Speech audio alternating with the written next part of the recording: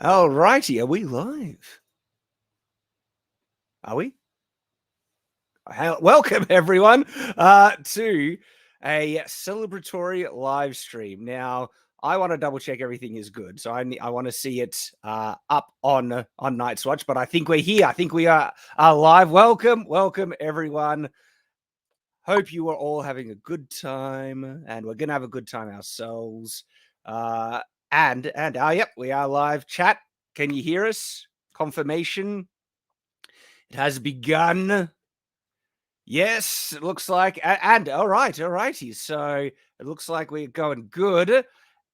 Well, I am not here on my own. We are going to have a number of guests join us, depending on their availability, of course. But to begin with, we have the legend, a man, a myth, the legend. Indeed, he is the largest creator in the Iron Age sphere. We have a Drink with Crazy, sir.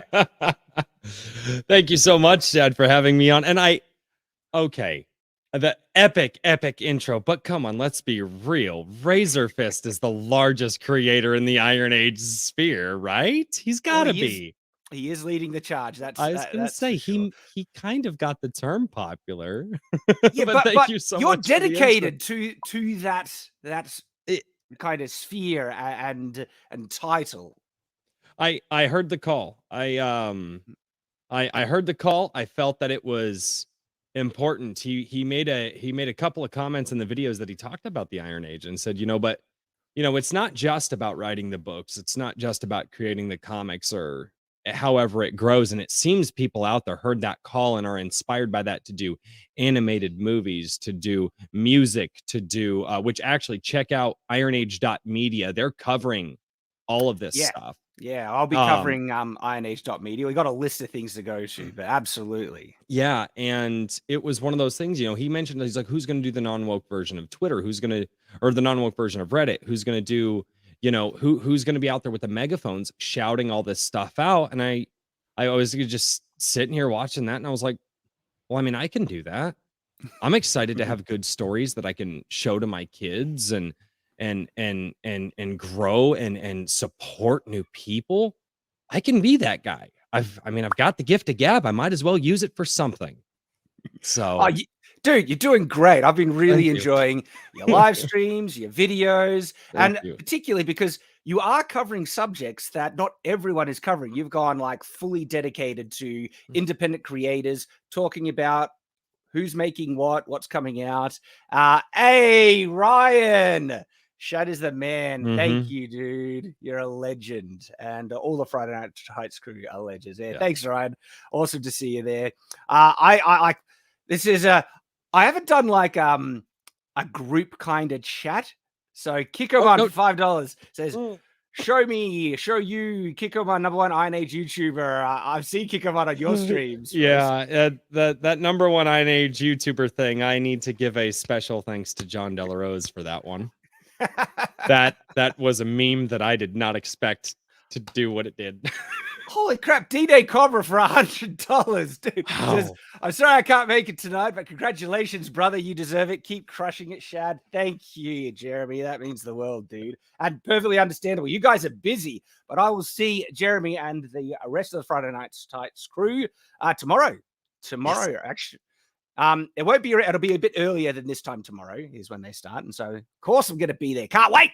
It's going to be fun. And those guys are just having a hell of a time in Orlando, Florida. They're having their meetup. And so things didn't, of course, you mesh together, perfect kind of coordination because they're busy. They are having a hell of a time. And so perfectly understandable that they can't make it. But thanks for the support, guys. I definitely feel it. You guys are legends. And wow, Jeremy, that's a very generous super chat, dude. Thank you so much.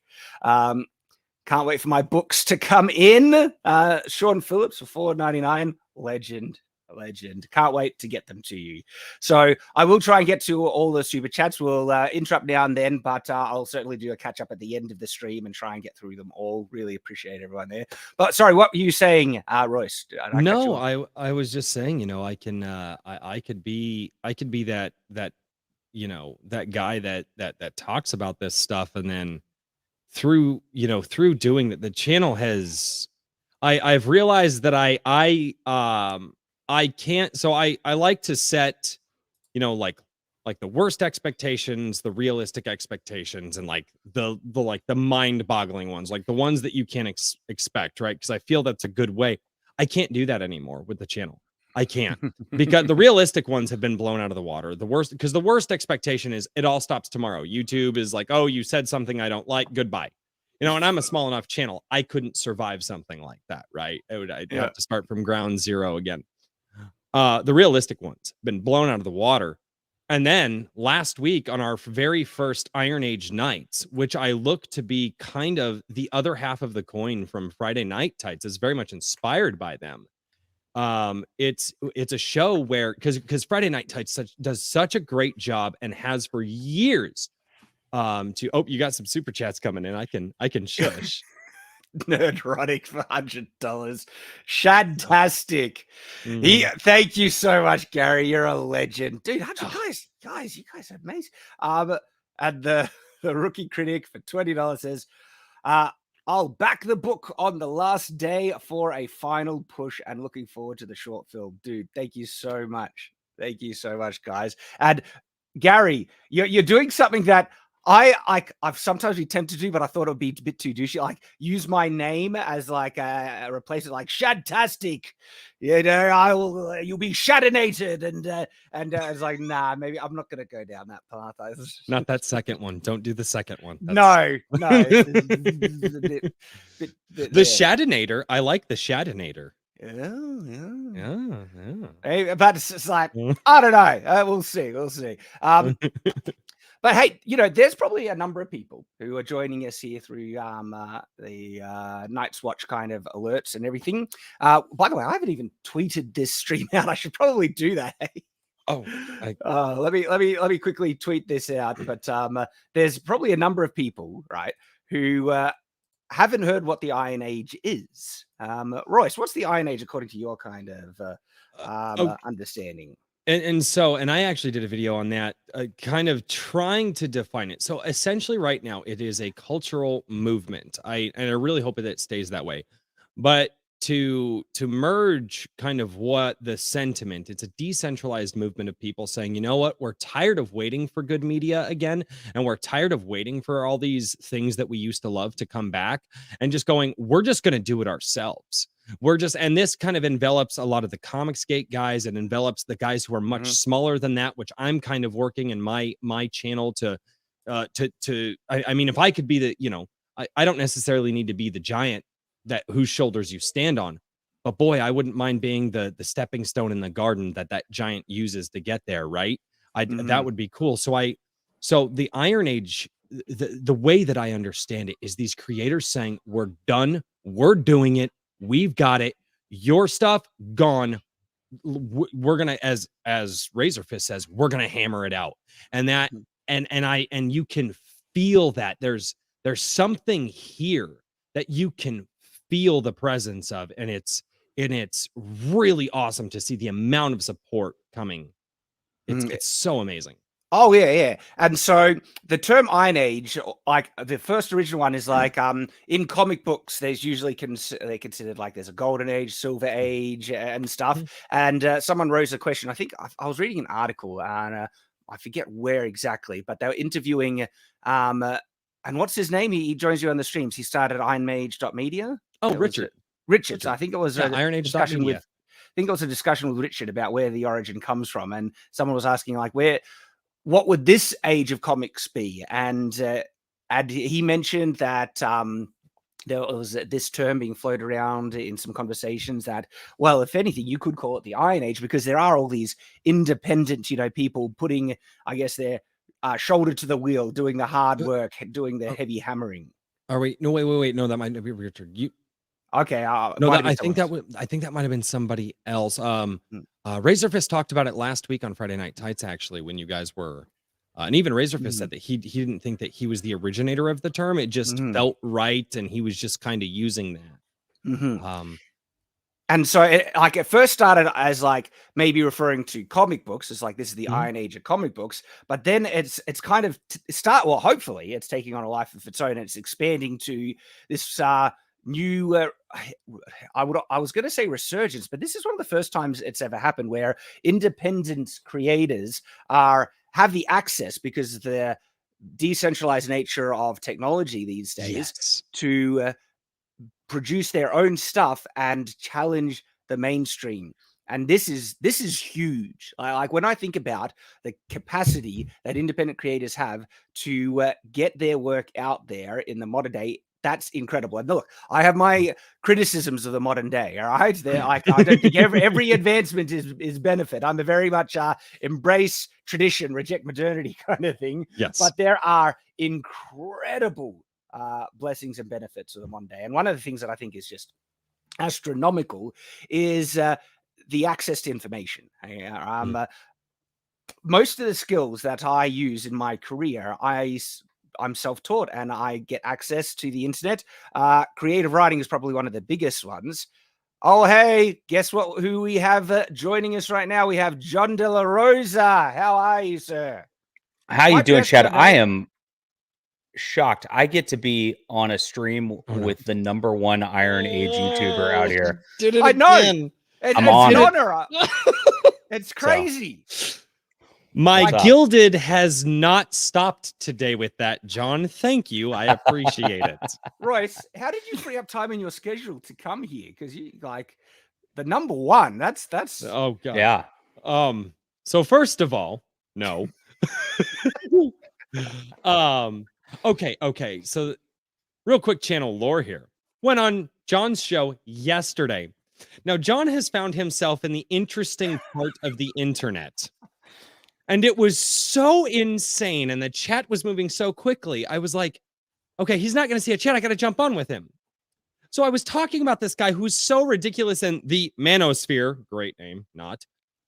And the guy calls himself the president with like a super low follower count.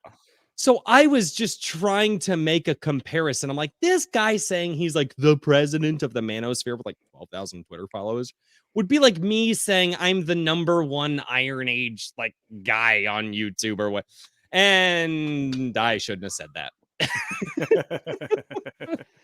I said, if you just say it, it'll come true. Just keep saying it over and over and over again, and it'll come true. So, but I mean, Royce, you've been dedicating yourself to this, and it's a well-earned title. But you're not the only one who's been talking about the Iron Age a lot. Of course, John has as well. Now, I say it's John De La Rose or not John De La Rosa. I think. Yeah, that just no way. Yeah, no way. So. So I've been watching some of John's stuff more recently because he's also been covering Shadow the Conqueror, and I really appreciate that, man. And this is the first time we're actually connecting, so welcome to the stream, mate. Yeah, it's nice to meet you, Shad. And that's kind of like what I'm trying to build my channel on, like a couple of things. Like, it's one thing to complain about the bad media out there, and I'm sure you guys have already kind of covered this, but like, I want to highlight the good stuff out there too. And I think it's important to highlight stuff like yours, like ISOM, and other books out there that are a lot of fun, because that's how we're going to get things going. They have their whole media networks like that talk about the new Batman every week, right? And we don't have that so much. So I both do this with my channel, and I also write for Bounding Into Comics. So I've actually, what I do, Shad, in there is I write about something crazy that's happening. And then like, I like, so if Lord of the Rings, Amazon Lord of the Rings has something stupid going on, I'll be like, and then Shad Brooks said this on his channel, and he's got this Shadow of the Conqueror, and then I'll insert that into the article, and then they'll see it because of that. So that's my trick awesome. I use. Yeah. That's so cool. And you've also got your own independent comic that you've been producing as well. Do you want to tell us a little bit about that? Sure. I've got Overmind, which I'm actually packing and shipping right now. It's been terrible. I assume you've got somebody else doing this for you with 3,979 backers. We have a fulfillment company lined up, and I'm hoping it goes well. That's one of the points of nervousness. I was because I don't want anything to stuff up, and I'm just worried that, all right, we're going to say very clearly that this backer gets this cover, but there's going to be multiple covers, and I'm worried that there's like, this, and they might send the wrong cover. And so I'm going to do my very best to be as clear as possible, because I know, like, I understand which cover is which and everything, and I was half tempted to do the fulfillment myself, like a lot of guys are doing. Even like even if I had to hire people and do a factory, like Eric July has done, I would have been willing to do that. Except I live in bloody upside down land, and most of the backers are in the US, and it would just increase the shipping crazy. And so I had to choose the fulfillment center to be where most of the backers will be to reduce the shipping for the largest majority of backers. And unfortunately, and this has been the thing that's it's been a kick in the guts, is that the shipping costs have been just unfortunately high for everyone else. When I say high, because of the economy and other things like that, shipping is a kick in the nuts internationally. Oh, it's terrible. Yeah. Even I think I shipped a book to Australia last night. And sorry, drink crazy. Go ahead. No, I was gonna say, even just locally for like my wife's Etsy stuff, like shipping has gone up in the last year, and it's just insane. That's I think it was $28 to ship a book to Australia. Yeah, not Australian dollars either, real dollars. Yeah, yeah, real British dollars, real money, British dollars. Like bringing up the campaign page here, it naturally defaults to Australian, and I was like, no, we got to change it to US because people like the exchange rate is actually pretty good in terms because the Australian dollar is really low, and so I'm happy about that. But it's fake money, guys. For everyone else, it is. But it says like 600 and I don't know 70,000. It's like it's not up to that with the US, and so you made sure to change it. So we're actually up to 433,000 US at the moment, which is crazy. I'm just interested if the needle has moved on that at all since so I'll refresh that. It's moved a little bit. Wow. When Mike came on last night, it was at 420,000. And the jokes from that were great. Mike actually got a bunch of my subscribers to send in $4.20 super chats because of that number. Like campaigns tend to ramp up towards the end, and things are going crazy at the moment.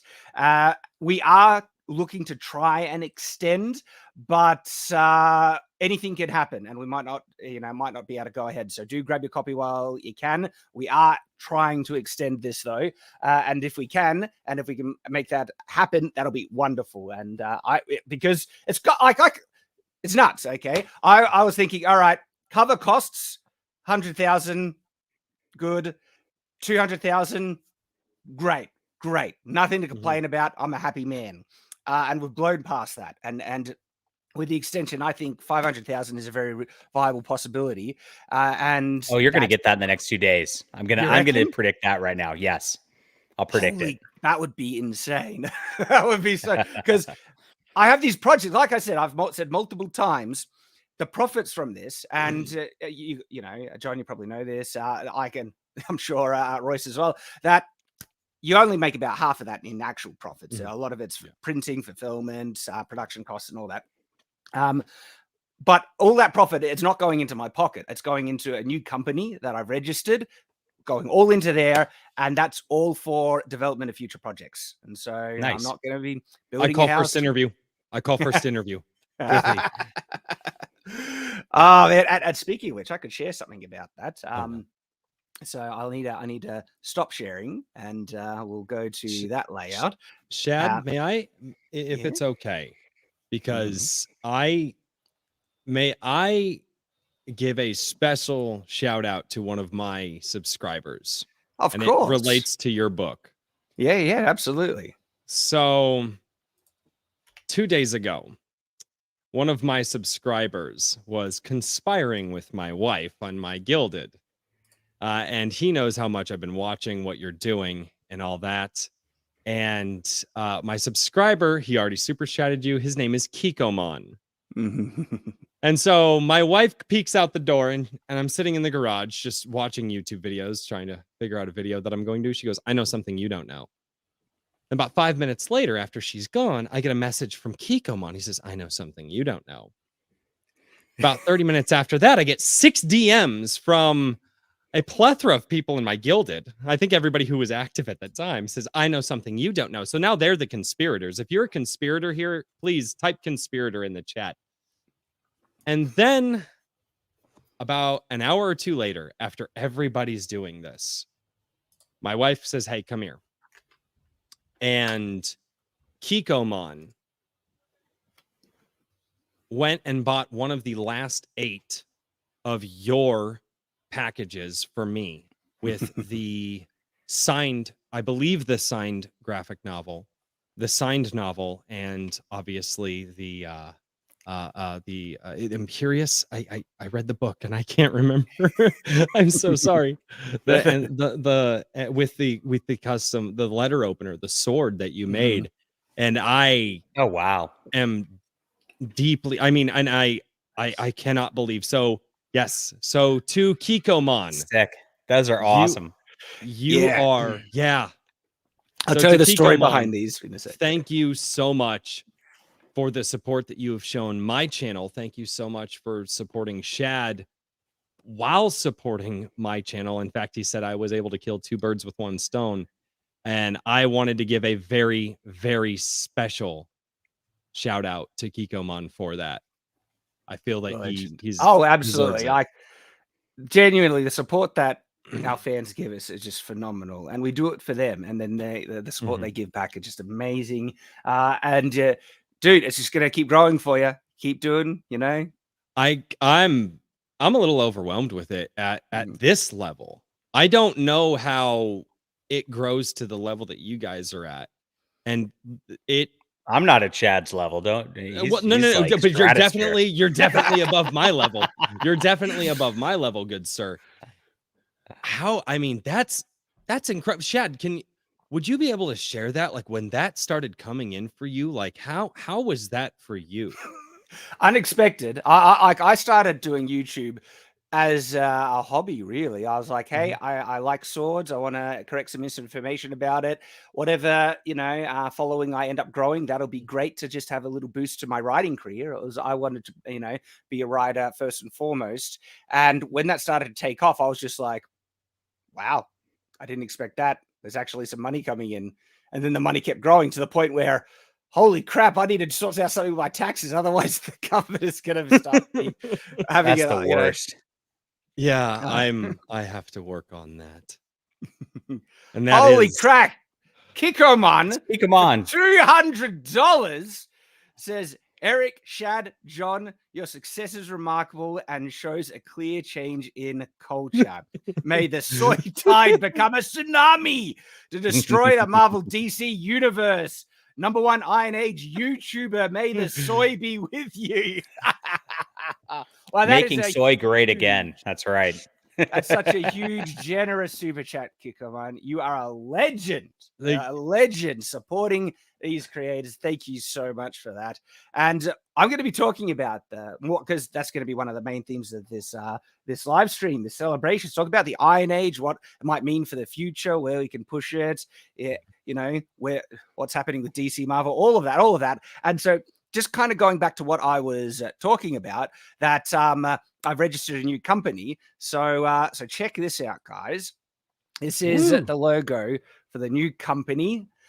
Technically, it's Honor Guard Productions, but the branches of it is like going to be Honor Guard Comics, and this is the logo that'll be on that. And who knows, maybe Honor Guard Animations, Honor Guard Gaming, but this is the company that's going to be handling a lot of it, and this is the imprint that's going to be on. That's awesome. The graphic novels. And so I showed this on my update video, but I'll show you guys just because it is very cool. I'm very excited about it. Enemies are so cool. Yeah, I'm pretty happy with it, man. You know what that is perfect for, Shad? You could do like Velcro patches that people could put on their on jackets and stuff. That would be t-shirts. Perfect. People have the Marvel t-shirts. Let's do Honor Guard t-shirts. And my hope is to build this brand, okay? To like this, I want to build into a legitimate entertainment media company, and that's pretty darn exciting. And so I'll share the one of the back covers. What this looks like here. And so what you see there, look at the logo. Look at the logo on the bottom. That's what we got here. It almost looks like it's official and professional. stuff. And Almost. by the way, people, there was a typo when I showed this on the update video. It's been fixed. It's been fixed. Okay. No more typo. But so like I said, so I'm assuming you don't speak into your phone like I do and just worry about it later. Not to my knowledge. In what context are you speaking into your phone and worrying about voice to text? Whenever people are texting me, Oh. I absolutely hate texting and I'm slow at it. So I speak into my phone and let the dice roll where they may. I hate texting as well. I was like, "Han, can you reply?" my wife is just a machine. She's like, and I just avoid it. I got so probably tired type at about 120 to 150 words a minute. So Are you yeah. kidding? I started in classical piano, so it's like I play all those like Bach fugues and stuff, and then this is easy. So I have people have asked me to fight. I've got terrible like tendonitis in my forearms because of all this, but people have asked me like, why don't you just do like text to speech? And I'm like, because I type faster than I can talk. So, and that's on your phone, is it? I mean, I like a regular keyboard better, but yeah, I can do it with my thumbs just as easily. Yeah. I wish they would make phones with like the actual keyboards again, so you could feel them instead of the touch screen. Yeah, remember the Palm Pilots? Yeah, that's right. Not even like the Palm Pilots. I like those ones like slid out and all that. Those were cool. Yeah. The Zoomers have no idea what we're talking about. No. So you mentioned this little thing right here. Yes. Okay. The Imperious letter opener. So Imperious. What this I got is, it right. this is a limited add-on that you can add to anything that you purchase, but it's also attached to some of the specific deals. So when you scroll down, and one of those ones which are sold out is the signed leather bundle with the letter opener, and that's why it's all the way down because it's sold out now. That was this one here, and so 100 done of those, and we've also sold out of the signed novel, and there's a couple of other ones that are pretty close to being sold out as well. And so this was a bit of an experiment because I wanted to find out what it was like working with someone through, I think it's Alibaba. And so you go online and there's all these companies that say we can produce all these things. And so I contacted one of them and said, all right. Well, they make like custom letter openers. So here are the things, what it would cost. Here's the files. And they kind of did a concept one. And it worked out. I was like, all right, I'll do a batch order of those. And then I had trouble figuring out how to distribute them. I was like, all right, do I want to try and list them on Amazon? There's a pain. I didn't have the time. And so I actually been sitting on these for a while. But then when we launched the campaign, it's like, this is perfect. We can add these as a special feature. And something that's unique about this, right? And I'll go full screen so people can see. This reflects the correct proportions of Imperious. Now, I love the Calamasil foam replica here, and you can get them from Calamasil. These things are amazing, okay? The only slight difference is that the blade length is a little shorter than the canonical length of the blade in the book, where this is exactly the same. And see how long that blade is in respect to the handle? That's insane. Imperious is a bad boy. And so this is actually a canonically accurate. It has canonically accurate proportions, except the thickness, of course. There has to be. It's like the thickness in the book is like only a couple of millimeters, and 1 millimeter now, I think. So that's really cool. People can grab that on top of anything that they want, or if it's attached to a thing. So you're going to be getting one, Royce. Yeah, graciously and humbly getting one. Speechless when I heard that. Speechless.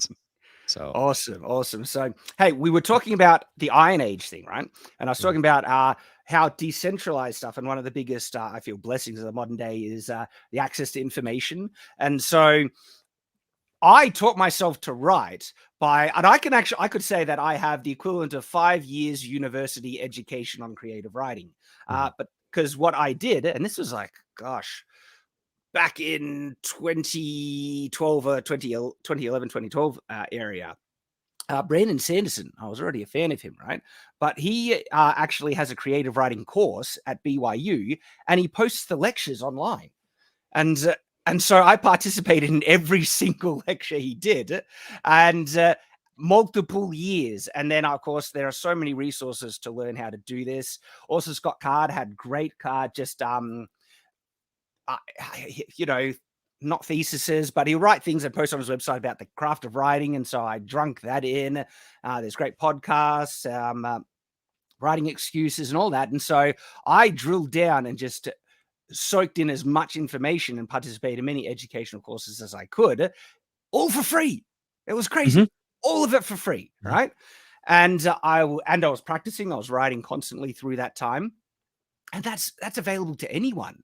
And so I find an interesting conversation about when people talk about success, and people say that success is mostly about luck. And that there's an element, granted, and I think there's a luck element to perhaps many things. But the thing is, though, right, I think that luck, those opportunities, are actually vastly more available to most people in the world than they realize. For instance, if you want to look at, okay, you need luck to be successful. Well, one of the most astronomical strokes of luck that you've had in your life is being born in the modern day where you've access to this information. If so you could maybe attribute that to luck. But the thing is, though, most people have that available to them.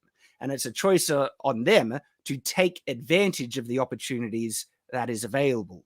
And so if you have a computer, if you have access to the internet, take advantage of those opportunities. And there are insane opportunities in the world just by access of information.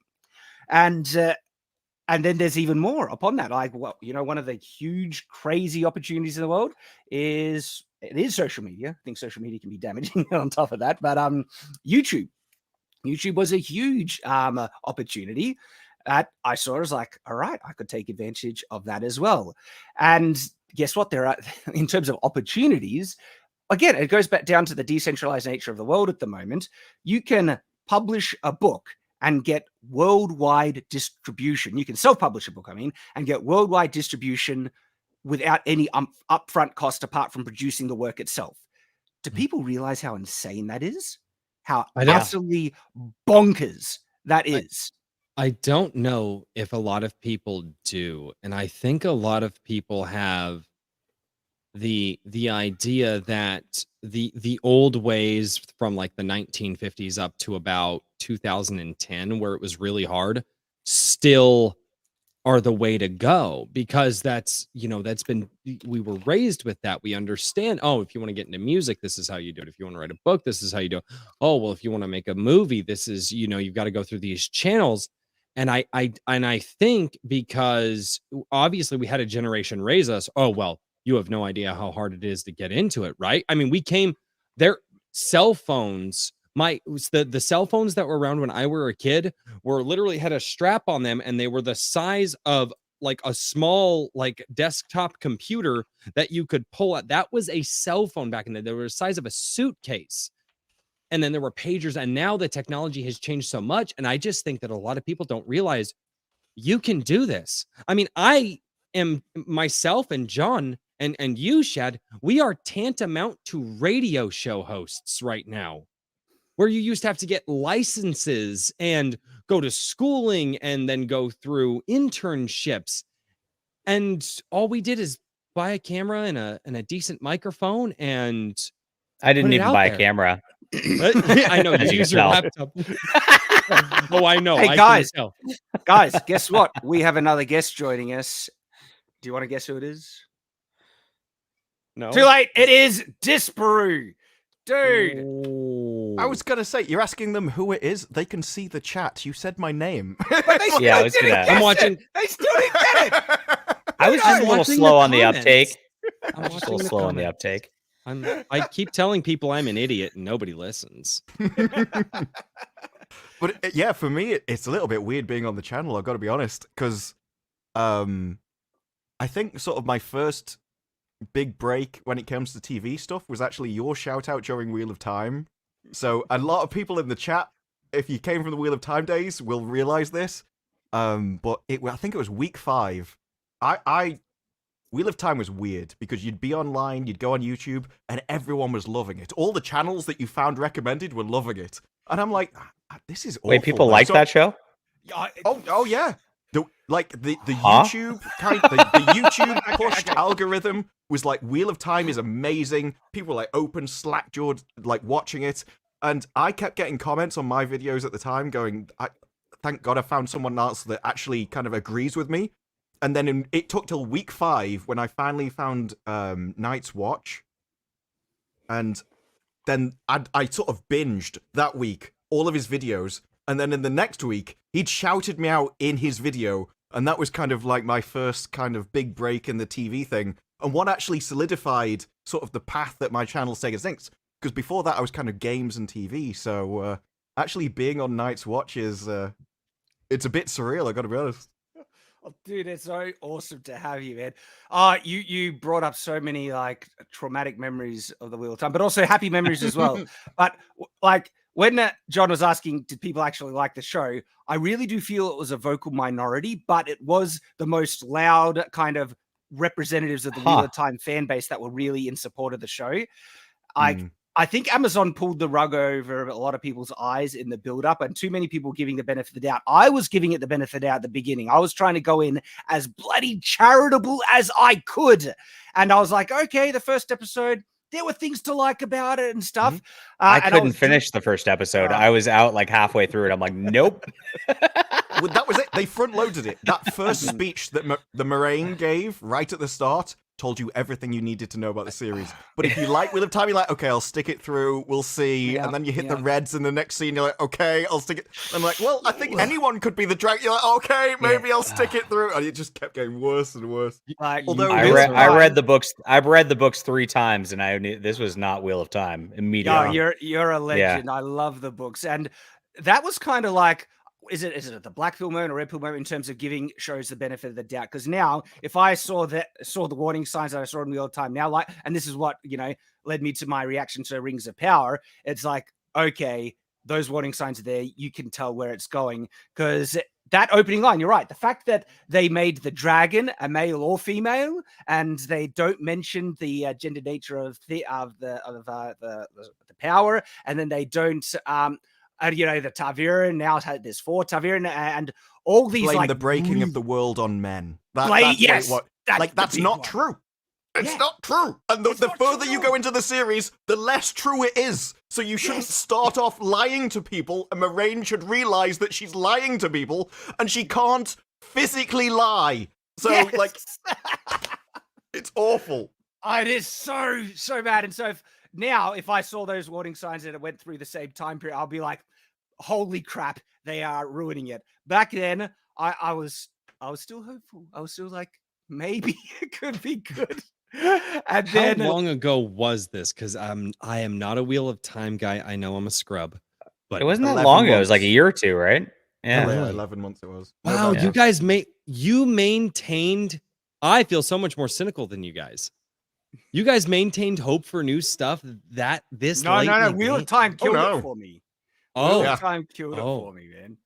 And after that, especially like episode 3, I was almost ready to pull the cord. Episode 4, I thought, there's some things that I liked. Episode 4. Yeah, me and you disagree on that one. I think second episode is the best. I think 4th is awful. Really? I don't have that kind of patience. Really bad. Dude, we just need to have it. Look, we're doing this again, just Brew, a Wheel of Time dedicated discussion retrospective. Anytime, yeah. Dude, I'd love that. Are they making a season 2 of that?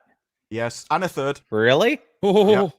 It looks so bad. Didn't the guy who was playing Matrim, didn't he quit or something like that? He's gone. We don't know why he's gone, but he's gone. He's been replaced. Did they just change the actors and pretended it didn't happen, or what? I didn't get that far. Shad, you're muted. Well, the second series isn't out. Yes, they're replacing him and just pretending it's the same actor. But we knew while season 1 was going on that he'd left. We don't know why, but given what was going on in the world at the time, that's probably why. There is speculation, and I like to think my headcanon is that he started to realize what was happening to the show and he just wanted out of this. But hey, guys, guess who we have joining us? It is Molar, sir, hello, the Long Man himself. Congratulations, sir. Dude, thank you. It's a bit crazy, hey, isn't it?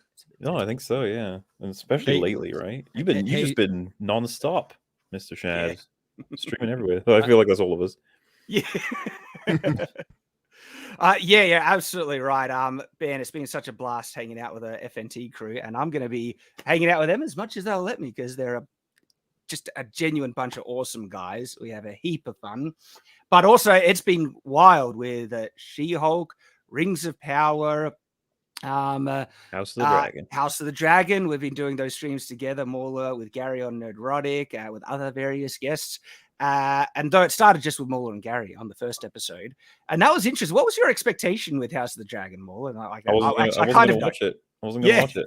And then Gary sent me a little Twitter message being like, "Can you cover with me?" And I was like, like, if I have to, because I felt bad. I was like, I don't want him to be on his own because he's going to cover it, obviously, to see what the state of the affairs is. I watched episode 1 and I was like, meh. And if you watch our stream, I couldn't even remember people's names. I was like, King Guy, Reese Guy, Hightower Guy. And so it all seems pretty chill. But then you could see by the time I think we finished episode 3, I'm like, all right, I'd like to see more now. Give me more. Like, I'm enjoying this. I was genuinely surprised at how much episode 1 subverted my expectations. I was ready for a dumpster fire. I was like, okay, all right, brace yourself. Here we go. And then I was like, oh wow! Not only was that not terrible, I think I liked it. Huh? What's going on? What is happening here? And it just got better. And so House of Dragon. Yeah, they started impressing me with their characterization. And then, of course, episode 8 happened, and it was like, all right, you got me. You got me. It's like water in a vast drought. Yes. And I'm not sure this is signs of anything changing. Hopefully that we'll get more good House of the Dragon, but the signs that Amazon hasn't learned a thing, Disney hasn't learned a thing, Marvel hasn't learned a thing, and they're just going to be... I was asking about House of the Dragon. I have no patience for this stuff. I quit Game of Thrones in the first season. And mainly because it was so degenerate. And I asked Mike Miller, I said, like, what is there all the, like, flopping, members and incest and all that in this also, because I can't deal with that. And he goes, and Mike tells me, yeah, there's incest, but like in a historical context. What the heck's that supposed to mean? He's not wrong. It means they can read it in schools, but you can't. What do you think it means, John? What's your own interpretation of that phrase? I don't know. It's mystery. I had never seen the Game of Thrones, and my wife was binge watching it because one of my best friends was like, no, you guys got to watch it. And I was just too busy. So my wife starts watching it, but she's binge watching to get ready for season 8. Cause that's when she got it, like right before season 8 came out. And I was like, you know what? I'm just going to wait for season 8 to come out and then I'm going to binge watch it.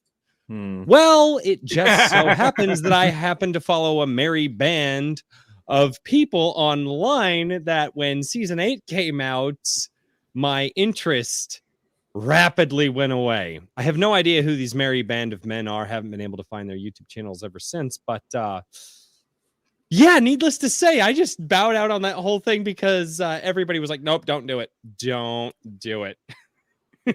Mahler, you might have been one of them. There's a bit of a detonation after that 3rd, 4th, and 5th, and then 6th episode.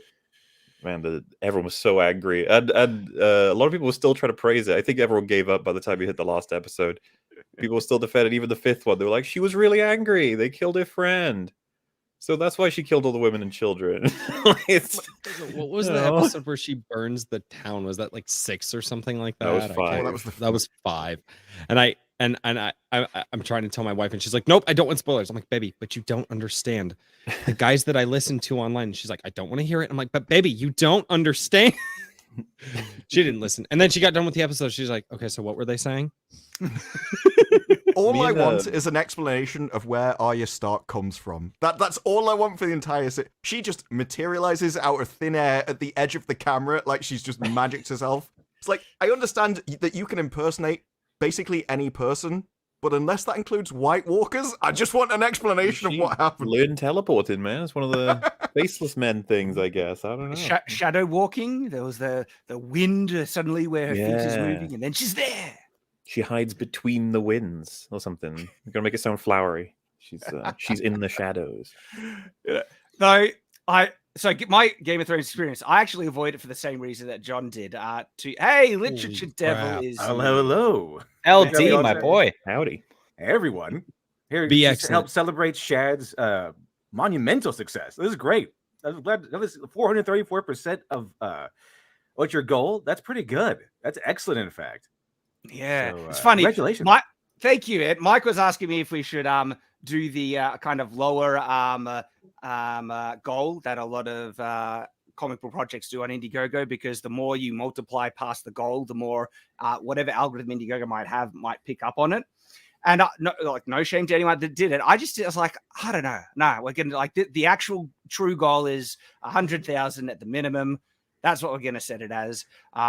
And the fact that we've blown past it, and we're up 334. That's actually been gone up, since the start of the stream.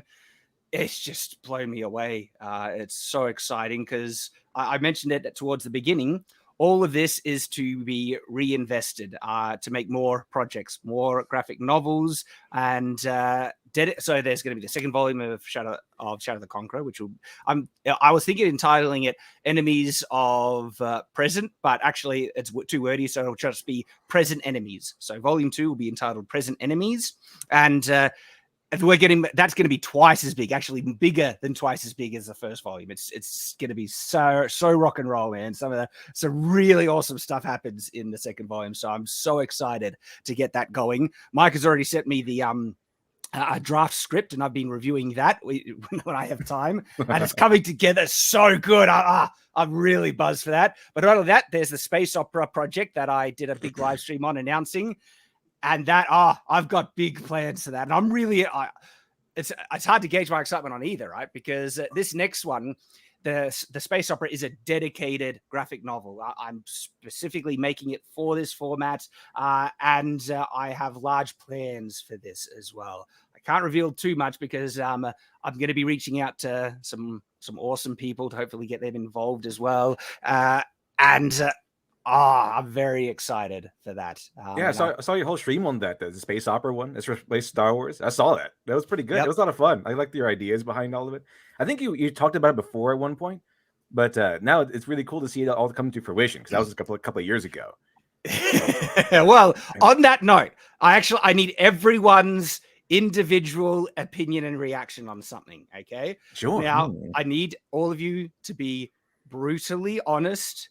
But the problem is, even if your reaction is what I think it is, which was the same with the live stream, I might still ignore it because I'm stubborn and it's bloody growing on me. All right, because it's the title of the space opera, and I have had a working title which is awful, but it's been growing on me. And is it a war for the stars? Is that what it is? I know it's not a good pitch. Your pitch with "it's awful," but it's growing on me. Okay. But he's primed us to hate it, guys. Okay. I know. Now you're poisoning your own well here. I'm unwittingly manipulating everyone to hate it before I even. Oh, Shad! I just had the best idea. Okay. You should do Star War without the S.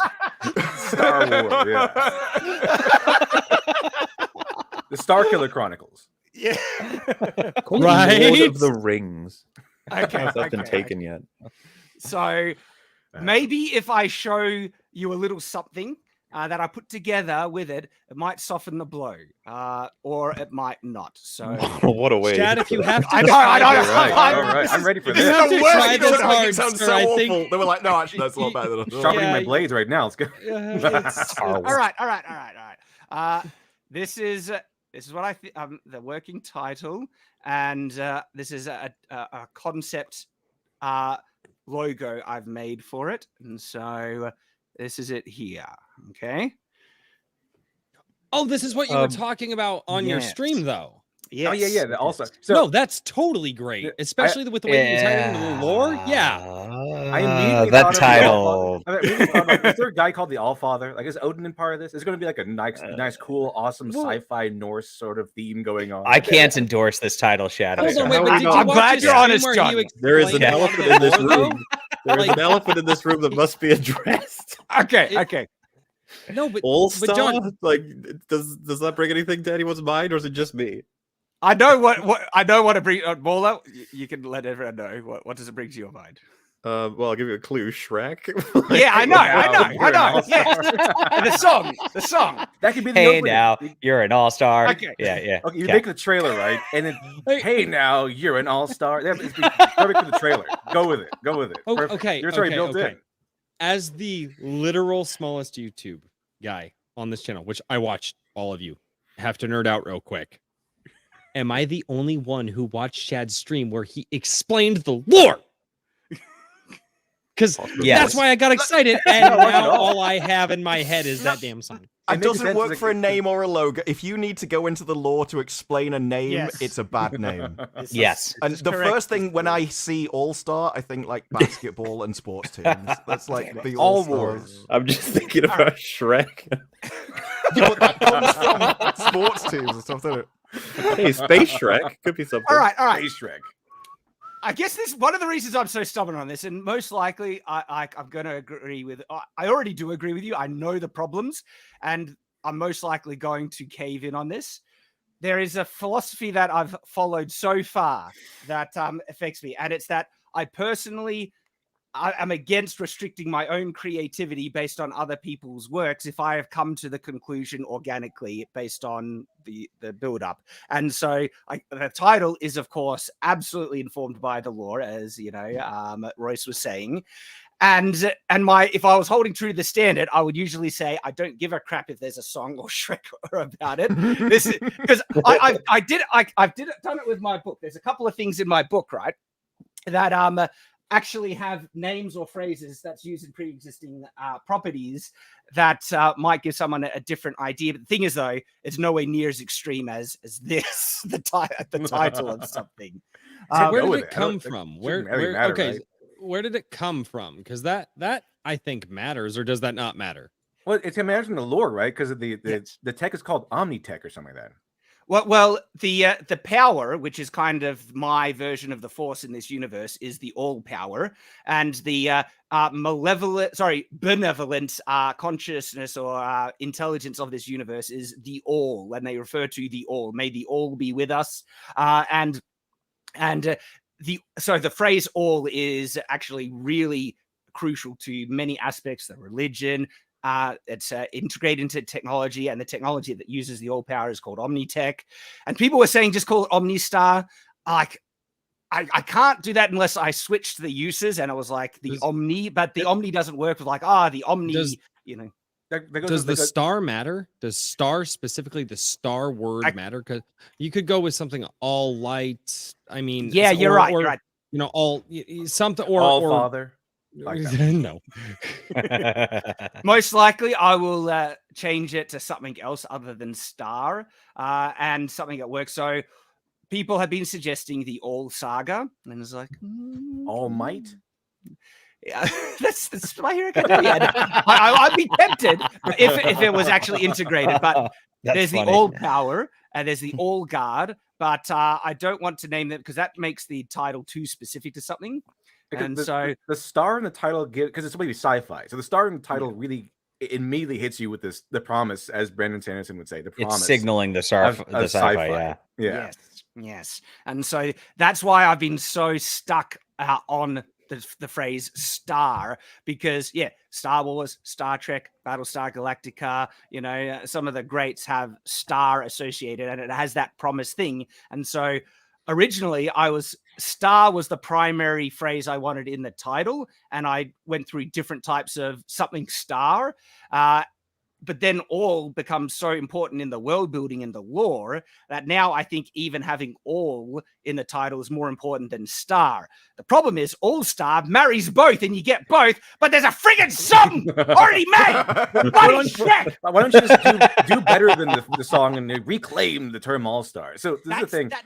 This was my problem. I don't think you're going to be able to get there with like just the SEO. But I mean, they'll help you out, right? Because they're looking at, hey, now you're an all-star, and then boom, here's Shad's book, right? This is how it goes.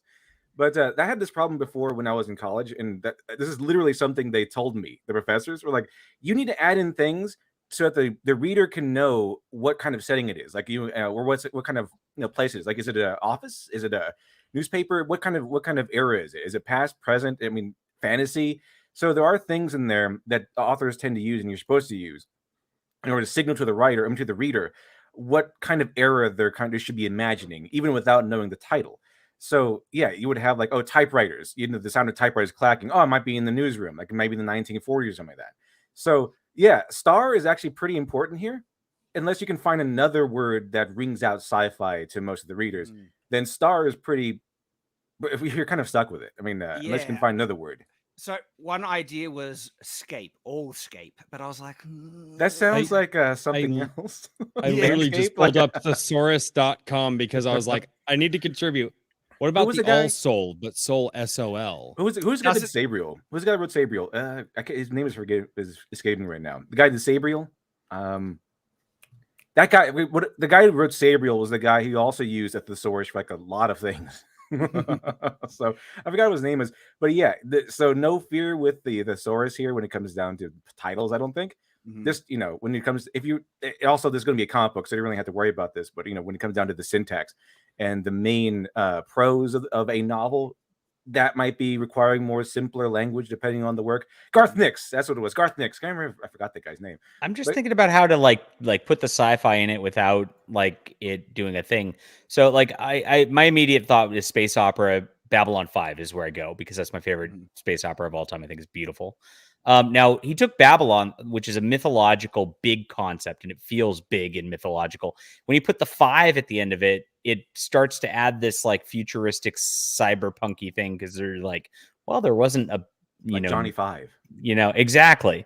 And so if there's a way you can incorporate a number, like or I don't know, I'm trying to brainstorm there.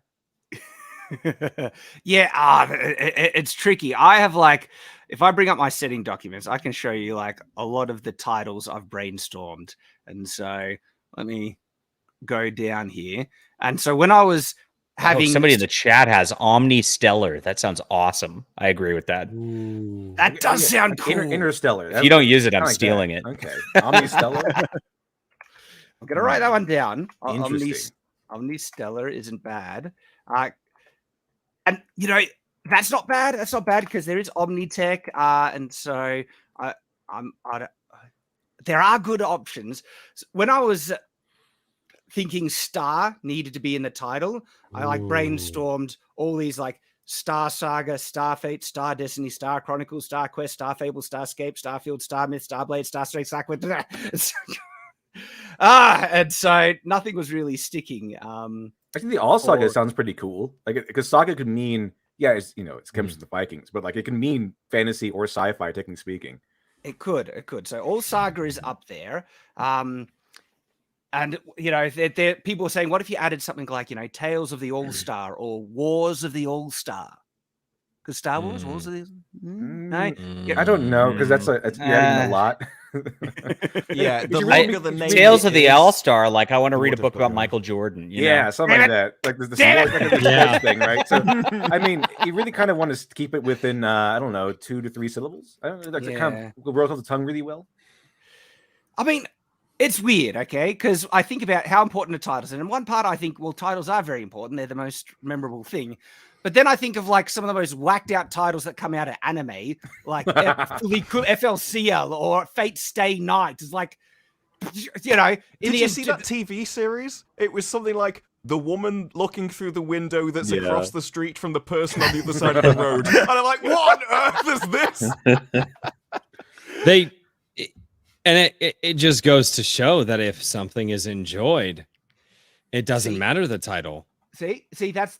I was wondering, like, all right, is it as important as people think it? Because if there are just shows that are good that have terrible titles that people just catch on and latch onto, do I want to risk it and just be confident that people will grow to it once they learn the lore after they read it and it becomes familiar with them? What do you think, Mike? Mike S. Miller has joined us. Everyone. Hello. I think Star Wars on its face is a really dumb title. I think he's right. Yeah, you're not wrong. Yeah, it is. The only reason it resonates is because it's so popular. No, it's like straight out of it's a straight 70s pulp movie title, and it's like, here we are. Well, No, the you only can't, like, reason like- that obviously we think of it differently now is because of the acclaim that it's, gotten over the last 40 Yeah, years. that's what I said Like, before. Like, just go with No, it's because All-Star. we fell in love with it when we were 7 years old, right? well, And Just we run didn't with know any All-Star. better. You can Well, claim you get All-Star. it with movies as well. It's like one of I love what is it, The Edge of Tomorrow, but I think in America it's called something like Die, Live, Repeat, Die, or Repeat. something like. Yeah. Yeah, I'm like, that's terrible. They thought it was so amazing. We've got to show that to our American audience. No, in America it was The Edge of Tomorrow. Literature Devil, you were saying Which something? one's Live, Die, Repeat then? Oh, Is that yeah. the- I was saying that you can. It could be like All-Star and then have a subtitle under there, or you can just run with it and then just make it awesome. And I think that's like, I'm so stubborn. I'm almost like, I know it's bad. Screw you all. I'm doing it anyway. look, I'm in the camp of don't care what other people think. If you like it, you're the author of it. Just run with it and see how it goes. Yeah. So I that would think be a lot my of it If you comes down if to you the truly art as don't well. care, call it "Hey, now you're an all-star." Yes. All right. Clearly, I do care, Morley. And you're just twisting that knife in the wound. You need that line to be in the book somewhere, okay? I would avoid it because if I do it, I want to kind of rewrite people's perception of the term, and so I'd focus on. Well, I'll just have the law in there where people see the all power, the all guard. They are constantly the saying, All-Star. "All be with me." Their universe is actually called the All Star. That's the name of the universe. And like, if you, in a meta sense, if you could look at this universe from the fourth spatial dimension, even though the fourth dimension is something like that, it would be this glowing kind of shining thing, and that would look like the universe would look like a star, and that's why the universe is called the All Star. And so it's integrated on so many levels, and then it has the sci-fi thing with star in it. And if this takes off and is popular, I'm arrogant enough to think we might be able to, if not rewrite people's perceptions, increase their perception, and then when they see the title, they think of the show or the book or what it is first and foremost. Especially they see it in the font, and they wouldn't be thinking Shrek, right? Like first they would, but for me, it's rewritten in my mind. Whenever I say All Star to me in the context of this world setting, I think of the law, I think of the world. And so I've rewritten my perception. I wonder, all right, if it can happen for me, maybe could happen for others. What if you had the line in there, like, you're a wizard, Harry. You're an all-star. That sort of thing. No. No. Ah! So in this universe, the term all-star meaning like a celebrity elite all-star or elite athlete doesn't exist. It's not there. Oh. But maybe. No, damn it. Maybe in the second book. Hey, Shad, being that I just got here, did we celebrate the fact that we just got over 4,000 backers? Dude, Oh, that wasn't here when we last looked. Wow. I need to share and refresh that. Let me bring that up. Oh, Nathan, do you want to quickly bring that up? You're better at sharing handling, because every time I do it, it goes back to this first, and I can't just do an instant switch. But anyway, I got it. Check this out. I will refresh it. And we are over 4,000 backers. Wow. Congratulations, good Congratulations, sir. Chad. Thank God we have a fulfillment company. Yes. I was telling him that at the beginning. I was like, I'm packing and shipping books like right now, and it's just torture. I saw I that hate it. picture It in is a your lot of living work, room the yeah. other day. I don't envy you. You haven't even seen the boxes and like all the paper and all the crap that's all over it too. I just took a picture of the books that look pretty. Yeah. Dude, I had a campaign that did over 3,000 backers, and I was like, oh my gosh, it was way over a month to fulfill it, and I just hated every minute of it. But I love the backers. Yeah. That ain't I'd rather be drawing than Exactly. filling this all day long. That's Rough. the one thing that this entire media sphere needs is somebody who is ready and willing to begin like a printing process and to begin the the shipping process for guys that are doing what you're doing, and somebody who you guys could reach out to. And there is somebody in one of your audiences. Sorry, Mike, has why are that you ability. smiling so much, Shad, Mike? stop smiling. Shut up. Why are we smiling Nothing. about that? We're not talking about nothing. No, we're not. We're not. There's nothing, nothing going suspicious on here. Nothing we- is happening behind any scenes. and we do not have meetings scheduled about certain things. We're not at talking all. about these meetings not- that we don't have scheduled. Yes. Meetings The sound first like rule Fight of Club. Are meetings, you guys don't talking talk about these Fight Club? meetings. Get a room, you two. Jeez. I just as All soon as he I- saw it, Shad's like, "Hee." It's just like, Roy, you have the right idea, sir. Because that's kind of like a subject we might be able to pivot to here is about what we want for the future for independent creation.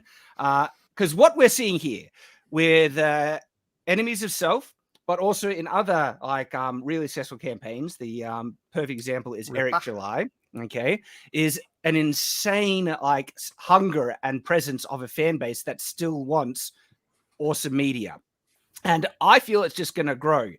We see a lot of other independent creators coming out, putting out stuff. Clownfish TV had their one as well. Razor Fist has his book. We got the Comicsgate crowd that have been doing independent comic books for a while now, and some of them have been hugely successful. And this all goes to show you that there is a very hungry market and fan base that still exists, that in particular Marvel and DC have screwed over massively. Oh, yeah. And because I look at like multiple genres and we're seeing it in film and TV reflected. The problem with film and TV, that is hard to compete in terms of the same scale and production value. It takes a lot of money to make something new in that space. The Daily Wire has been pushing forward, and I wish them all the success in the world. I hope they just continue going forward, making more things. And hopefully it can continue. I've seen people try and crowdfund film projects, and with mixed success. They get them off the ground, but I haven't seen anything truly being able to compete yet. But in terms of mediums that have a capacity to compete a bit stronger with the mainstream, the comic book medium, right? Not only are we able to compete to the same level and actually surpass the quality of the mainstream, it's also one of the ones that has been destroyed to the greatest degree, because so many comic books have just failed. Like the recent Superman one was just cancelled, wasn't it, Mike? And by my good buddy Tom Taylor, who was the artist. No, he was the author on this. My Injustice series. Oh, yes. It's really, really sad to see, because I honestly think Tom is one of the most talented modern writers in comics, but he just can't get out of his own way when it comes to this social justice garbage. Oh, that's unfortunate. Yeah. And so Marvel DC have been really just screwing up the superhero market, really, and not feeding people what they want. And so that has led to successes when people, they're independents, to say, hey, I love comic books, I love all this stuff. If the mainstream aren't going to make it, we can make it ourselves. And then they have huge successes, so much so that there is a lot of potential to actually outsell DC and Marvel. And I think in terms by book sales or print runs and stuff, Eric July did outsell, like, number one graphic novel. Yeah, they're like year. They're like, you won't make $1 million, Eric July. You suck because you can't make $1 million. And boom, made $3 million. It was great. And I remember I think it happened recently. What was it? Where he was arguing with somebody, and he showed it off. Like, look, if you enough time, they just admit that they're jealous. They're like, oh, you didn't do this correctly. Everyone bought it because you're famous, not because you're a good writer. Well, I mean, everyone has to start somewhere, and they act like everyone who has a large following was just handed the large following. Like they didn't work for it. And it's not true at all. It's like, oh, you're just handed all this stuff. No, he worked for it. Everyone works for this stuff. I had somebody actually DM me about that the other day, and it's just a fan. And he's frustrated, and he said, Eric July, he just came out with this book, and it's a bad sign. I'm like, why is it a bad sign? It's fantastic. Yeah, it's a good and sign. He's like, yeah, and he said basically what you said, that he came up overnight. This is his first comic. How I said Eric July's been building like an audience that's interested in comics for a long time. Yeah, I mean, that's indie sphere. That's so much work and hours behind that That's crazy. And I hope to do that faster. But it's just a hope, right? Yeah. It's one of it's the a good things- thing. It's one of the things with businesses, and it comes down to like fulfillment and everything. One thing a lot of people have trouble doing is relinquishing control, and as like a species, we find it difficult to get a head around things like opportunity cost. Like was said before, I just want to draw. Well, that's where your skill is, and if you're not drawing, if you're sticking things in envelopes, that's kind of a waste of your talent for something you could be putting onto someone else that can do it far more efficiently, far more cheaper. And it means relinquishing control, which is risky, but it enables a better product overall. And it comes down to the same thing when it comes to Eric July's success, and that it was a new way of doing business rather than just producing a product and hoping people buy it. His skill was in building an audience first, and then he can use that skill to actually enhance another business.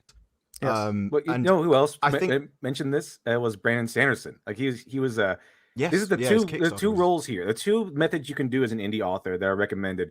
Either you do the YouTube method and you kind of crank out a chapter or a small book every month for a year. Like write them up first and write up 12 books, like 12 short stories. And then publish one every month for a year. And then while that's going on, you write 12 more, so you have one for the following year.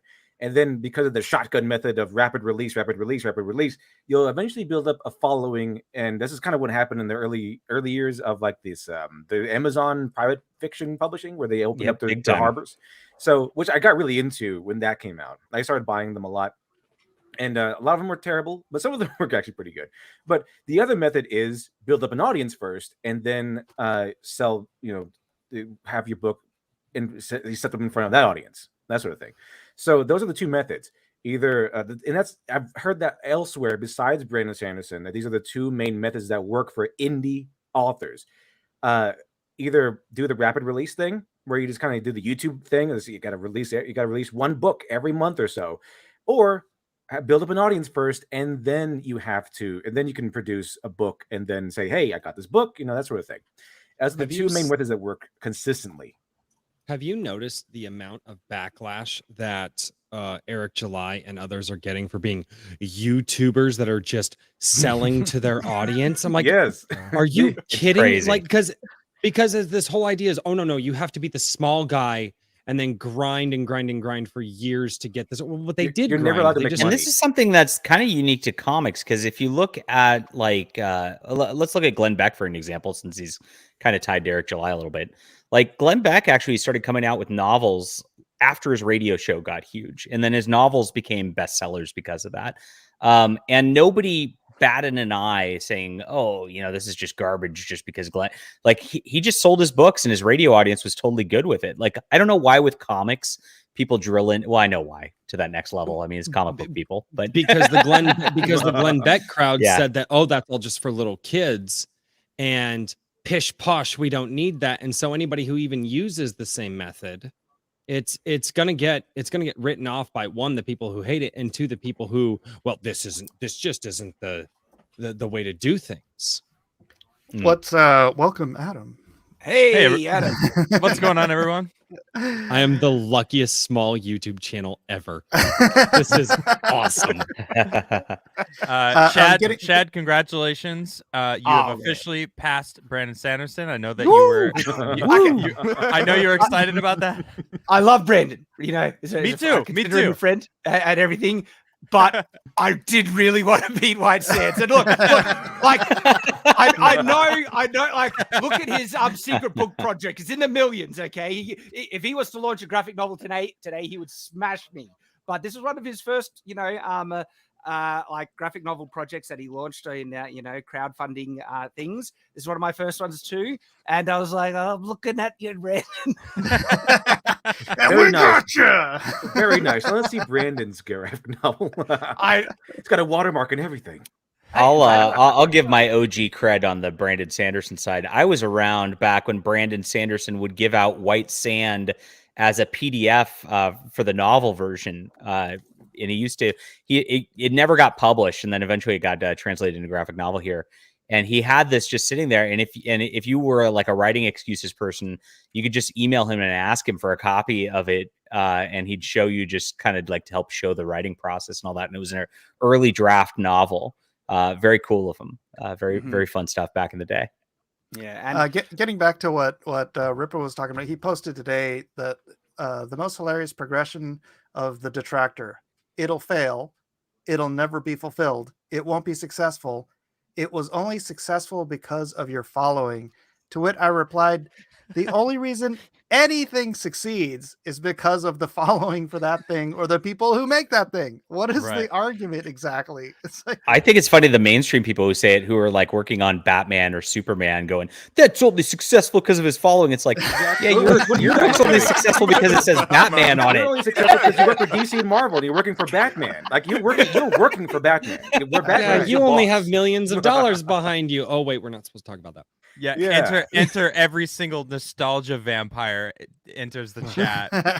Yeah, how about get off of Batman? How about get off of Batman? Stop sucking up to Batman. Go on your own and see how well you do. Like, I don't think they could. I don't think they could. Look what they've done to Batman. Look what they've done to all these characters. I don't think they could get out on their own.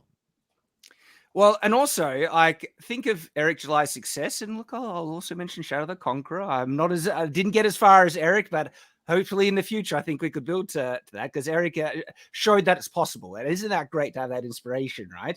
For the record, Shad, I just got one of ISOM, but I got the graphic novel and the text novel from Shadow the Conqueror. So I'm just saying.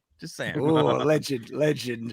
And but to get these projects to the success that they're at, we had to start at zero. We didn't have a pre-established brand or fan base in Batman or anything like that. Eric had to pitch his new project fresh from the get-go.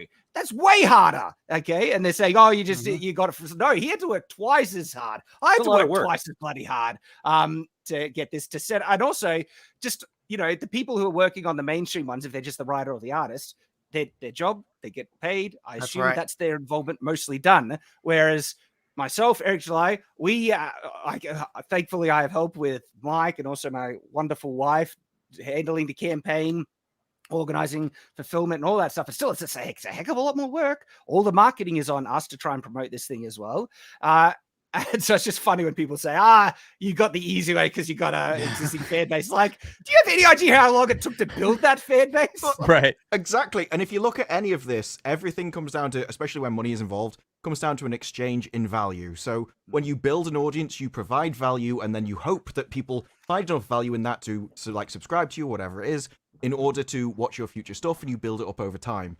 And for ages, there's been things like sponsorships, and that trades off essentially the value and the sort of respect or authority you've built up with that channel based on providing value in the past. All people are doing now is, rather than getting sponsors off other people, they're producing their own product. And so it's not like it's astronomical, but instead of actually building up value and then putting it out as another product and trading off that, what people have been doing at Batman and everything is taking the value that people have built up in the past and destroying it. Yes. And they've been absolutely annihilating those brands. So it's not just a case of they're using the audience from the past. They're actually destroying something that people have built up for decades. And in a very, very short amount of time. They're not honoring the legacy. You said something there that I feel it made me think of this. I think this is a return to form. Because this new media, the way that Marvel and DC done historically, is very, very new to the world, if you know history at all. And the way that people are doing this is they're just, it would be the speaker on the steps of wherever, and people would follow them, and then he would write something down and then get it out there, and the people who followed him would do that. I think this is a return to form and what is natural with building and sharing your words with the world. Or am I off base? This feels more natural than what's been going on for the last however many years. If there's a void, someone will move to fill it, because there will always be a demand, and if there's a demand, someone will fill the supply. The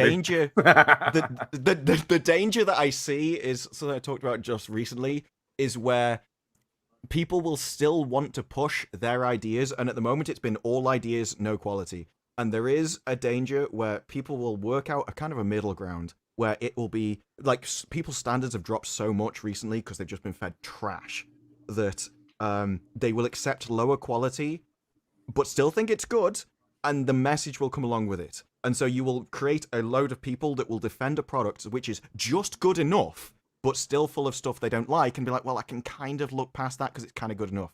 So I think this kind of area is necessary to show people what actual quality is like without a message built in, because otherwise, if there's only one game in town, they will push it just to the limit they can. And I think that's the danger. You know what I think is happening? Another side of this is a lot of those people that are bitching about Eric July, that are bitching about anyone's success in this new zone we're finding ourselves in. You know, I was talking to Mike about this earlier. Like we're in an age of competition to consume instead of create. And when people start creating, like Eric July or you, Shad, you guys are making your own stuff, and it becomes successful, it's kind of shining a light on the fact that, hey, if you work hard and believe in your product, people are going to start following you, and you're going to be successful. It's kind of like holding up a mirror, and these people are seeing that they're not doing that. They aren't creating. It's kind of like making them aware, and there's like maybe that little person in the back of their head that like, hey, you know, if you worked your ass off in that product that you believe in, maybe you'd be successful. But it's like, whoa, no. I just deserve this. I just want my participation trophy. Right. I was told that I'm the best I've ever been. Like I'm perfect the way I am. So why aren't people buying my book? And it's like, well, maybe you're not perfect. Maybe you need to work a little harder. Maybe you need to improve. Maybe you need to find that person that's better than you and learn from them. I don't know. I got news for you. Yeah. all of those, all your friends and your parents who told you were the greatest thing since sliced bread since you were growing up, they were all lying to you. It's not true.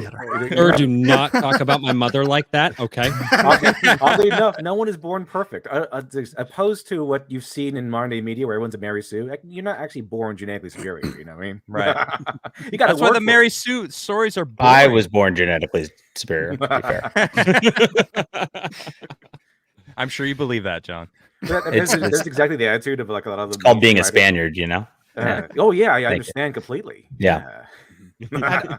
Going off what was being said here is, to me, it really feel like that it reflects why we haven't seen the mainstream learning from their mistakes, is because I think most of them are so fragile and so insecure that they make these things that they have convinced themselves are the best things in sliced bread. Did you see how the showrunners talked about Rings of Power? They thought this thing was the greatest thing ever. They thought it was better than Tolkien, the story that Tolkien never told, right? And it is a dumpster fire of unparalleled proportions. There's a reason they didn't tell that story. Yes. And it was bad. It sounds like they haven't learned a thing. You hear about what they're planning for season 2, and they are not fixing the fundamental problems with Rings of Power in the least. They're just like the surface level criticism. They're like, oh, we'll make it more expedient and we'll have a bigger battle. And it's like, you haven't learned a thing. And I think it's from insecurity and the fact that if they had to sit down and actually acknowledge how disastrously bad Rings of Power is, they might also have to acknowledge that you should not have the job you have. You need to go back to school. I was explaining That's this the key. right to Adam earlier. How many of you guys have read Story by Robert McKee?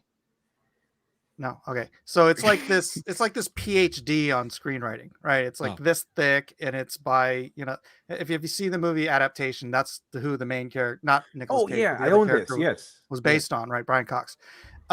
So in the preface of this book, he writes that 40 years ago, this book would have been completely unnecessary because everyone in Hollywood knew how to write. Now, this book, it's like he was also a reader in Hollywood, and he's like, you see all of these garbage tier movies and TV shows that come out with this horrible, horrible writing. That's the best stuff that comes in. And it's like so depressing. Oh, that's a good point. Oh, gosh. Knows how to write.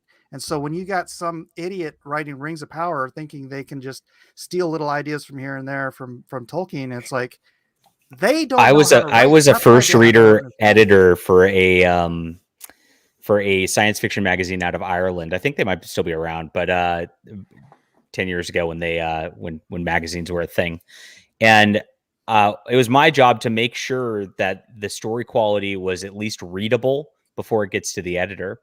And out of every 30, 40, 50 stories, there might be one that's even like readable. Right. Like that basic of a level. And so that's how bad people get through these little gatekeeping systems. And that's just showing how much people submit and call something done when they really have no idea what they're doing. I mean, it's 49 out of 50. It's crazy. First draft, send. And you Yeah, know what? exactly. A lot of these people lack Was life it The experience. Last I mean, Jedi going a back to first draft? Tolkien- Yeah, and right. Going back to Tolkien, right? Talk about they haven't 70% learned of it. anything. I don't think they learned beforehand. Tolkien was in the trenches of World War I when he was coming up with his ideas. These people aren't coming to the table with anything.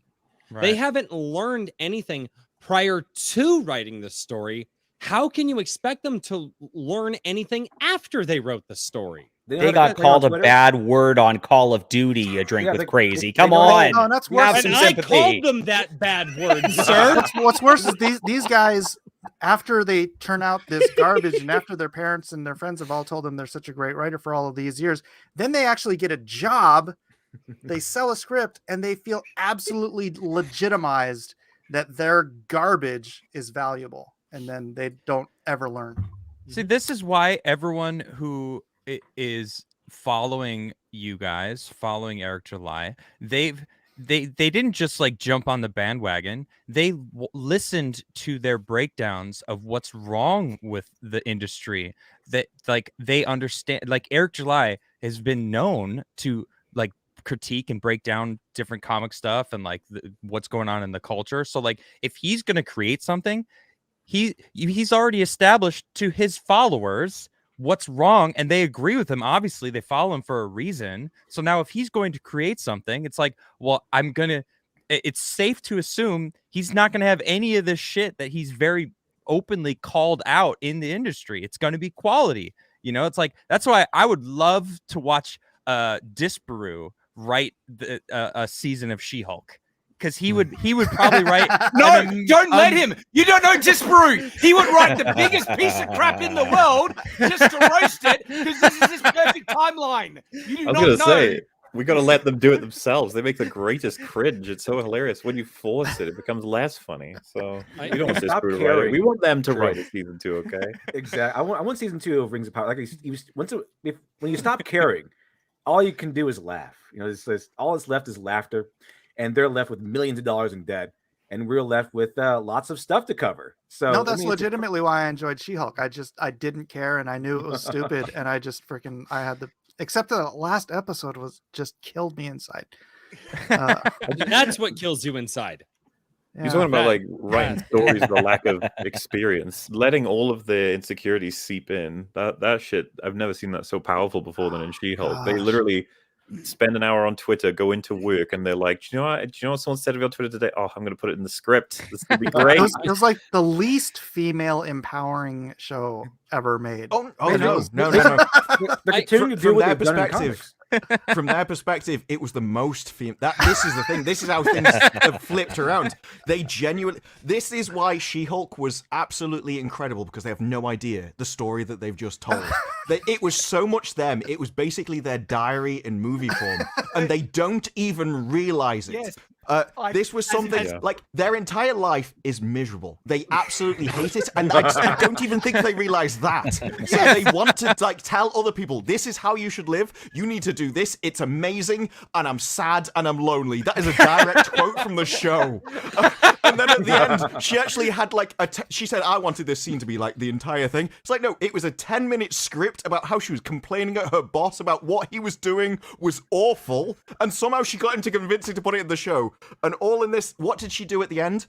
She had one single moment of accountability and responsibility in the entire show. She had to leave reality to get all of reality and the world to change around her, just because she hated her own life that so much, it had to change. And she'd end up doubling down on the exact thing that made her miserable her entire life. I've been kind of pushing for season 2 and saying I'm She-Hulk one fan. Like, seriously, I think that show is so awful. I non-ironically think it's one of the greatest things I've ever seen, because these people have no idea the quality that they've written. even though it's exactly the opposite of what That's they what I wanted to mean. show. You got to encourage them, be like, yeah, we want to see more. They're like, really? Like, yeah. Yeah. Yeah, it's like, up for an no, award. you totally It's up I for want the them to People's go Choice Award. I'm like, further. yeah, please win. I love it. Pretend that they got us, right? Because that's the whole point. They even said so. Oh, they got us. Oh man, they really got us good. Yeah, please. Yes. it's Please like that. don't What give was us that? season 2. That Tommy Zasu movie or whatever. Tommy Wasu. Wasu, is it Wasu? Yeah. I don't know. Why so? Tommy Wazo. Why so? Yeah. Yeah, And like yeah, the the movie's room. just so bad that people love it. So it's like, I'm fed up with this world. Mm-hmm. There are oh, hi, things that are- Mark. I was going Sorry, to say John, you were that to saying? you tonight when you came in. Sorry, John, were you trying to say something before, or did I Well, miss it? remember? Never mind. I don't think I was saying anything. Oh. No, no, no. I'm sorry. I missed it. No. Oh, you're talking But to I me. told you, Great. Disparu, he's just loving everything burning around him, and he's cheering as it It's happens. like, I don't know whether it's me or just a British thing overall, but it's like I started off being like, I'll give Wheel of Time a chance, and then episode 5, I think it was, I snapped, and ever since then I've been like, the worse it is, the more fun I find it. Like Halo was boring, but at least I could kind of take the piss, and since then it's just got worse and worse and worse, and I'm like, I actually found. I don't know. Maybe I've been broken and my entire brain's gone. But You've become the I Joker. found myself looking forward to the next week. Like, this is going to make an incredible video. You know what? I gotta say, Disparu, I did not watch She-Hulk, but I couldn't help myself but watch all of your breakdowns. I watched the entire season through your eyes on your channel, and I couldn't stop watching it. I was like, "This is hilarious!" That is Like genuinely your the breakdowns made that weird- show That's fun. the era we're in, where everyone. This preferred to guy watch coverage. Jacob wrote up the It's true, Muller. he wrote up the his channel's called Society Reviews. He wrote up the She-Hulk finale for Bounding and just savaged it in a way that I was just laughing so hard reading that article, and that was enough. I didn't need to see She-Hulk after that. That was it. I think Muller's Legitimately right. though, if you wanted like a solid reason for why it would be good for it to be even like worse for season 2, is that once it gets bad enough, Marvel might have to change. We need, because it's like, what do they call it? Accelerationism. Like we need them to actually go further and further, so that We've been saying that for years, though. It won't though. So one of the laws of the world is SJWs always double down. And so they will always double down. And that's great for us because we can produce our independent stuff as the alternative. And it's just going to keep getting cringier. We're never going to run out of content to talk about. It's great. I think that's the key. Having a competitor is what will eventually solve everything. One way or the other. Either they come back, which I think is the worst solution at this point, or they just carry on doubling down and the competition wins.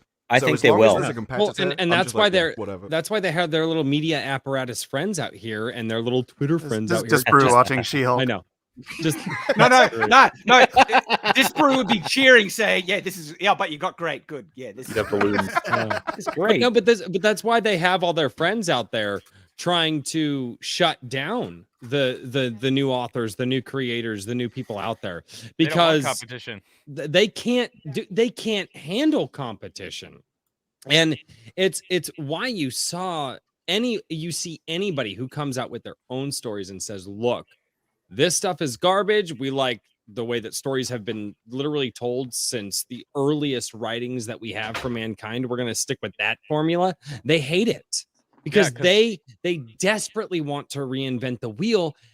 And what they don't understand is it can't be done. And when you can't, and the guys on our side of the aisle, well, we can't reinvent the wheel, but we can decorate the wheel our own way. We can do it our own style. We can do We could roll it down this hill over here. exactly. Yeah. We can take our friend Timmy and put him in the tire and roll Timmy down the hill. They don't want to roll Timmy down the hill. It's more funny when they're like, circle was never the right idea for a wheel. Square, yeah. Gotta go with If we We've can only all change the seen entire Rudolph road and the system. Island of Misfit Squares are Toys. better. We see how they work. They just want The, to. the they key want is to we got to correct it. make sure that the square identifies as a circle, and we got to respect that. Yeah. And then we've got to aim it towards a village, let it crush the village, and then blame the village for being in the wrong place. I mean, the modern mainstream writers they're so arrogant. They can just they want to fix Tolkien. They want to fix the problems of the anime when they did the live action Cowboy Bebop stuff. They don't want to follow traditional storytelling that's been something that has lasted thousands of years. They think they're so smart, so talented, and so perfect that they do something completely wrong. They just do everything wrong, write these horrible characters, and then instead of humming themselves, they're proud of their insufficiencies. They're just kind of like, you know what? It's not me who's wrong. You guys are all just too dumb to recognize the themes, and the themes are king. Who cares if the product is terrible? I put a bunch of cool themes in here. Therefore, it's a masterpiece. I want to latch on to that. Go ahead, Shad. Go ahead. I want to latch on to what Literature Devil is saying here, because they have abandoned what I feel are universal truths that resonate for nearly most people. And these they're basic. You think you know them, but then why have they caught on? Because they actually find these universal truths problematic. Like, for instance, a lot of the concepts around the hero's journey, it's actually about masculinity and growth and going through an arc where you become a man, be the one who is able to protect those in your sphere and things. But those are all problematic. And the thing that they hate is this truth that most men like feeling like men and feeling validated in their masculinity and finding ways in which they can express that in their own sphere, and seeing stories that kind of encourage them to do that to a greater degree, even like a heroic degree. That is inspirational. This is why I think one of the reasons Top Gun Maverick was so damn good. There is this just phenomenal notion of paternal protection in that, where Maverick takes on almost like a fatherly like role in that film to try and lead this new generation to become the strong protectors the world needs, which is very much the role of what a father tries to do with their children. And then, one of the things I freaking loved in that movie so much, he is so capable that minor spoilers. Wait, capable. I don't know if I want to hear this. I haven't seen it yet. Okay, mute yourself because it's so powerful. There's a moment in it, right? I haven't seen it. I want to see it. So you've not seen it. It's so good. I hope for months.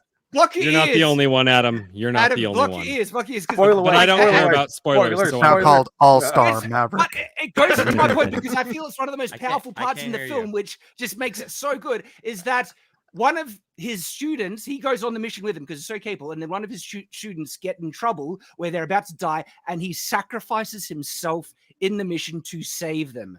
And that was so good. It was so good. And that's the ultimate act of pure fatherhood right there, that the father will sacrifice his life to protect his children. And greater love hath no man. I mean, that's a universal truth, and it hits to the heart, okay?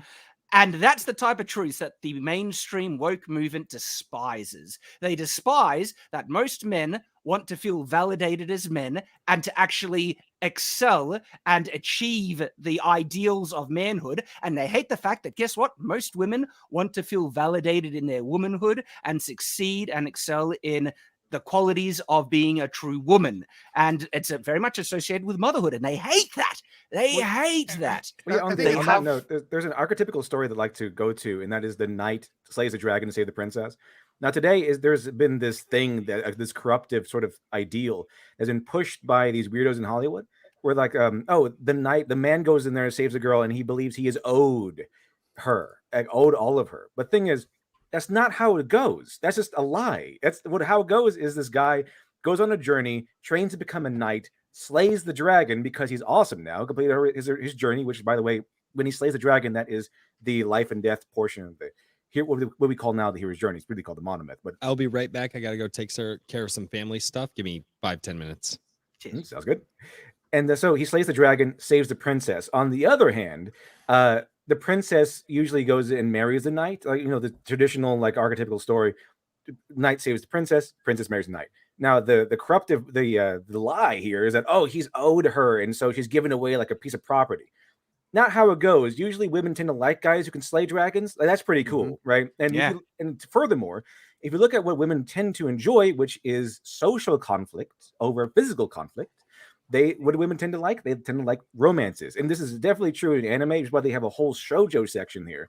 If you read shoujo, which I've read a few, and they're all about interpersonal romantic drama. They're about personal relationships, friends, things like that, including magical girl stuff. Like the magical girl stuff, sure, they have magic stuff, but a lot of it's about making friends, and some of it's about making friends and relationships, getting a boyfriend, things like that. So women really like the interpersonal relationship stuff, the social drama, the social conflict.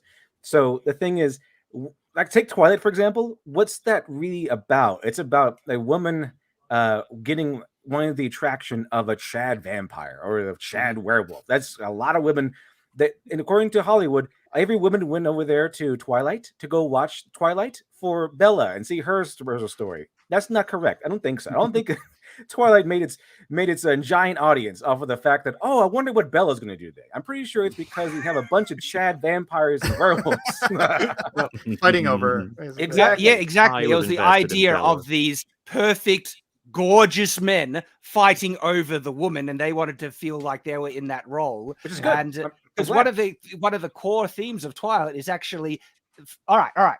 Wait, actually I don't like want it Twilight. spoiled. Don't spoil Twilight for me, you guys. One of the reasons why I like Twilight, okay? And I know Heretic's been saying, the thing is though, the role of Edward and oh man, my brain went dead with the other guy, the Werewolf man. Werewolf man. What? Jacob. Was they Who is not my loved son, by Bella the way. and wanted to protect her. Their whole lives became devoted to protecting this woman who they loved, which is, guess what? That's part of the masculine ideal, okay? These guys are actually, in terms of, I kind of relate to that. It's like, yes, you protect what you love, and they did it to the extreme degree in fighting monsters even. And It's and great. So, I am guess with what? you on Twilight, Shad. I think it's Oh. fantastic. Team Twilight. Yes. And not only that, but the moral of the story is like the most heroic and wonderful thing the woman character can do, and her destiny is to get married and have babies, and that's absolutely true. So it's fantastic. It's heroic, yeah. And Wait, There's are you nothing. guys- It's right. It's what Are you Bella goes advocating for through- me to actually watch Twilight? 'Cause yes. I haven't. I don't think Do you it. should. I haven't Bella seen it, and I'm not going to. sacrifices to an extreme degree in a heroic way to have a child. And it's presented as heroic and a sacrifice. It is. To protect that child. And so there are, what I said, universal truths that resonate with people on a deep level. Twilight is actually one of those properties that really has that in them. You can criticize the writing and all that stuff, but it is successful for a reason.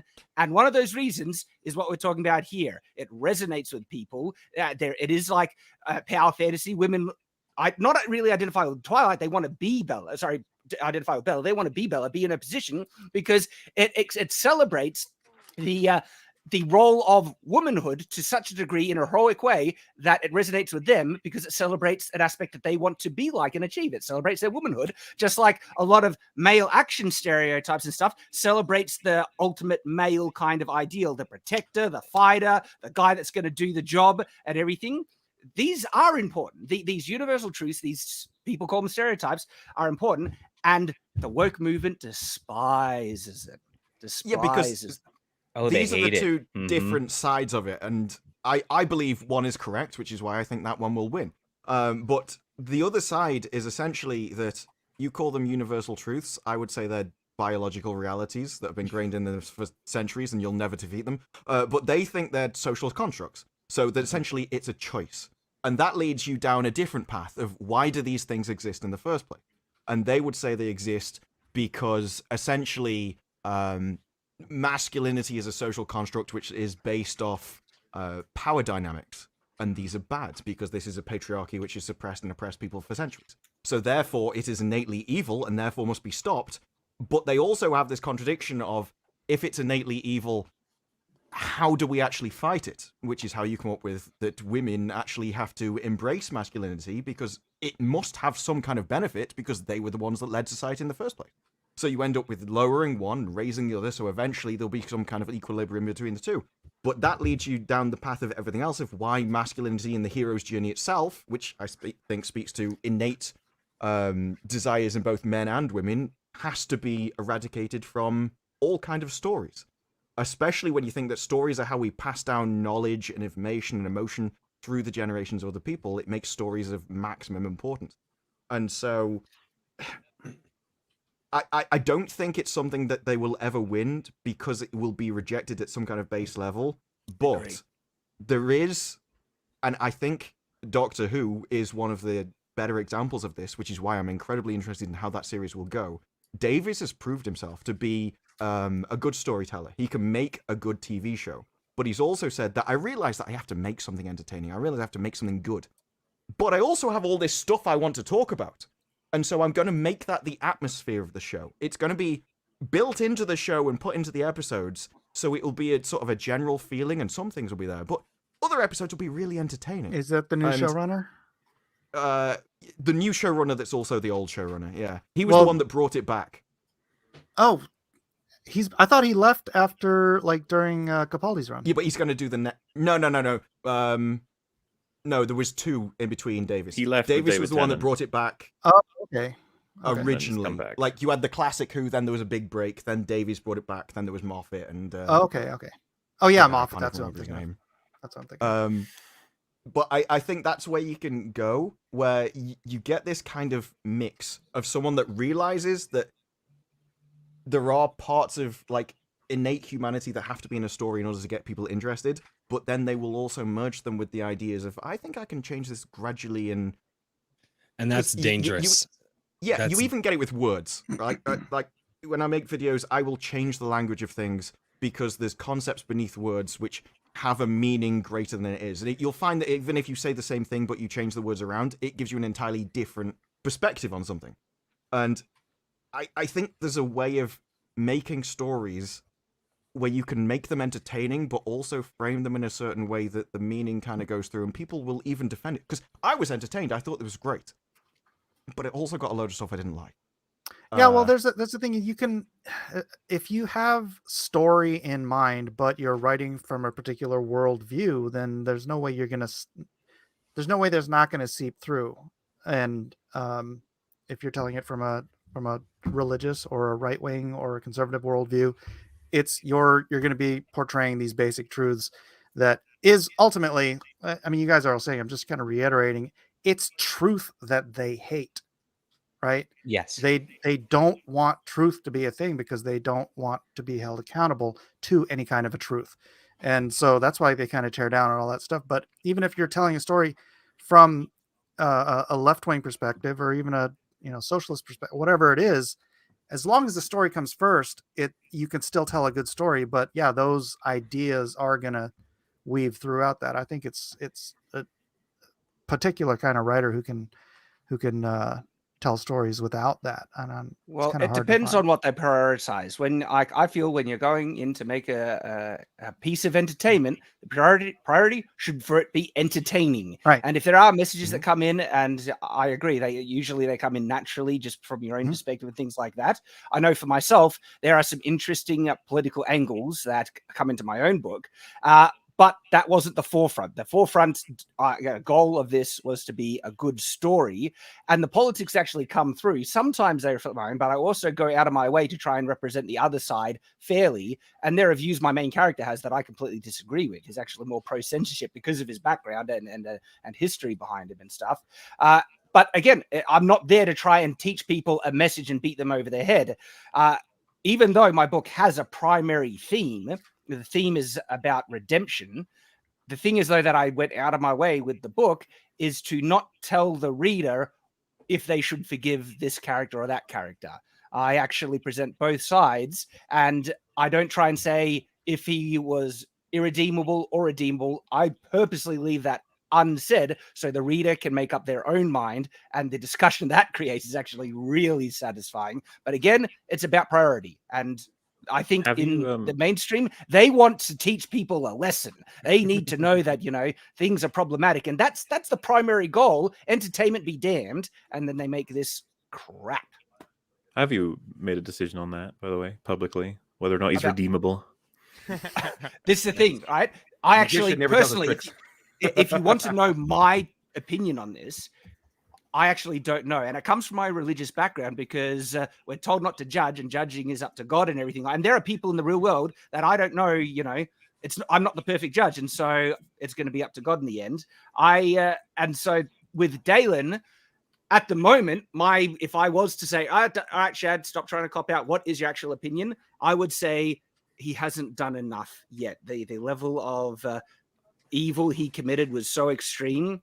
It's the type of thing that you would need to devote a lifetime towards in the pure act of nothing but redemption, and then after living an entire lifetime perhaps of doing nothing but working towards the redemption, then maybe there could be a discussion had. But like I'm giving hints to maybe the second. The second.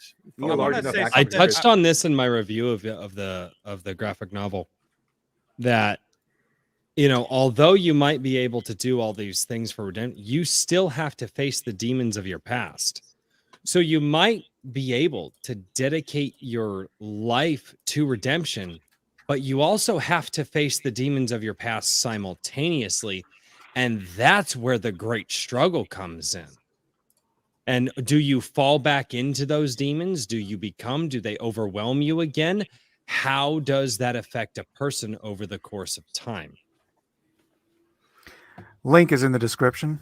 Well, the thing is, we are up to 437,416 backers. All right, still growing, guys. We need the Gary applause button. I don't hear the Gary applause button. We could make our own applause. We are only clapping into a mic.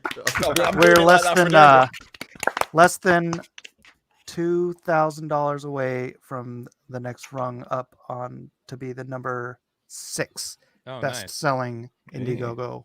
I wanted to add a little to what Shad was saying just a second ago about putting like their ideology into their stories or whatever. Look at House of the Dragon, right? They had I just did a review on it, and it kind of dawned on me as I was talking about it. They had one of the female leads in this world of men being like, they could have very easily turned into some woke message about women can do it too. And the way that it was in the story, it felt very natural. It wasn't like pushed. It was like, oh, well, yeah, of course, that's the position she's in because of the situation that the story naturally approached. And I was like, I didn't get taken out. I didn't like stop watching for a second and go, oh my God, here we go. And which happens a lot nowadays, and not only was that one example, there was also like a gay couple or a gay thing with the guy thing going on. It was like, that gay thing. Hang on. Are you talking about Ryan Kittle's Batman knife now? Yes. You saw that about Ryan Kittle's shirts that he wears. That's all. Anyway. Or his. Oh man, Ryan was thinking of popping in just briefly. Maybe he's like, oh, F Chad, screw him now. I love you, Ryan. I love you. Screw Chad? No, Ryan. Screw Chad? No, sir. No. Oh man. No, but yeah, gosh dang, I'm blanking on his name, but Corlys. No, his son. The Valerian. Yeah, dude, it was. He was such a likable character. Is that it? Is it Laenor? Is that it? Laenor, I think so. Gaynor. Wait. Whatever. No, it's an L. It's an L. It's not a G. But that situationally is what created so much of the conflict in the story, and he was such a likable character, and it really you could tell like what happened to him. It was heartbreaking, right, for her to have to do it. And it fit the story though. Yeah. Most importantly, it didn't take me out of the story. It made sense. It was like, all right, like this everything about that show was great. I feel like I want to watch that season over again because. Now that I know all the characters, I'm going to pick up on things, and I don't know. I really want to watch it again. But Mike, what did you mean by incest in a historical context? Me? It's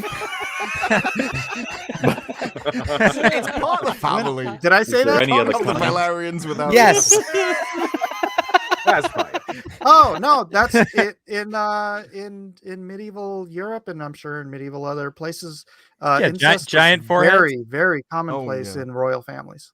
Yeah, well, it has to be because a lot of it was done. A lot of the marriages and stuff were done to ally with other countries. Yep. So all of the royals married all of the other royals. Yep. There's only so many royals around in the world. Great big pot of incest. The approved. But since we're on the Why should I watch this show again?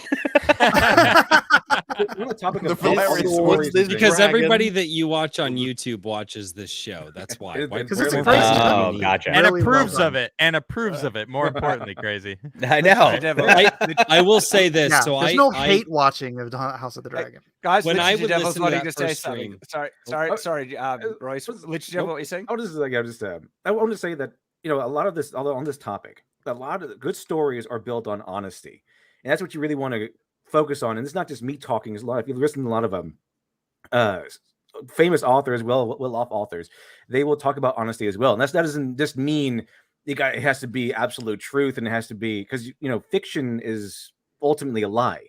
But to reference Neil Gaiman, to paraphrase, stories are lies that we tell to explore true things.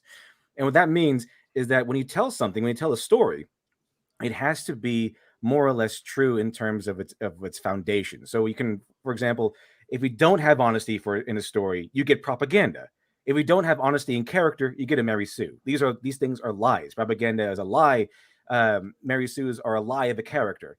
No one is like so awesome that they're like they can just do all these things that Mary Sue's do. It's an absolute lie. So first of all, what you want to do in terms of a story is, for a good story, you have to tell it honestly. I remember this Shad talking about this exactly with Dalen's government and how to just turn into communism. But it wasn't this like, I need to turn this into a propaganda message against communism. It just happened to be that way, and you portrayed the type of government as honestly as possible, so that people can make their own decisions about it. So when you put message before story, when you put propaganda, what I want to do, what I want to say before the narrative, you get propaganda because you're emphasizing what you want to say specifically over the things that the story should be about. So that's kind of how it goes with all of this media compared to the modern day media compared to a lot of indies, because indies actually care about their stuff. Where modern day media people, they're just carrying the flag of someone else, carrying that torch, carrying that flame, and then using those things to tell their own to push their own chips on their shoulders. Exactly. I think you lose the honesty there. I think there's another bit to it though, that I think there's a lot of people that generally they think they're being honest, but they don't have the life experience to be honest about it in the first place. Their entire life is theoretical. They've basically lived in a city, they've been pampered, they never struggled, they think that insults are like violent attacks on them, and so they speak from this. They echo their ideas. Tolkien was in the trenches of World War I, and these people, I don't think they've seen a dirty gutter outside of Starbucks. That's what I was definitely not. I don't know. Have you seen the cities they're living in at the moment? Oh yeah, I moved away from them. And I got my children away from them. Yes, but it's worse than that because they're echoing the propaganda that's been drilled into them through the indoctrination of all the freaking higher learning establishments. It's like, that just not just in colleges and stuff, but man, in high schools now, it's just in junior highs, they're just pushing this left-wing crap, and that comes out. They think that's reality, and it's pure propaganda. Well, their life is theoretical. That's the whole point. Especially when you find you get it with some teachers as well. Like if you've gone from school directly into teaching, you've never really had sort of a private job. And so you move from academia to academia, and then so you just repeat what you were given, and then you repeat that to the next generation. And so you've essentially lived in a bubble. And then if you combine that with a city where everything's provided, and then you write a script. Struggled. Well, How on earth it you becomes can write the hero's degradation journey? of You've never recitation. gone through it. Right. It's the telephone game, essentially, is you hear something and then you become the teacher and then you give it to them. And then over the course of generations, it's like this really long form of academia telephone game. Is that the thing that you heard when you were a kid, you say to the new kids, and then by the time the third kid that you taught in high school or becomes a teacher, they're saying something totally different than what you heard. It's this degradation of resuscitation that just happens over the course of the human existence. And so what's interesting about this with, that they get so drowned in the propaganda that gets spread and everything is that I do agree. I think ultimately this movement will lose for the reasons Disparu mentioned. Their truths, biological truths, universal truths. The thing that breaks my heart is that even though I feel ultimately it will lose, we will outcompete them. All we need to do is like, all right, if truth is on our side, we're going to outcompete them. All right. And the victory is in sight.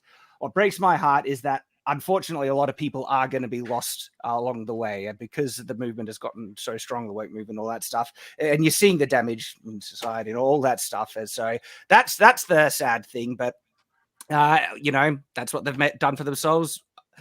We're seeing the fall of the mainstream already. And unfortunately, they're going to take as many people with them as they go. But it'll happen. And as many IPs as they can take out, too. Yeah. Yeah. All going down in flames, making room for us. So that's all right. Yep. It's a big toilet, okay? And there's lots of flushing room. You can flush twice. Yeah, I'm gonna have to jump out, Chad. I'm afraid. Wait, Mahler, that's before you for leave, the big ones, okay? You had to flush twice.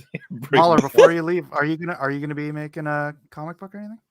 I mean, it's when you got this many people making their own stuff around you, you start getting like, you're like, One of the things I want to do is be like, hey, Shad, if you need like a trailer voice or anything, dude.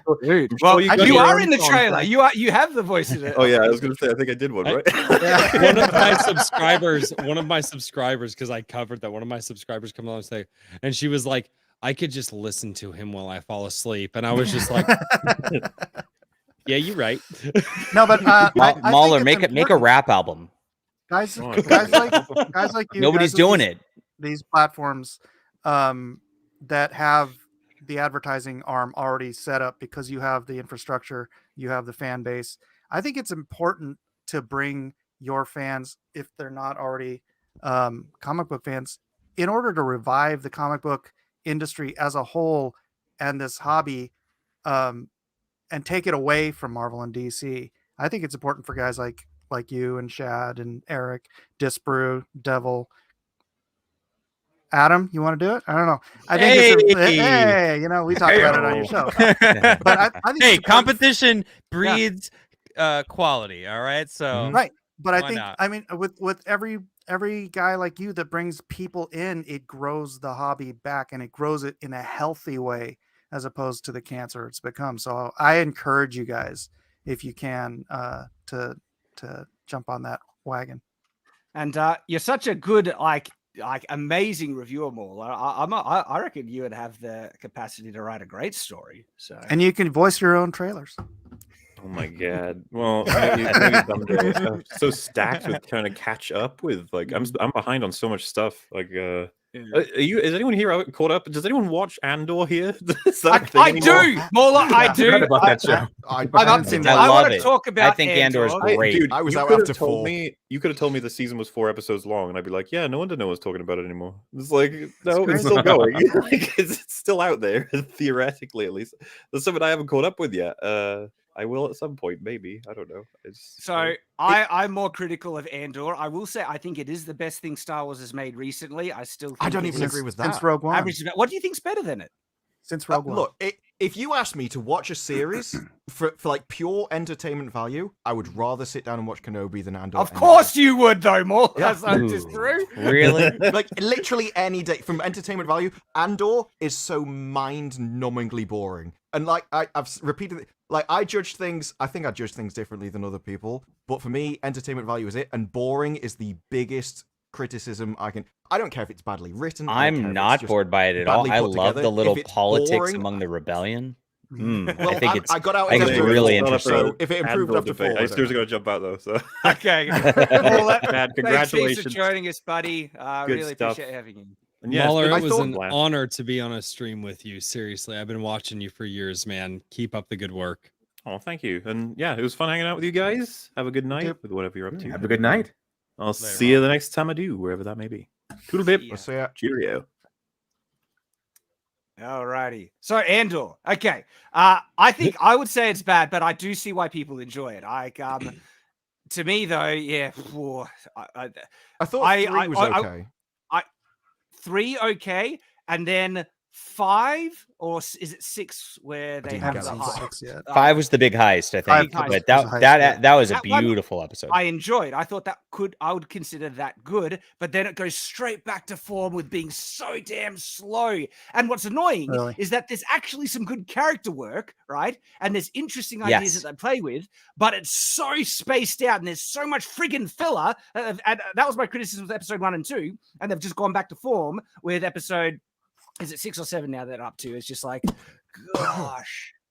I love the Yeah, slow burn because it's such a contrast to anything else that's on TV, and that's so different. You know, Mhm. it's nice to actually get those character moments. You Yeah, you no, I agree lose with that you. a lot. I agree with you, Yeah. John, but I do see like some people who would just it's too slow. But I like it. I like slow burn shows. So But don't you think there's slow burn and then jumping off a cliff like there's filler. There's distinct filler. You could have slow burn, and I like slow burn. Perfect example. Dune. Dune is slow burn, right? But I think a lot of what's happening is still interesting, where there's stuff that you could just cut. So Yeah, I you could just cut watched all Dune of again. episode 4. Great movie. All of of them. it. I watched the original one and the newer one. So Andor's an interesting one because I do wonder that there's obviously better writers, but they're still making some big mistakes. But the thing that I find more interesting about Andor freaking AK-47. how much no Turn one AK bloody... in there. Yes. Yep. Weird. What'd you say, Mike? Don't even try and How- hide it. Look at It's that just an freaking AK-47. Oh What the yeah, I hell? know, bloody hell. They were Yeah. so proud of it. They put it in the trailer. That was the weirdest part. I think it's the only gun they know in Hollywood. It's like, oh, the AK, right? Okay. The thing that I find most interesting about Andor is how much people don't give a crap about it. Like it's Yeah. a big Star Wars series, and It's weird. no one cares. I think it actually, look, it should be obvious. This is a prequel to a prequel with a character that's bland. And even if this was actually phenomenal, like it was really well written and I feel better pacing, you still have slow better. Imagine if it was great. I still think people wouldn't care because after Obi-Wan and the other like disasters, and then they try and pitch something so like, I don't know, without a prominent character or anything like that. It's like, what are you doing? Who gives a crap? Disney died for a lot of people. That was tough when Andor came out. Like I didn't realize his name was Andor because I like he was that not memorable. I thought that was a planet. Me too. I thought it was a planet because of the Kingdom of Andor and Wheel Wait, of Time. I still kinda got think in my that. head, right? Yeah. I'm It's gonna right at I'm gonna Andor. continue thinking that because I'm okay with it. So it made it tough to care about. Yeah, you're right. But I found that this actually did a lot of good character work with that character. So I began, and I think it was around the heist time that I was like, okay, I really care about this character, and was glad I got to see all that of him to get him to this point. I think. Yeah. I mean, look, one of the scenes I actually enjoyed in the recent episodes was the kind of imperial, council of, they're not Yeah. overseers, they're like That the was the secret interesting service. stuff. Yeah. Like, Yeah. there's the old guy that leads it. There's actually good dialogue. Some of it is Yeah. using some more descriptive dialogue in the exchanges. There are good parts in it that are well written. It's just Okay, so so just spaced watch out. clips on YouTube then. Yeah. Cool. All right. All right. I think someone could edit it down and just keep all the good stuff and Mhm. I Pick could it up a edit the little first 4 into one episode. Yeah, Very yeah. easily. Like, well, the And- first 3 probably. I think Oh, definitely the first 3. Yeah. definitely. Yeah. But even if you did that, I don't like it's. I find it so interesting that Star Wars is now a dying brand. If this is the results, I dead. think Obi-Wan Disney. underperformed. Yeah, Disney is just. Hey, killing Obi-Wan it. had 2 good minutes. You could bring people Where are back, those though. minutes? I would contend with that. There's a joke there. Yeah, by That's what firing she said. everyone, Disparu. Fire everyone, and then Yeah, but that's just what I mean. House of the Dragon brought people back. Everyone went into it thinking, "Oh, this is going to be awful," and they brought people back by word of mouth. That's all it takes. The only thing you have to do to win people back is make it good, and That's they true. kind of don't want that. Well, they either don't know or they don't care. That's what it comes down to. Or they can't see it. I won't They give a just blind shit to it. about Star Wars unless Disney gives it back to George Lucas. Oh, that I would don't know. never George happen. Lucas gave us the Uh, prequels. I think that The kills prequels I are would- so I would bad. accept People are the forgetting. prequels again. Give me the I prequels don't know again about over that. the sludge. At Yeah, least I they would had like arcs, the at least the they had prequels- cool lightsabers. I rewatched them. They're not as bad as what you're At least claiming the they are. prequels were Happened honestly They- all the they- time. storytelling. Happened with The Different. Hobbit. You The can second- go back and watch Star Trek, like the Enterprise. When Enterprise came out, I hated it. You compare it to Discovery, it's a gold mine of just entertainment. Enterprise is fantastic in There retrospect. is an Yeah, edit it was really of- good. of, I like Enterprise a lot. That was a great Yeah. show. There's an Yeah, edit but of did you release? Phantom I Menace. didn't watch it at release. No. Oh, okay. I couldn't do it. The theme song ruined it for me on release. I was like, this isn't a Star Trek theme song. What's going on? And I couldn't handle it. But when I went back and watched it later, I was like, wow, this was really good. I wish I watched it and everybody else did too, so it didn't get canceled prematurely. Yeah. At release, my opinion of it was they're just going around looking at space fungus every week. And so it just didn't compare to the rest. But then you compare it to Discovery and it's like, this is incredible. So There's an edit of Phantom Menace on YouTube that edits out all of the Jar Jar Binks stuff. It's far more watchable. Huh. Interesting. I don't hate Jar Jar, and I know that's Get out of not- here, Royce. Oh, I just Royce, wish I come on. No, Royce! I'm Royce! Can't I call have it. respect for Hold you, on. Royce. what about the Jar Jar Binks as a That's Sith? called Grab a premature Bud Light. respect. No, and I know everybody hates him for the voice and the characterization. The biggest issue with the Phantom Menace, and this is something I didn't actually know people didn't like the prequels until I was in my 20s, and it shows you how sheltered I am. But the biggest thing, because I had to go back and watch them, because I had all these people telling me, like friends of mine, and I went back. The Phantom Menace, the biggest problem with that movie is the editing. Because all of because people used to come at me with the arguments, oh, it's this, that, and I'm like, no, but it's in this scene. They talked about this. They told you that. They showed you this. And then you go through all of the biggest problem with the prequels is the editing is not on point. It is. Star Well, Wars that- Episode 1 is the most disappointing thing since my son. No, that would be George Star Wars Lucas- Episode 2. Star Wars Episode 2 is just narratively Hey, the Clone Wars is just George narratively Lucas bad. managed to get the worst performances out of 3 great actors of their entire careers. Also, Yeah, I'll The give you only that. thing Have you paid enjoyable was attention to Kristen the- Haydenson and Ewan McGregor on screen together. Those guys seemed like they actually enjoyed being on screen together in at least some scenes. Have you paid attention to some of the dialogue at times? Ah. Emperor Palpatine is evil. In Yes. my perspective, the Jedi are evil. I know, you it's are so lost. bad. It's so bad. Oh The my actors couldn't do God. And yet, anything with that. yet they're Ugh. still better than anything Disney has done. Yes, I would absolutely agree. I have That's where not I'm like, I don't know watched about that. any Disney Star Wars. I have watched it all through you guys. I walked away from Disney when they got rid of the EU. I was done with it. I said, nope, they're done. It's over. They screwed it up. And I walked away. And then I found you guys and I became vindicated. Guys, we have $100 super chat by Sparta Chris, a 540 Echo, and he says, "Love you, man. Thanks for making Shadow the Conqueror. Love the story and can't wait for more. Excited for your all-star story." See, it's catching on. It's catching on. Hey, Guys, now you're an all-star. all right. Here is a little bit of Get your game on, bro. something for you, man. Have a nice day. Got a show to do. See ya, dude. Thank you so much for the generous super chat. Look, Really you want to appreciate take it. through some of these other $100 super chats up here, We- or did you already? I think we caught those, didn't we, Nathan? No. Yeah. There's a few Don't think more. we've done- What Oh, about is there one more? Chronicles of Everstar. Oh, yes, there was one from Kickelman, a new one from Kickelman. So we'll bring that up. But Adam, I do need your opinion on something. All right. Let me share it. Okay. Honest first impression of this title. You know, what are your thoughts? Be honest. I like We it. It makes me, my first instinct feels like the writing is almost a ship approaching a star or leaving a star. Because I like the tips at the the little spikes at the end almost looks like wings to me. It's very So like Klingon, all actually. yeah, it feels like some sort of like scene that like the JWST just saw, like, oh shit, we just discovered this new star and it's beautiful, and there it is. So yeah, I like it. Looks Also, good. but what about just the title, All Star? What are your thoughts on the title for like a space opera, epic fantasy sci-fi? Be honest. I don't like it as much. No, I feel it What about feels Shrek? it feels a little vague. How about Do you know what Star I mean? Wars.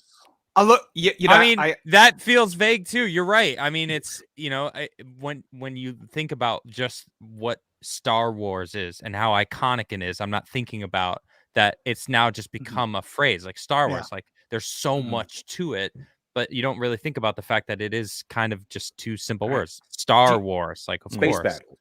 Do you think that could be achieved with All Star? Do you think it could just become the name that people, when they hear it, they just think about the property? Yeah, I do. Yeah, I definitely do. I love the shape of it, All Star. It looks really cool. There's also like when I think All Star, I think like a great baseball player or something, you know? So like there's already something attached to that name, and I think that's what's interfering here. It's not necessarily that it couldn't be something awesome. It's that when I think All Star, I'm thinking like Michael Jordan. You know what I mean? Like he's an All Star. He's like that's what I think of when I hear All-Star. I don't mind people having that thought first, because that is a positive term. The thing that kind of annoys me is of course the song and Shrek. And the song is out of place for the setting. Wouldn't fit. I didn't even think of that, and now I can't let go of that. Damn it! Yeah, I thought sports first. Nathan, could you bring out that super chat again? That was from Kikoman for $100. Says number one Iron Age YouTuber, also known as A Drink with Crazy. Great conversation. Finally, creativity without politics on a massive scale. Congrats on the campaign. Show me, show you, Kikoman. Awesome. Thank you so much for another generous super chat from Kikoman, which is absolutely legendary. And let's get a quick update on the campaign, just to see what's happening there. Cool. And I'll show you, because we've sold out of some tiers, and it's pretty darn awesome.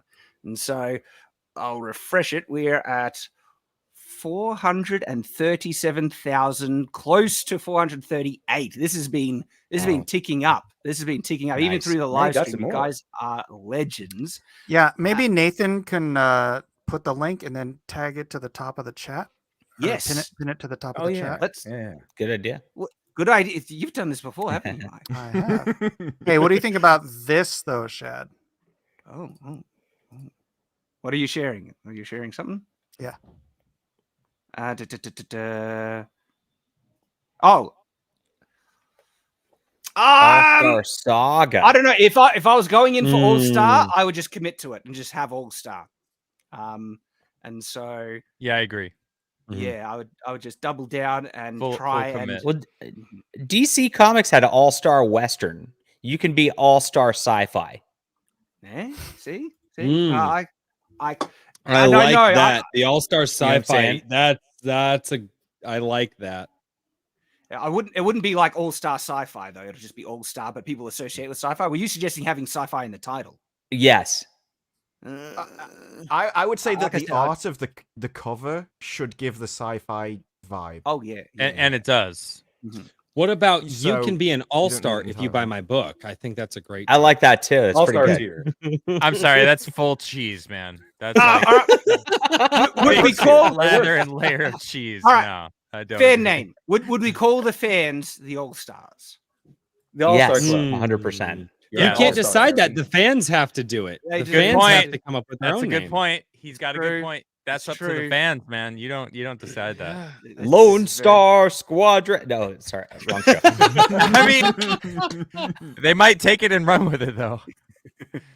But we've actually sold out of some tiers, which is like phenomenal. So if I scroll, scrolling down on this one, we've sold out of the signed and numbered leather collector's bundle, which is crazy. And so it came with the letter opener, which is pretty dope. I gotta say, that's pretty sweet. Coming with this, right there.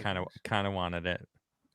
You can still add All-Star it to 40K. It's an add-on. If you're wanting the I think there's more. Just the letter opener. You can add the letter opener to any purchase. Wait, if I already ordered though, can I like refund it and make another purchase? Or you can order again and then add it onto that one. Yes, this is a trap. This is a trap. Yeah, you can make a gift of the one you don't want. And, we encourage that. Christmas is coming. Order 2 more times. You get 2 more letter openers. right there. But There's I the wanted to get the leather. leatherbound. I couldn't get the leatherbound. Didn't have enough money available. But I did get a signed copy of the hardcover. Oh, right, that's right here, and they're sold out now as and well. they're gone. Signed. Good thing I got one. Yep. There was 200 of those signed hardcover for the trade novel, and it's the second edition version of the novel. It's not the sequel, but it's a second edition version. It's gone through a whole new round of editing and polish and minor little tweaks that I did. That's like the tiniest little retcon in regards to Imperius was now made out of really thin sheet metal because it makes more sense in terms of weight balance and things, but tiny things, like they're mostly inconsequential, but they are little things that I wanted, because I'm a world builder, I wanted to polish and stuff. And so that's in the second edition. And yeah, so that we sold out of those. There was 200 of those. The signed ones are tricky because I'm in Australia. The Upside Down world is the printers are going to send me the pages to sign, and then I'm going to sign them, and then send Mike the graphic novel ones, and he'll sign those as well. And then we send them back to the printer to bind into the book. And so there's a bit of shipping that needs to be done to be able to get those all the way. But we are almost selling out of a couple of other tiers. We also added retailer bundles. This is interesting. We had a comic book shop reach out saying, hey, we would actually like to buy some of these books to sell in the comic book store. And so we made these retailer bundles, which sell them at basically a retailer cost price, which is 50% off of regular retail, so that they can sell it with the appropriate markup and get their profit line. And so they bought like 5 graphic novel bundles. Wow. Wow. That's awesome, though. That's Good awesome. shit. And then So also great. 2 novel bundles with the collector edition novels. And so that's awesome. And I've reached out to someone who might want to also, it's a retailer, and I can announce this if they do want decide to go ahead with it. They wanted to also grab a couple of the leather bounds. And so we've got leather bound retailer bundles as well. And that could be cool because this is a single print run. And so all the books that you get with them, they're going to be more valuable because they're part of the first print. Like even my first edition, right? It's only been print on demand. There's never been a full print run of the first edition novel. And they're going to go into collector status anyway, because I'm going to discontinue the cover, and I have the second edition cover that's going to be available for the trade novel, and only the trade novel is going to be available after this thing. The collector edition covers of the trade novel won't be available, but the standard cover of the trade novel, that's the only thing that will be. We're not doing, it's not going into print on demand or further sales after the campaign closes. So grab it while you can, anyone who's interested, and because these will be very much collector items after this campaign. And so got the leather bound going. Oh man, I'm so happy with the leather bound. I've been working with the printer on getting these ready. It's going to be very nice. Very, very nice. There's some particular stuff that's the print lady's like, she's like, this is going to be expensive because he's all talking about expensive for me to develop multiple different color foils, and it's like she was all worried about how expensive it was going to be, and Shad's like, I'll cop it. Like, and so to get the emboss and deboss effect, they need to make like a die press or something like that. And for the detail that we're going to have on these leather bounds, she's like, that's going to cost you. I'm like, I don't care. I want premium. We're doing it. They're doing it. And because these are going to be so nice. I'm really excited for the leather bound. And then we got, collector bundles and all that. And so it's just going great. I'm so happy with this. And then gonna go out of my way. I'm paying very close attention to getting everyone what they are ordering here. The fulfillment, make sure the quality is up to scratch. And I've been working directly with a printer. We had meetings the other day where we're going through multiple things to make sure everything is going to be top quality, picking the paper stock and everything. Michael's with me in that meeting, and it went really well. Yeah. And so, and we're going to be ready to go as soon as it's done. There's going to be interesting little delays, like for instance, signing the yeah. And so we can only know the number of the amount that we need to sign after the campaign closes, and then they need to get shipped to me. I need to sign the ship to Mike. So that's just like a technical delay. Yeah, and it's going to be printed. Did you get her the graphic for the? This is technical crap, but yeah. I was going to say, so it's going to print a particular graphic on this page, and then it's going to be shipped to Shad, and then it's going to be shipped to me, and then it's going to get shipped and then tipped into the book. So there's an interesting dynamic with this that comes out, especially with the leather bounds. When you're a company I think people have lower expectations of a company because it's just like a nameless corporation, and like they're gonna produce whatever they can for the lowest amount of money to make the most amount of profit.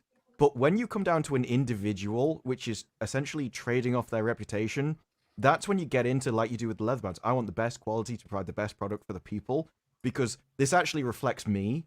And when it's one person giving a product out rather than a major, just faceless corporation, there's a lot more responsibility and you feel like there's a lot more ownership of it. So you want to provide the best thing that you can do.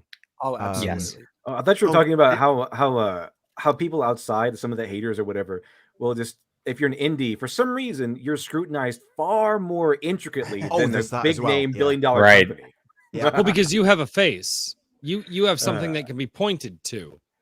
It's hard to They point also- at a massive company. I don't know why that is. It's the nameless, faceless corporations seem to be able to hide behind anonymity. And you guys, although may hide behind some certain level of anonymity on YouTube, but you have something they can point to, and it's an individual thing, and it's small, and it's easier to lay blame upon. It's an ironic expectation because, first of all, this is something new, right? We're trying new stuff. We're trying.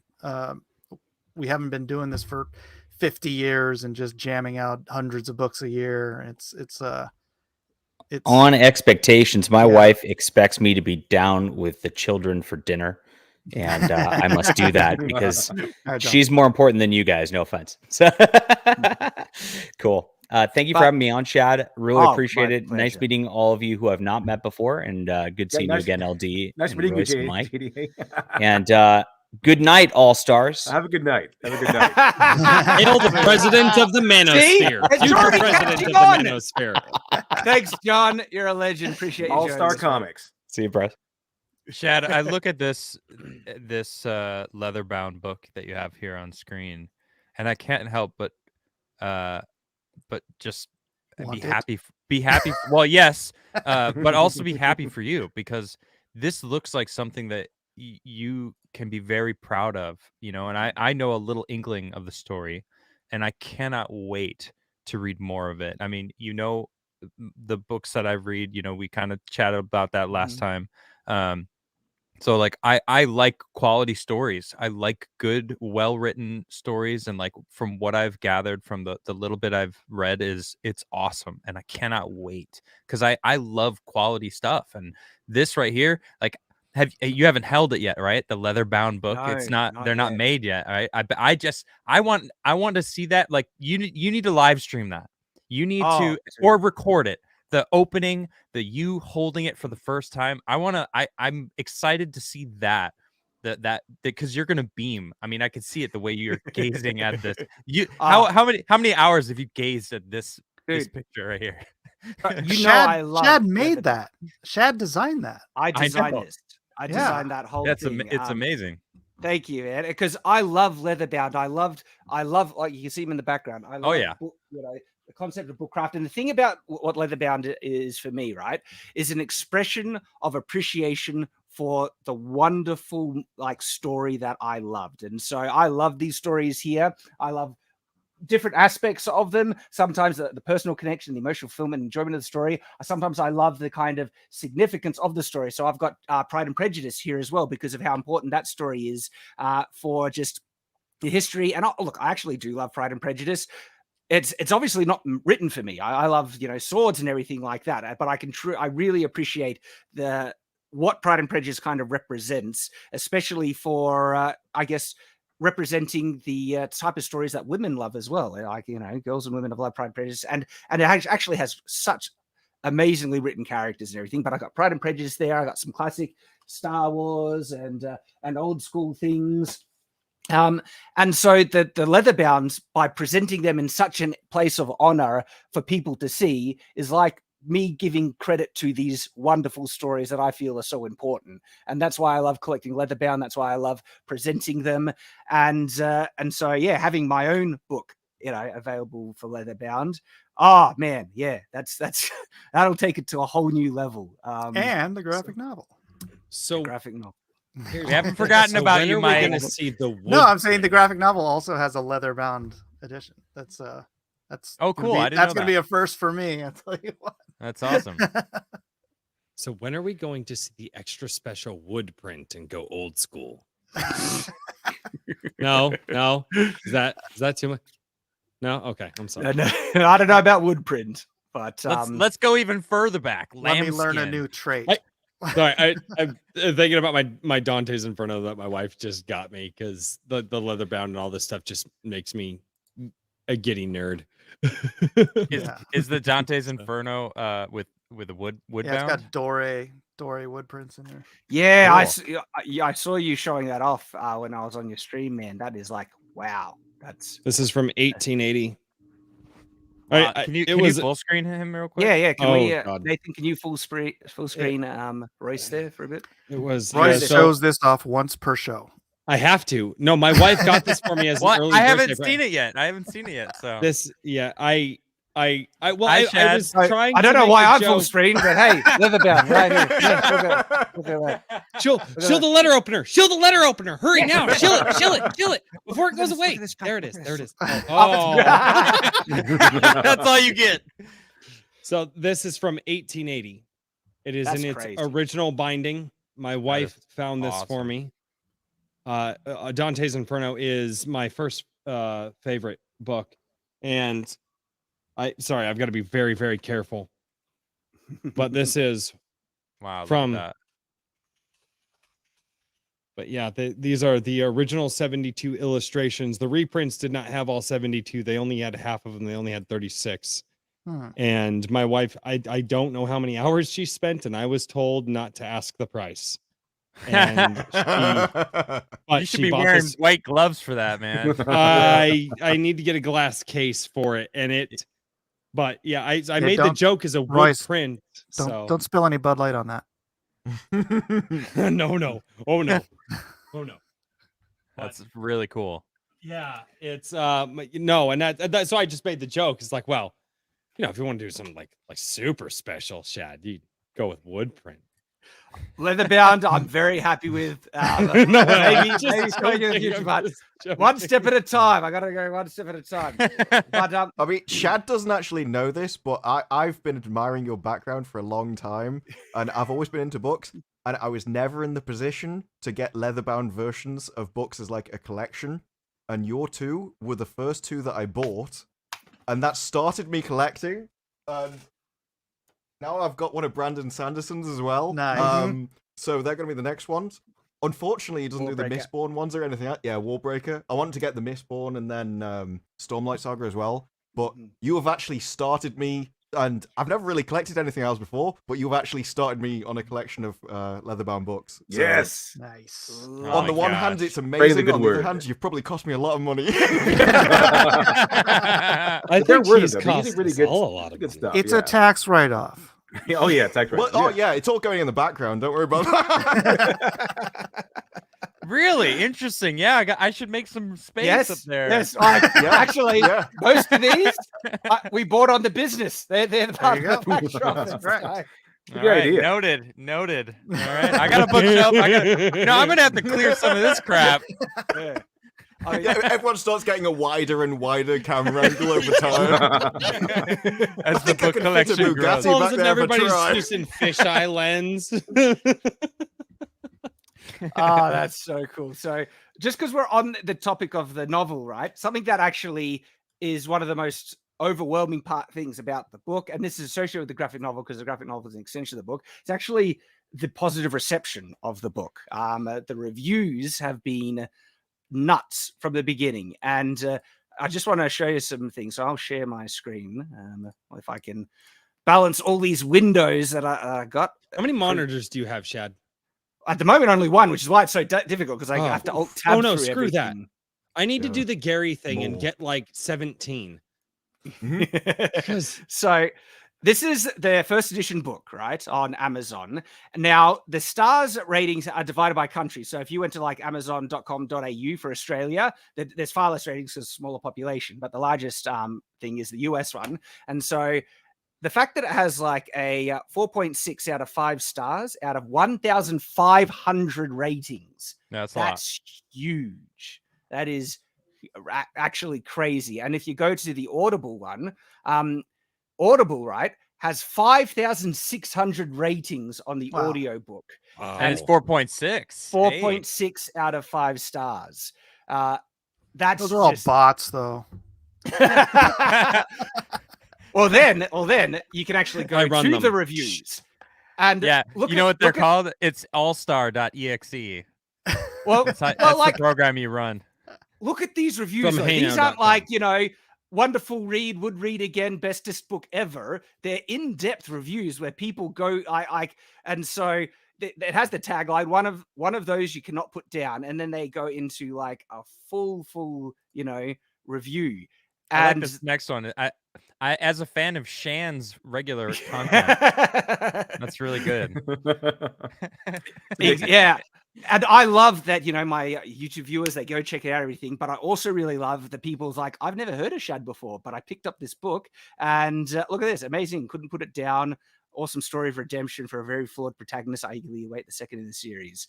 And it's surprisingly great. Like, people, because always good to sorry, hear. go, Adam. No. Oh, sorry. No, I didn't say anything. Oh, it was someone else. No, that was me. I actually really liked the story of redemption. I haven't read the novel before. And you were gracious enough to send me the PDF and do a review. I like the redemption story. I like without going too far into it, the grief of a character, the introspection that the character goes through. That's not touched on in a lot of what we were talking about earlier with the Disney and all that. And it's really, really refreshing to actually have a character go, maybe I done goofed. And I like that you wrote a character who is asking himself if he done goofed. And it's awesome. He did more than goof, though. Oh, yes, he did. And you covered that very quickly. And it's so refreshing because as somebody who has also goofed, I would imagine many people here on this panel have. Probably not as hard. No. Well, maybe not you, good sir, but my past will remain. Anyway, so but it's so nice to read a story about a character going, man, I screwed up. Maybe I should do better, because what more relatable story is there? And I think that's why you're getting the reviews that you're getting, is because everyone has made mistakes. And although obviously not the big ones that Dalen has, everybody's made a mistake, and everybody can relate to the, wow, I screwed up here in my life. But if this guy can try to come back from the horrible stuff that it's tantamount to the parable. And parable is so important. And it struck me as soon as it hit me. And I loved what you were talking about there, because I don't see it much anymore. And guess what? I'm a dad, I'm raising kids, and I need to be able to say, hey guys, if you want to see a story of a guy who screwed up, if you think you did bad, why don't you read this story? And Shad, you better make it a good one, because I got 4 kids that are going to read it. And we'll do my best, mate. I need them to know, guys, guess what? If you screw up, it's okay. Here's a story about a guy who screwed up, and he tried his hardest, so you guys can try your hardest. And I think that is something I left out of my review intentionally, because I wanted to say it to you. Dude, the next time I was able to. Well, it goes down to those universal truths that I was talking about. There are themes, when done properly, truly resonate with people. And that was one of the things that was, about the book, the concept of redemption. Because you're right, we all do things that we regret. And the idea that, sometimes you have guilt in your past that you wish, they never did. Different levels, of course, for individuals and stuff. But the idea of wanting to do better is a universal thing where everyone wants to, because everyone makes mistakes. And so with Dalen, I took it to the furthest extent I could, because I find that sometimes sharing stories through extreme examples helps drive the point home further, you know?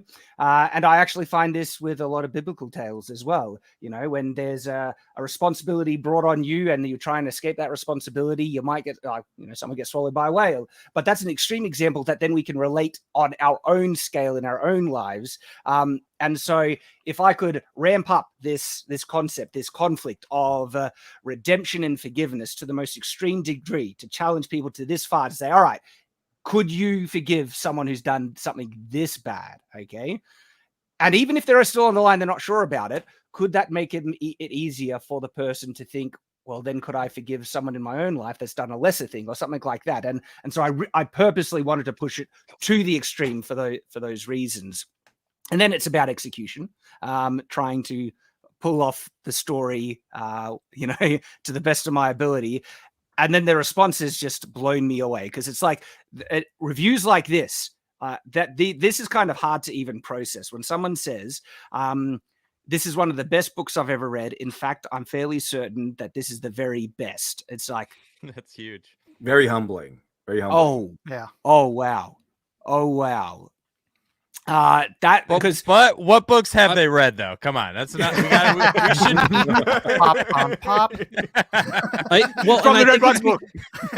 I think it's because you understand humanity, and that's so lost in storytelling. And for people to pick up a book and there's the essence of humanity in there, which has been lost. I mean, you guys were talking about She-Hulk, like, how much humanity is in that show. But I too much. That's their issue. There's like depravity. That's their entire life on the page. Depravity. They might rhyme, but humanity, depravity. It's. I just want to pipe in that we are now officially the 6th top-selling graphic novel on Indiegogo of all time. Let's go, Gary Button. Gary Button. Oh yes, Gary Button. Thank you, Gary Button. 440,000. Holy! Chat, type out Gary Button. Gary 4,040 backers. It's. I want to see some Gary Buttons in chat. Yeah. Gary Buttons in chat. That's crazy. 4,040 backers, reaching $440,000 US. It's poetic. Gosh. Oh, you know who else believed in universal truths and putting them in their stories? Stan Lee. Yes, Stan Lee believed in that. He actually legitimately said that. I actually have part of it here, but I don't know if you want to see it or not. But the thing is, feel free to share it. I'll get Nathan to bring it up. Okay, it's actually, I don't know where it is exactly, so I have to watch it from one of my own videos. But I have it's a little snippet. It's just a little snippet.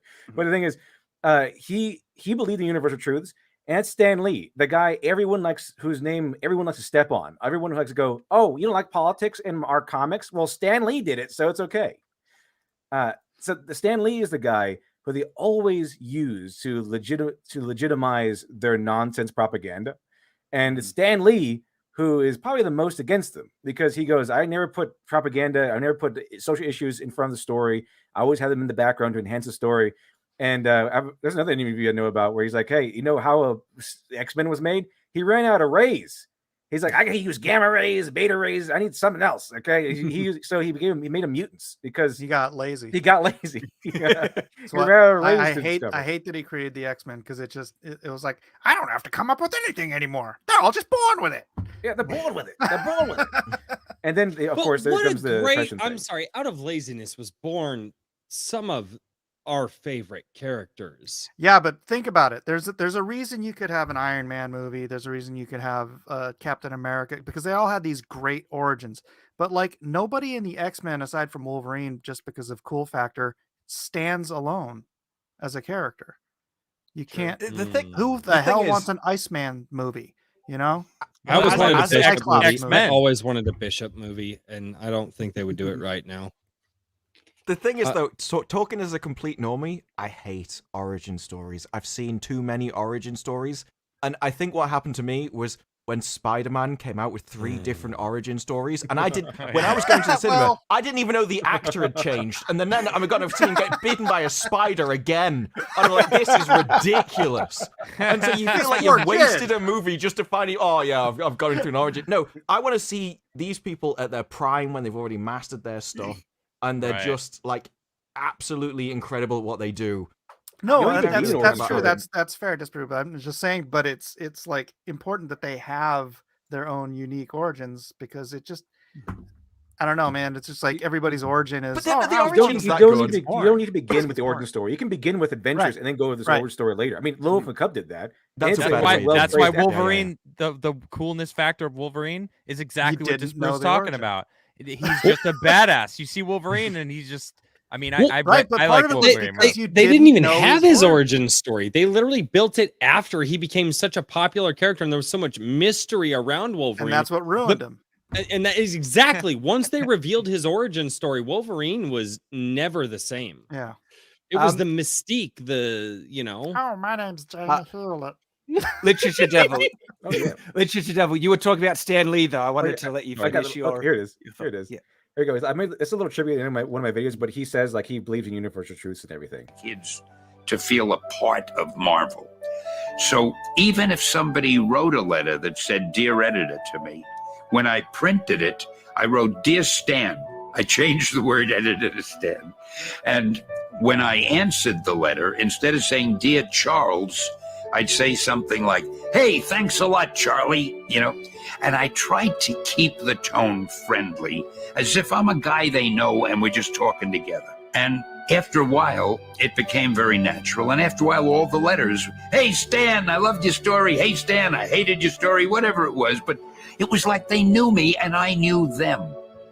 It's easy to forget that comics were never As good my at ASMR voice. politics, that most great comics just wanted to make the world better. I don't like to preach. I hate people to preach to me, and I don't like to preach to other people. But at the same time, I feel there are kind of universal truths that nobody could quibble with. Like, There it is. yes! To me, the most important mantra in the world is do unto others what you'd have them do unto you. I mean, I don't see how anybody could take issue with that, and I try to follow that. And I think if everybody followed it, this would be the world would be a much better place to live. And there it is. So true. Gratitude. I'd never ways. heard that quote. I'd never heard him say that. And because I wasn't repeating him when I was saying the universal truth thing over preaching politics. And to hear him say the exact same thing, man, that's why I'm here. Okay. I got these things. He's the only famous comic book creator in the world. Well, maybe not in Japan, but in America. Like you ask any normie, like, "Hey, who created Superman?" They'll be like, "Stan Lee." Stan Lee did, yeah. It's like Nintendo. Remember Nintendo? Like everything was Nintendo, even your Xbox. It's like kind of like that. Right. Yeah, he's the brand of comic book creator. He's the Band-Aid of comic book creators. Like everything is Stan Lee. So you know what kind of also broke my heart a little bit though is when he said that universal truths, things that no one would really object to or quibble with, or something. Now I'm paraphrasing because I don't remember exactly. Because nowadays, that's the thing that people are trying to object to. The do unto others as you would have others do unto you. And now they have it, no, do unto others as they do to you. And what they believe that people are doing to them is not what people are doing to them. And not just that, it is this twisted moral. It's sickening. And it's like the people that are picking up the batons, they're just waiting for people like Christopher Tolkien died, Stan Lee died. It's the people who had these visions and purpose. And as soon as they're gone, it's the same thing that happened with Trader Joe's and Aldi. It's like as soon as the people who want to maintain the original vision die, it's like here come the crows, and they just pick apart the corpses of the creations. More nostalgia to sell. Let's go. Remember back? It's that, and it's also product. It's the easiest way to provide legacy. Like creating your own legacy is incredibly difficult, but just attaching yourself intrinsically to somebody else's is far easier. That's why I think a lot of people. Well, yeah, that's why I think a lot of people like to do prequels because it allows you to attach some. You actually become intrinsically linked to another property which has far more respect than anything you like. If you make a sequel, you've still got to build something new because you're advancing into an area that's never been told before. But if you actually go prequel, then you can take things from the future and bring it back. And so you're like, this is how it was made. And so you are inevitably attached to that kind of thing. Yeah. And then they can subvert the entire message and meaning and purpose of the original. Like, look what they did with Doctor Who, you know? Oh, well, was the Doctor's even more interesting. Corruption. Because the new Doctor is calling himself the 15th Doctor. But that doesn't actually fit in with their own canon. Because now there's been like an infinite amount of Doctors that were created and we don't even know how many there are. but they still trying to go, oh no, we've made this limit, even though they've destroyed it in the past. I got sidetracked from what I was going to say. But you made a point there, though. It's all about destruction. You know, when they make these things and then they destroy them. Is it not all about destruction with what? No. Or did I miss trying to create their legacy, but they don't actually know. Because, for instance, how most people would create their legacy before would be through having a family and children. Like, you advance into the future through your offspring and passing on your genetics. Now, loads of people aren't even having kids. So they've got to come up with a new way of doing it. And not many people in the world are capable of creating entertainment that can pass down through the ages. That's an extremely limited amount of people. And so most people, like, it was an incredibly cynical way of putting it, but I think it is funny, of having kids is the only thing that makes you feel like you've achieved something that doesn't require any talent. But actually raising good kids does require talent. Whoa, hold on, sir. Whoa! I see what you're going to say. I have been a huge fan of yours, but you don't need to insult me like that. No, but you know what I mean? That allows you to feel like my wife would agree. To raise good kids actually does require talent, but just to produce them kind of doesn't. But it allows you to make a legacy. But you don't even have to be there. Now, what's the easiest way of doing it? How many dads are on the stream right now? Raise your hands. Yeah, I mean, just between the three of us, we've got 14 kids. I know. Damn! Wow. 14 amongst the three of you guys? Yeah. Oh. By the way, I have another Stanley clip if you want to watch that one as well. I think you'd like it. Yeah, let's do that. Like this one too. Because it's different when we say it versus coming from the man's mouth himself. So this will be good. Check this out. I've always tried to do our stories so that it didn't matter if you were of the white race, the black race, the brown race, or whatever. So social issues I try to get in the background or underlaying a plot, but never to the point of letting it interfere with the story or hitting the reader over the head. Oh, man. Yep. Oh, man. It's exactly what we were saying, and it's word for word. That's what I'm saying, man. As soon as he was underground, they started freaking killing off. But seriously, dude, you know, like the way that they treated him at the end of his life. Have you guys heard about some of the, oh my dude, I was there. I was at Kamikaze, and somebody told me, man, they have Stan back there like signing books, and they literally have someone lifting his hand, replacing the comic, and putting it down. Oh, it was horrible. It was elder abuse. If they ever do a documentary on that, the way that man was abused at the end of his life is atrocious. I didn't hear about Wasn't that. it him where they used like his Twitter account and stuff after he was dead to still advertise things? Yep. Wow, really? Yep. Yeah. I think they're doing it with Chad. Actually, they're doing it with Chadwick Boseman too. Oh, by the way, a friend of mine went and saw that movie. You want to hear his before we review? jump onto that subject, I do want to end off on just what also kind of rings true now. It's like we have been saying these things, right, without actually hearing. I never heard those quotes from Stan Lee, and it's kind of blowing me away that of course he understood that. All right. He was true. He was genuine. Right. But also now it's like, all right, if you want the next generation to pick up that torch and keep running to make the stories that matter for the current world, who's actually doing that? Who has that same philosophy and mindset that Stan Lee understood? It is literally us. We were saying that without even realizing that we were echoing what he was saying. And good night, Kikoman. Sorry. Yes, good night, Kikoman. Thank you for the support and the super chats. But man, we will be the ones to carry on that legacy because we're the only ones that seem to understand that the concept of universal truths and offering up entertainment as the primary motive for these stories. And we can do it. And I think we are doing it. And I mean, with your guys' level of marketing ability, we can rebuild this industry.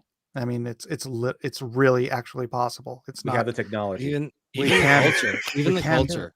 Yeah. Even the not just the industry, but the culture. You know, but what like Chad was saying, you start with the comic book industry because it is already so niche and it's already so small, and we can just with the finances of a few thousand people freaking topple an empire, because Marvel and DC, I say this all the time, Marvel and DC had 20 years of the greatest marketing possibility ever devised by man with the biggest blockbuster movies, and they did nothing to support the comic book industry. That could have sent comic books to the moon, to a new level that we had never seen before, if they actually, instead of changing the characters and everything, they actually just served up the good classic stuff. Comic books would be bigger than ever. So why do you think they didn't? Because they wanted to subvert it. They wanted to preach the message. They were problematic, and delayed gratification doesn't exist in this new generation. They don't care about the next generation. They care about making money and spreading their own message. And all of these idiots during that entire time were sitting here replacing all of those key characters with female this, gay that, black that, whatever. And it was like, I know this is an old freaking complaint, but it's what it was. I was talking to a comic book owner here, and he said this mother brought their son into the shop asking for Thor, and he's like, oh, the Thor on the wall was a chick, and he's like, he's right there, and the kid literally just left. He was like, it's like, there's your opportunity. Yeah, Chris Hemsworth is a man. He's in the movie. The kid comes in to get the Chris Hemsworth, and it's a girl. It's not there. The comic books were not catering to the new audience interest that the MCU were making. They changed all the characters, and now that it's the numbers that Marvel are doing and DC are doing, and it's dying and dying. But the thing is, though, the market is still there. There are still people who want this stuff, and good the stuff. Reason why comic books in particular are such a key thing from my perspective is that we have the means, like Literature says, we have the technology to produce works that are not only equivalent in quality but better quality comic books than the mainstream. Better written, better art, better quality overall, and that's huge. And so as a result, this could topple the old regime, and then I hope that will build into film, television, animation, because I'm so excited for All Star. Am I committing now? I commit to it. That's once I launch All Star, that's going to be the template. I'm going to do a trilogy of graphic novels of this space opera. That's going to be the template that I'm going to be using to pitch for film production. Okay, cool. To make something, that gives everything that people loved about Star Wars in a new package, but it needs to be of the right production value. But then we can start attacking the other fronts, and film is the big one. And this is laying down plans. I want to just show you guys a panel from a video that Nerdrotic made. I have it up on the screen, and that last clip of this is Falcon and Captain America talking, and this is like pre-woke era, and it's amazing, right? Because like, it's incredible. So from what Stan Lee was just basically saying, it's like, I'm just going to read it. Like, it's not my idea, Sam. The government says we have to have more minority members, and if you don't join the Avengers, priority privileges will be suspended. And he goes, well, I ought to change my name to the Token, huh? Blasted, Steve. I've proven myself as a superhero. I don't like being chosen to fill a quota. This is amazing. Right. It's demeaning. And he's openly stating it. Like, I earned this place. I deserve a spot just because I'm a badass superhero, not because I'm black. Nobody wants to be able to earn. Nobody able to earn something wants to be accepted or allowed in because of their skin color or something. They want to be in there because they earned it, because they have the capacity to earn it. I don't even think that's true. And the evidence for that is if you accept that She-Hulk is if you accept that She-Hulk is the personal diary of the writers, then look at what She-Hulk did when she was hired as a lawyer. She was hired as the diversity hire. She was hired because she was She-Hulk, and it made her miserable. She said, this has ruined my entire first day in this office. And all of those men in that room, they didn't have to put up with this because they were hired for their talent. And then she walks into another room, and what does her other person say? Yes, okay, all of that is true, but look at this office. Look at this desk. Look at what we've got. Look at the money that you're giving us. Cool. And she's like, yeah, okay. So she got bought off and How much it made her miserable. She didn't like it. She wanted to be hired for her talent, but you're what's still that? happy to You know what accept that's it proving, anyway. though? That's proving that there are gonna be human beings always that want to take the easier path in life. Oh yeah, Always. absolutely. There's always going to be those lazy people that don't want to do the work. Those are the ones that are bitching at Eric July, going, "It's never going to work." It's like, well, you just sound like you're lazy and you don't want to do the work, and you're jealous because he built himself an entire, a huge comic book story. He's It's building an amazing. empire. It's the building an beginning of an empire. empire. It really is the beginning Yeah, of an empire. I really like how the fact that he's an indie still. He's just a guy doing it by himself, with his audience and everything. But their expectation was like, you'll never make $1 million. Like, he's an indie guy. I mean, he did. The goalpost kept moving. That was the most amazing thing to see. You'll never make $1 million. You'll never outsell DC and Marvel. It'll never come out. Oh, it did come out? Well, it's going to be terrible. Like this, every single time they're wrong. Now they it's have the to move it second again. one will be terrible. The second one will be terrible. It has a crease on the end here, and that's that'll be the next.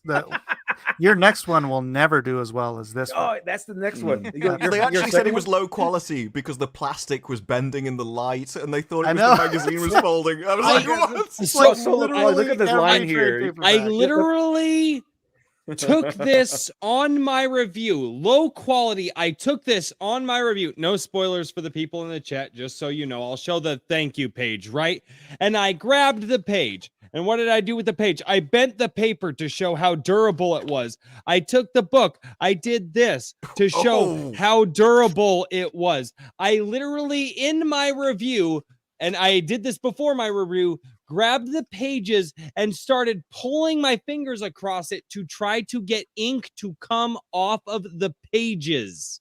Oh, they look nice. Oh my God. That's quality. Just to make a point. And I do this because it's quality, because I start with the thing I can hold in my hand. Well, it's not that good of a book. Are you kidding me? Well, they haven't held it in their hand, though. That's the thing. They haven't, and that's the problem. But That's they haven't held a. I mean, they that's, haven't held a lot in their hands except for themselves. But And yeah, I know what Mike is going to say. Mike, that's our printer. Yeah, we're using the same printer that printed Eric July's book. Hello, good sirs. This is something I think a lot of it does. People don't actually realize the varying different amounts of quality that you can get in a product, because they're used to sort of the mass-produced corporation kind of level. That when someone comes out with the quality thing, like, oh, I didn't actually know that paper could be this good. You can even take business cards. The incredible difference you can get in business cards between the very cheap ones to the sort of really premium ones is astronomical. You're like touching that. Impressive. Got a watermark. Incredible. It's got a watermark. Yeah. This has a laser pointer on it. It's silly and rail. But people think that paper is paper. It's like, no, when you actually hold this stuff, you can tell the difference. Yeah. So Something going into Disprue was quality mentioning earlier, just real quick, is that the people that are willing to accept that they got the job because of the color of their skin or the limp in their wrist or whatever it is, those are people whose principles are purchasable. Yep. That's the bottom line. It's like there's people who will stand on principle and there's people who will sell their principles. And so, sad. Oh, sorry, Royce, do you want to say something? No, just going into quality. So I was gifted a lot of old comic books from storage from my father-in-law. And just going into the quality of what I just showed. Now, obviously, these are very old. This is an old what if, Dude, I love newsprint. Don't even. Yeah. Hold on. But if I do to this thing what I just did to it'll Eric disintegrate. Yes. That is my only point here. I am not trying to attack you. I'm just trying to prove a point.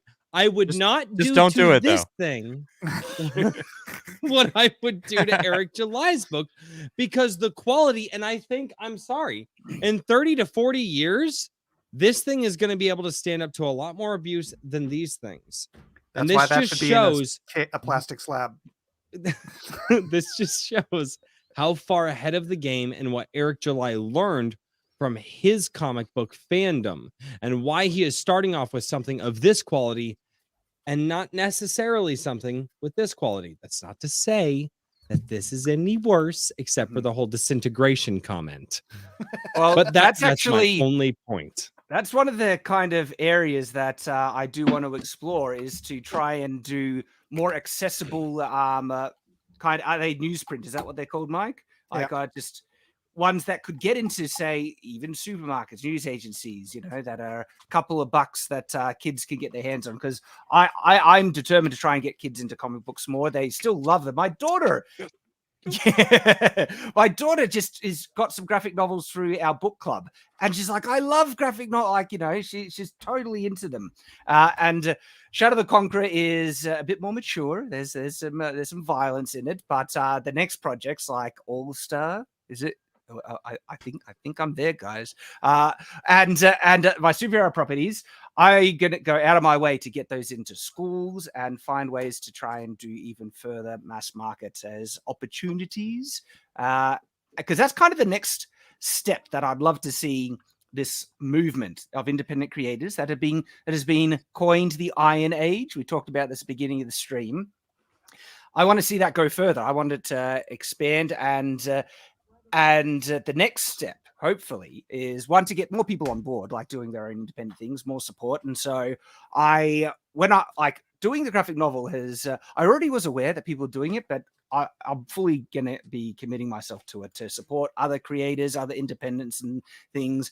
I'm looking forward to reviewing ISOM. I've ordered the Clownfish graphic novel as well. Crimson Wren. Yep, Crimson Wren. Yeah. I have Shadow Binders 1 and 2 upstairs. Oh, legend. I want to get so Razor Fist good. books and try and encourage people, because one of the key things that I'm finding more recently is that this independent sphere are focusing on making the best quality stuff they can make. In the past, the indie publishing scene has had a bit of a stigma, and granted, some of that stigma honestly was well-founded, of lower quality, because the traditional publishing thing, I have a lot of issues with it and stuff. One thing that they tried to do, this is what was their claim, is that they were a bar of quality. You know, to be published in the mainstream, you needed to be writing of the highest standard. But what's crazy about that is that when you look into some things, like, for instance, J.K. Rowling, she actually submitted Harry Potter to a lot of publishers, and she got turned down heaps. Mhm. Harry friggin' Potter. Yeah, a lot. Okay. I think a small miracle to Brandon get it published. Sanderson. He Brandon wrote like 10 Sanderson. books or something before he got his first one published. And not only that, right? He couldn't get a literary agent. Literary agents are turning him down. He has a great one now, and granted, this one saw potential in him, but he wasn't actually committing to pick up Brandon Sanderson. He says, try and rewrite it, or rewrite it and come back to me, okay? And he hadn't committed to representing Brandon until Brandon, he submitted Elantris to Tor, and they sat on it for over a year. And then after a year, they finally got to it and then decided, yeah, we want to pick this up. And Brandon was able to land a literary agent by having a publishing deal previously. He couldn't even get a solid literary agent before having a publishing deal. And then you hear about these publishing houses turning down friggin' Harry Potter. And so talk about this problem about gatekeeping and stuff. So when they say that the traditional publishing was, you know, a bar of quality, but how much is that true if they were turning down one of the biggest properties in the world because they actually aren't as insightful as to what quality is as they think they are? I mean, I actually don't think I probably could have gotten Shadow of the Conqueror traditionally published. And bear in mind, across all mediums, so if I include audiobook, print, and ebook, I think I've sold between 40 to 50,000 copies all up. For a debut novel, that's bonkers, okay? That's huge. Just to let you know, most books, if you take most books, okay, and this has been the standard for like years upon years, most books sell 11,000 copies in their lifetime. Their lifetime.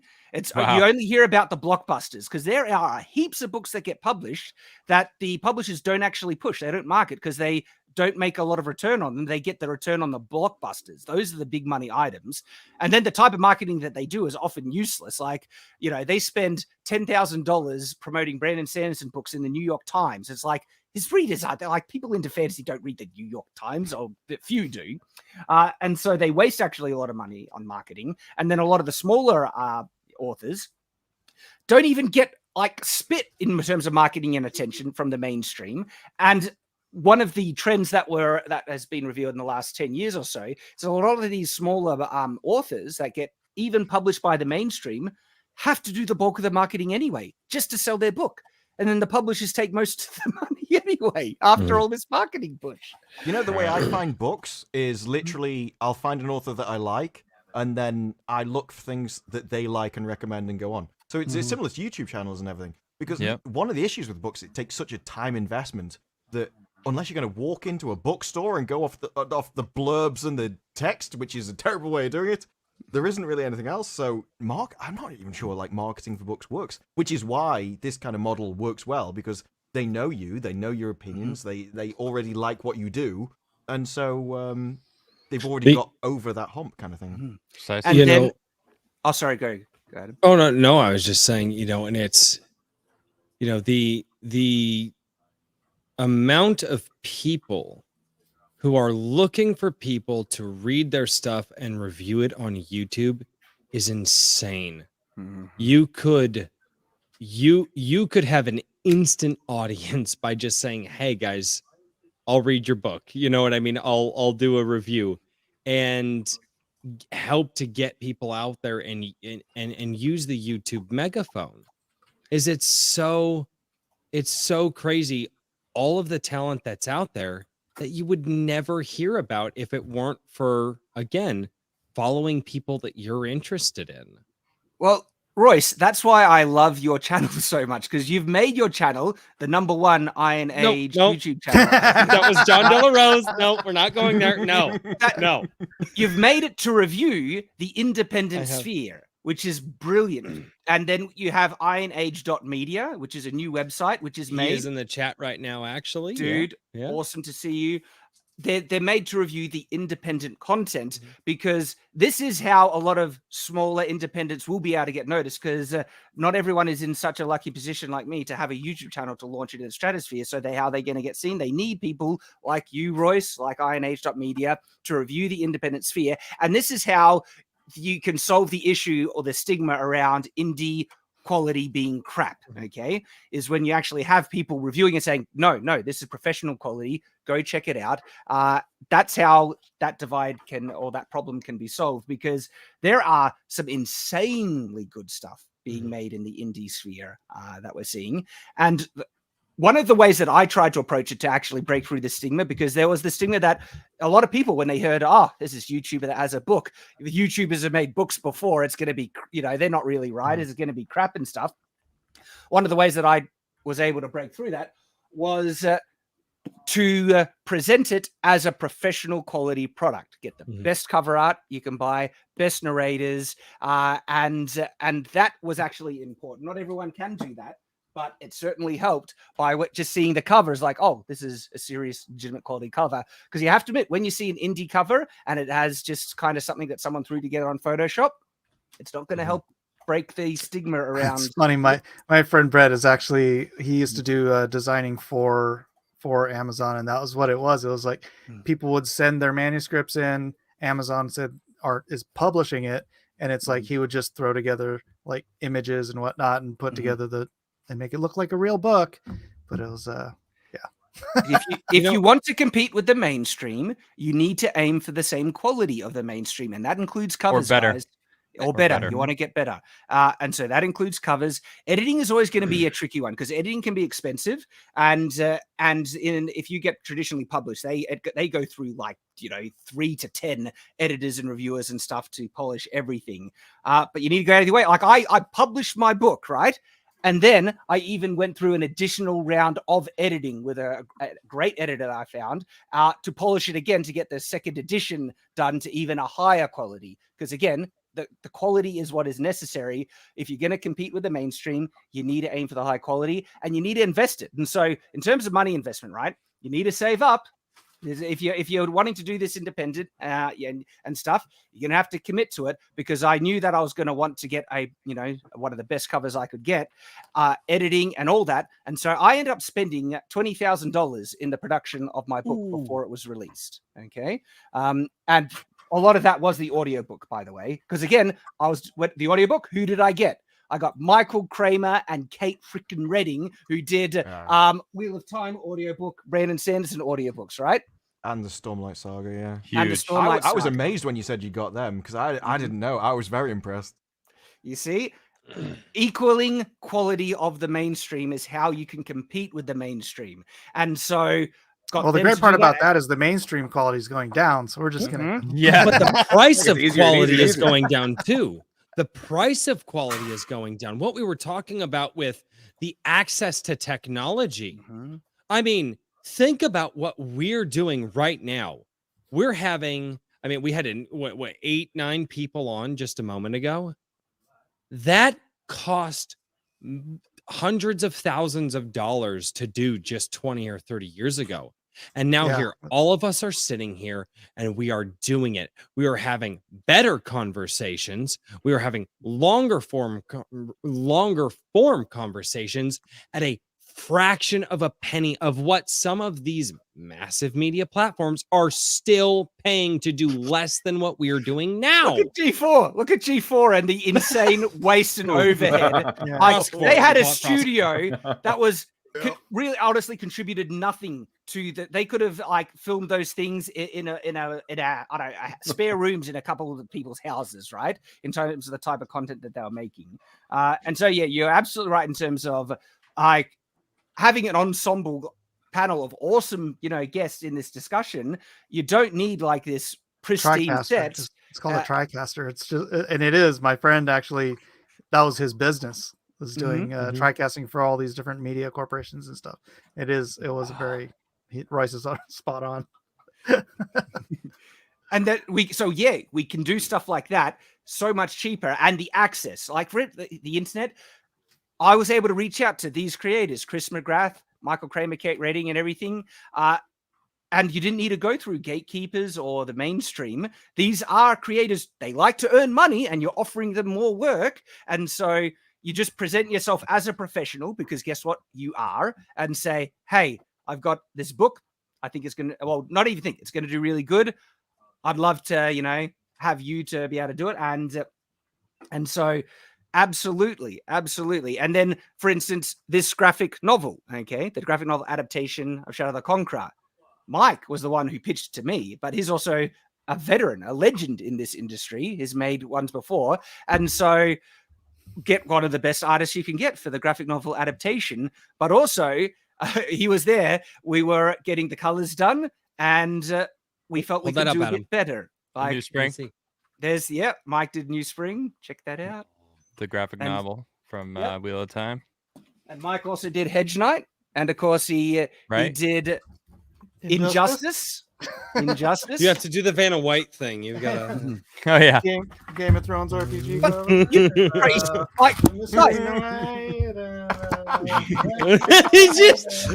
There we go. It's the Mary Poppins bag of comic books, ladies and gentlemen. Guys, this is the insane thing. Look at the talent Mike has, right? And Marvel DC are rejecting artists like this. They don't want Mike to work for them. The absolute astronomical friggin' morons. It's like, I can't believe they're doing that. It's like, okay, there's actually an insane pool of talent that Marvel and DC have shunned. Fine. They can still make incredible stuff.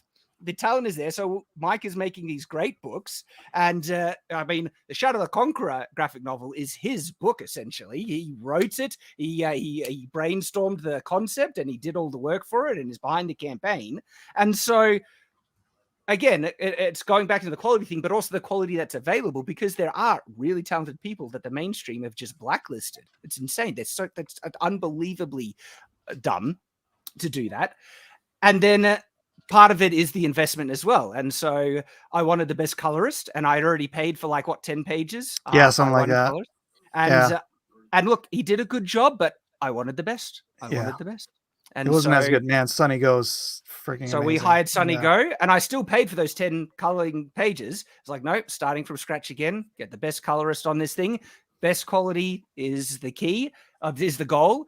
And when all is said and done, I've probably spent $50,000 on the production of this graphic novel up front to get it done, ready to go before launch. And so it's not going to take long to put the print order after the campaign ends, because to outcompete the mainstream, make better quality than the mainstream. And it does take commitment and investment, but when you're willing, absolutely, that's the goal.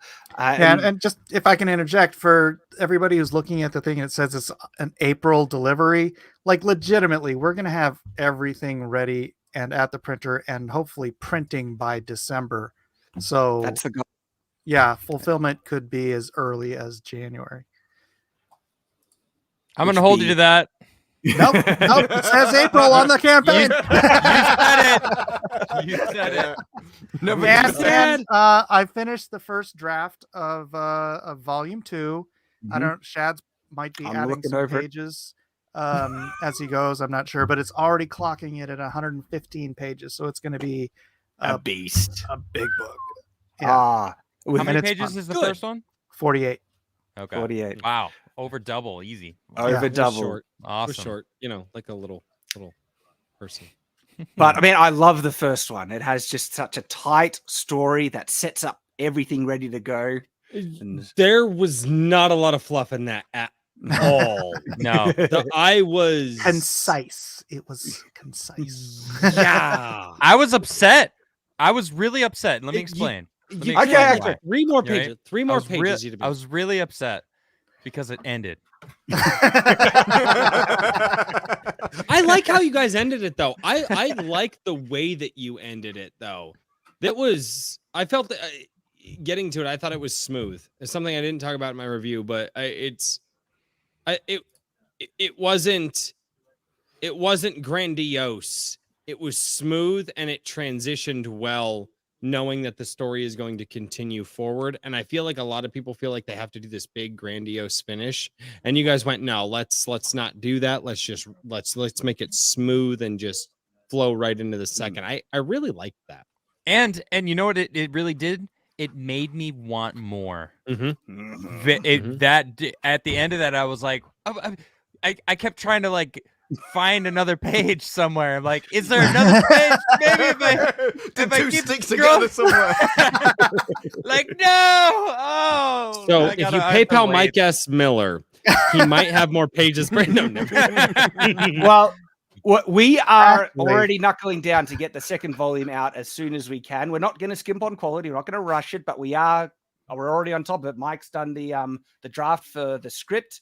I'm reviewing it. And by the way, it's coming together. I'm so excited for the second volume. Awesome. Great. There's a lot of good stuff in the second one. Oh my gosh. So I'm very excited. And guys, hey, update. We are up to 441,700. This thing is just rocketing on. And wow. 900. There you go. Wow. I don't know where it'll end. We have been trying to find a way to extend it, and hopefully if nothing gets in the way, we might be able to do that. Something could come up, and so still grab it while you can, because there have been some people messaging that, they're waiting for a paycheck before they can get it and they don't have a time. So if we can extend it, we're going to try, but we'll see what we can do. At the moment, 2 days, grab it while you can, and we'll see what we can do. Okay? And so exciting stuff. And I kind of want to point something out.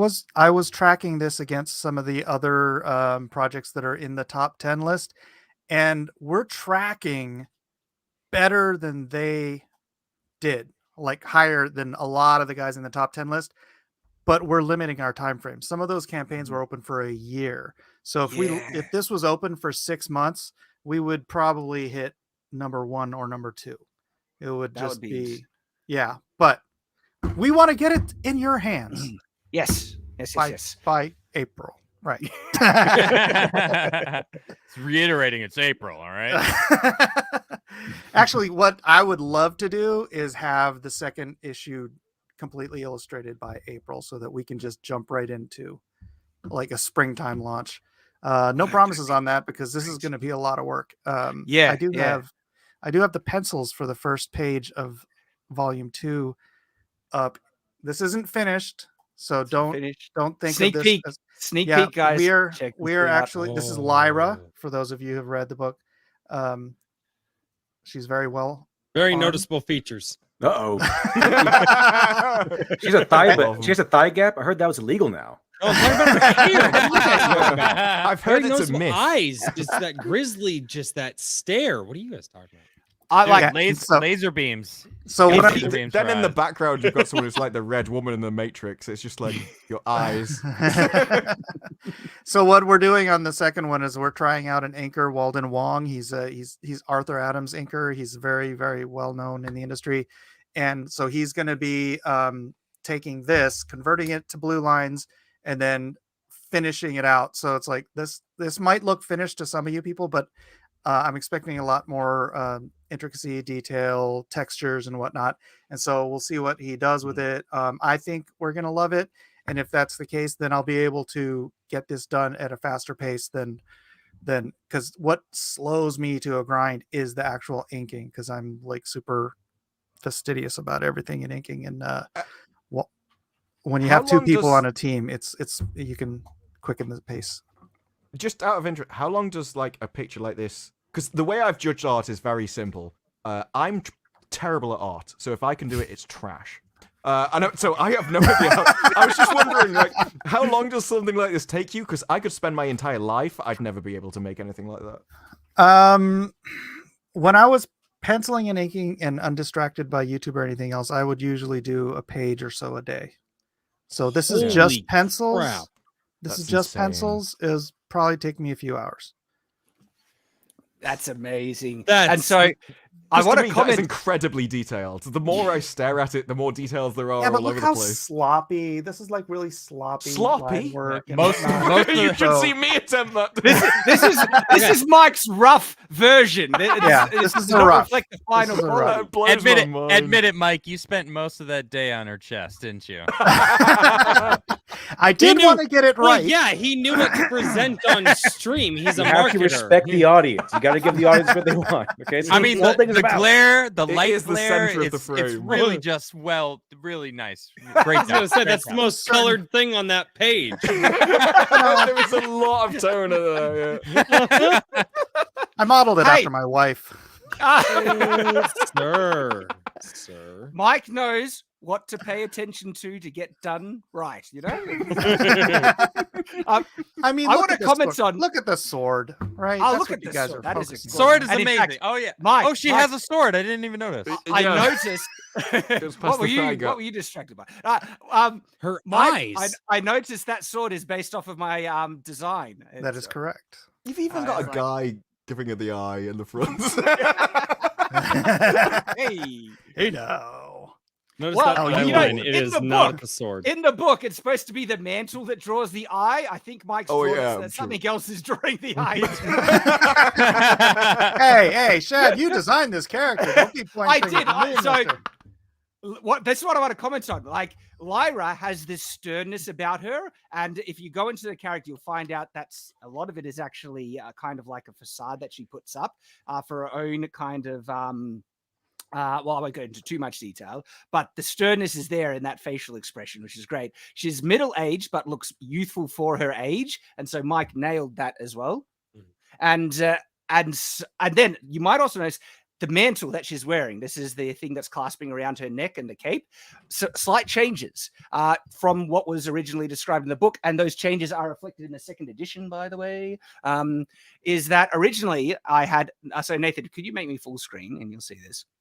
The mantle had sleeves, and when the short film was getting produced and we were looking through concepts, I realized that they distract. Like having no sleeves actually looked way better. Just one of those things what you get to see it in real life looks better. And originally the cape was supposed to be this really thin kind of banner. It was a banner cape, and Mike showed me the two different versions, one that looked more like a cape and one that was more accurate to the book. And the cape looks way better. It just has this regal, flow to it, which complements what the mantle is supposed to be. And because it's supposed to draw the eye, it's supposed to have this look of authority and regalness to it. And so I agreed with Mike. It's like an actual kind of cape, not a cloak that goes over the shoulders, but a cape works really well. And so we went with a cape, and I'm loving this interpretation. And Yeah, pay design. attention to the cape, boys. Oh, she's got a cape. Oh, the got eyes cape! as well. Oh, the cape! Oh, it's yeah, the cape. It's Did you notice the brooch? Look at the Arknight. The thing mantle behind brooch. the No, I hips. didn't actually Look at see that that until you brooch. mentioned it. I was like, okay. Did you notice the I boobs? thought you were going to talk about a belt. My wife is right here, guys. I was sort of talking about the cape and the sword. It was. I can't be the only one though. That like My wife says when- she's interested in the big booby girl you got on the screen right now. But like, And here you she see- comes. Her words see this- verbatim.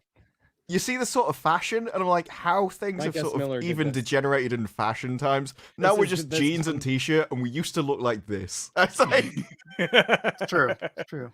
Even since the 50s, right?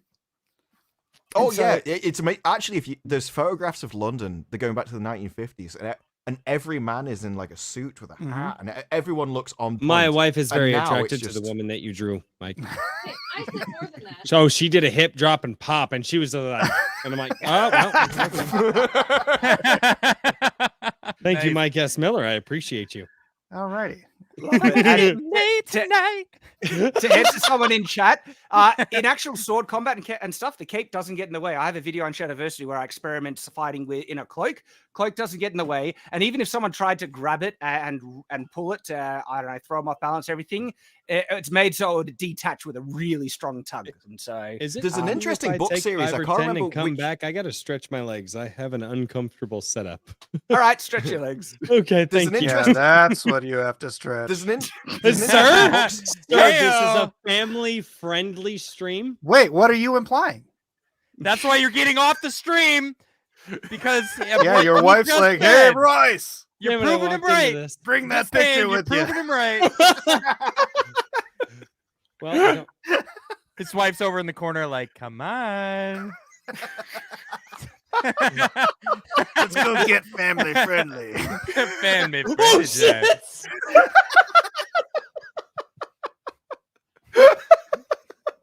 I have never thought of those 2 words in that context. 14 is enough, gentlemen. 14 is enough. Yeah, we don't need any more. Oh, that's a lie. You've No, the already world got a always football needs team more. between you. The world always needs more. No, stop it. Stop it. Children enjoy. Okay. 3 get to it, football buddy. teams. We can Get start a to it. tournament. What kind of So, tournament? Disparu actually had a point before we got Family-friendly distracted. tournament. Oh I'm yeah, not sure yeah. There was. I can't remember what the book series was, but it was about thieves. It was actually excellent. I can't remember the name though. But they used the cloak in battle, and I've always wondered whether it would actually be accurate or not. The idea was the cloak itself was separated into kind of multiple parts, almost like tails, and they would spin around in battle and send the cloak out towards the enemy to try and disguise their shape and where their blades were, so that they would never know whether it was the cloak coming at them or the sword was immediately underneath the cloak or coming out a different point. Well, that sounds Were they familiar. weighted? Were the tips weighted? Probably. It's been a while. That's like since they I've do that read in it. Kung Fu with ropes and stuff, right? Weighted ropes. Yeah, this was like Yeah. a part of them. It was a specially designed cloak in the books to do it. But it That's was cool. it was largely Have you read the designed to sword? sort of. The Sword of Truth? Have you read that series? No, it's No, not I in don't there. think I've read that one. That sounds No. familiar, though. I feel like But it was meant to like disguise their shape and where their weapons were. and someone's stuff, saying and- Mistborn. That could be it. Did you read Mistborn? I know Mistborn. It wasn't Mistborn. It wasn't Mistborn. Okay. But I think Mistborn does have a similar kind of. The Mistborn cloaks were designed to meld with the mist and be part of that. But I think that could work, especially for a fantasy setting where you can justify like near superhuman coordination and reflexes. Absolutely. Absolutely. Is there historical precedent? Maybe a little bit. Like, so what sometimes they would do, they would actually wrap the cloak up around their arm and forearm, because that would be enough material to block blade strikes, especially from rapier strikes. And they could slap aside things and almost have like a type of gauntlet shield in one arm. And if there was a bit of, material hanging off, they could use that to flick and distract. And so I think there is actually some historical precedent for that type of concept. Interesting thing, if we go back to the image, I'm not sure if Mike is still sharing it. So one of the things that I don't know is like, this isn't very gratuitous, but of course you can certainly see the curves. Lyra is meant to be a beautiful woman. I like curves. Cusack is going to be Mike did a great hilarious. job of establishing that, by the way. Oh yeah, it's wanna say. amazing, right? Oh, Cusack, speaking of Cusack, do you have an illustration of him already? Because I I have don't a think I've sketch. seen one. I have a sketch of Cusack that I can share with you. Yeah, please. So because he's a Turasian, and if you read the book, and so there's going to be one scene that's going to be interesting to illustrate. By the way, everyone listening right now, so Mike told me this in secret. By the way, all right, these boobs used to be a lot smaller, but every $100,000 that the campaign reaches, he's actually slowly increased the size. The Power of Girl them. method. That's So right. imagine if they hit a mill. My goodness, that's a good idea. I'll try that. I'm gonna start singing Jolene. For every $10,000, this woman's boobs will grow another touch size. Thing is, though, Cusack's pecs might be bigger. He has an Arnold Schwarzenegger build. Like Cusack is ripped, and all he wears is like the mantle and pants. There's a cultural thing where, and so he's like Cusack's a fun character. And so wait until you see him drawn. That's the next page. So I'd like to see what you got. I'll send you those sketches. Cool. But that's sneak peek, people. We get to see that already. We're concepting a second volume, so exciting stuff, big stuff that we are hoping to move on to. Now, how is everyone going? You've been going for 3.5 hours, which has been a heck of a fun stream. I am actually going to get out of here. I'm really hyped to get my books and finish reading the story because I got I see the graphic novel and I'm like, oh, but I need more. So I'm very excited. I mean, now I found out I've got to wait till April. Although maybe I get in January. I don't know. I'm confused. We're gonna do our best. Adam, I'm gonna reach out to Indiegogo and complain. Hey, wait a minute. They can help me out. I got Shad's book and it has a line right here. Well, that's where the cover kind of bends so you can open the book. It's low quality. Low quality. What's going on? That's a seam line. We're promising the lowest possible quality because we believe in under promise, over deliver. There it is. You sound like Marvel right now. You don't work with them anymore, Mike. That's over promise, under deliver. Oh, excuse me. Yeah. Right. My bad. Didn't Eternals save lives? Oh my god! Call you racist. It saved gas because nobody went to go see it. There it is. Anyway, thank you for having me on. I really appreciate it, Mike. Great conversation today. Yeah, that was awesome. Shad, Mike beat you onto the show. I still want to get you on. Disbrew, I'd love to have you on the channel too, man. I really love your content. Of course. And it'd be great to have a conversation. Literature Devil, it was nice to meet you. I really like your takes. Oh, thanks. Appreciate it. You nice pop in and drop the mic and then recede into the shadows. It's pretty nice. It's very stealthy. It works for you. And was it Ross? Royce. Well, he's busy having right now. He's making another football team. Well, it was a pleasure. It's a pleasure to meet him as well. I know Mike actually invited me onto a he's stream. done. Oh, he's here. Oh, what a surprise! Hey, we were totally weren't talking about you right now. No. Well, if you were, thank you, or in any manner, I don't care. Seriously, you look winded. Yeah, why? Yeah. Are you sweat? Is that? I mean, it only took us 28 seconds. Did you change your shirt? Is it hot in there? Gentlemen, a gentleman doesn't tell. Let me tell you something. You don't get 4 kids taking that long. No, you gotta whip them out, man. You gotta keep you.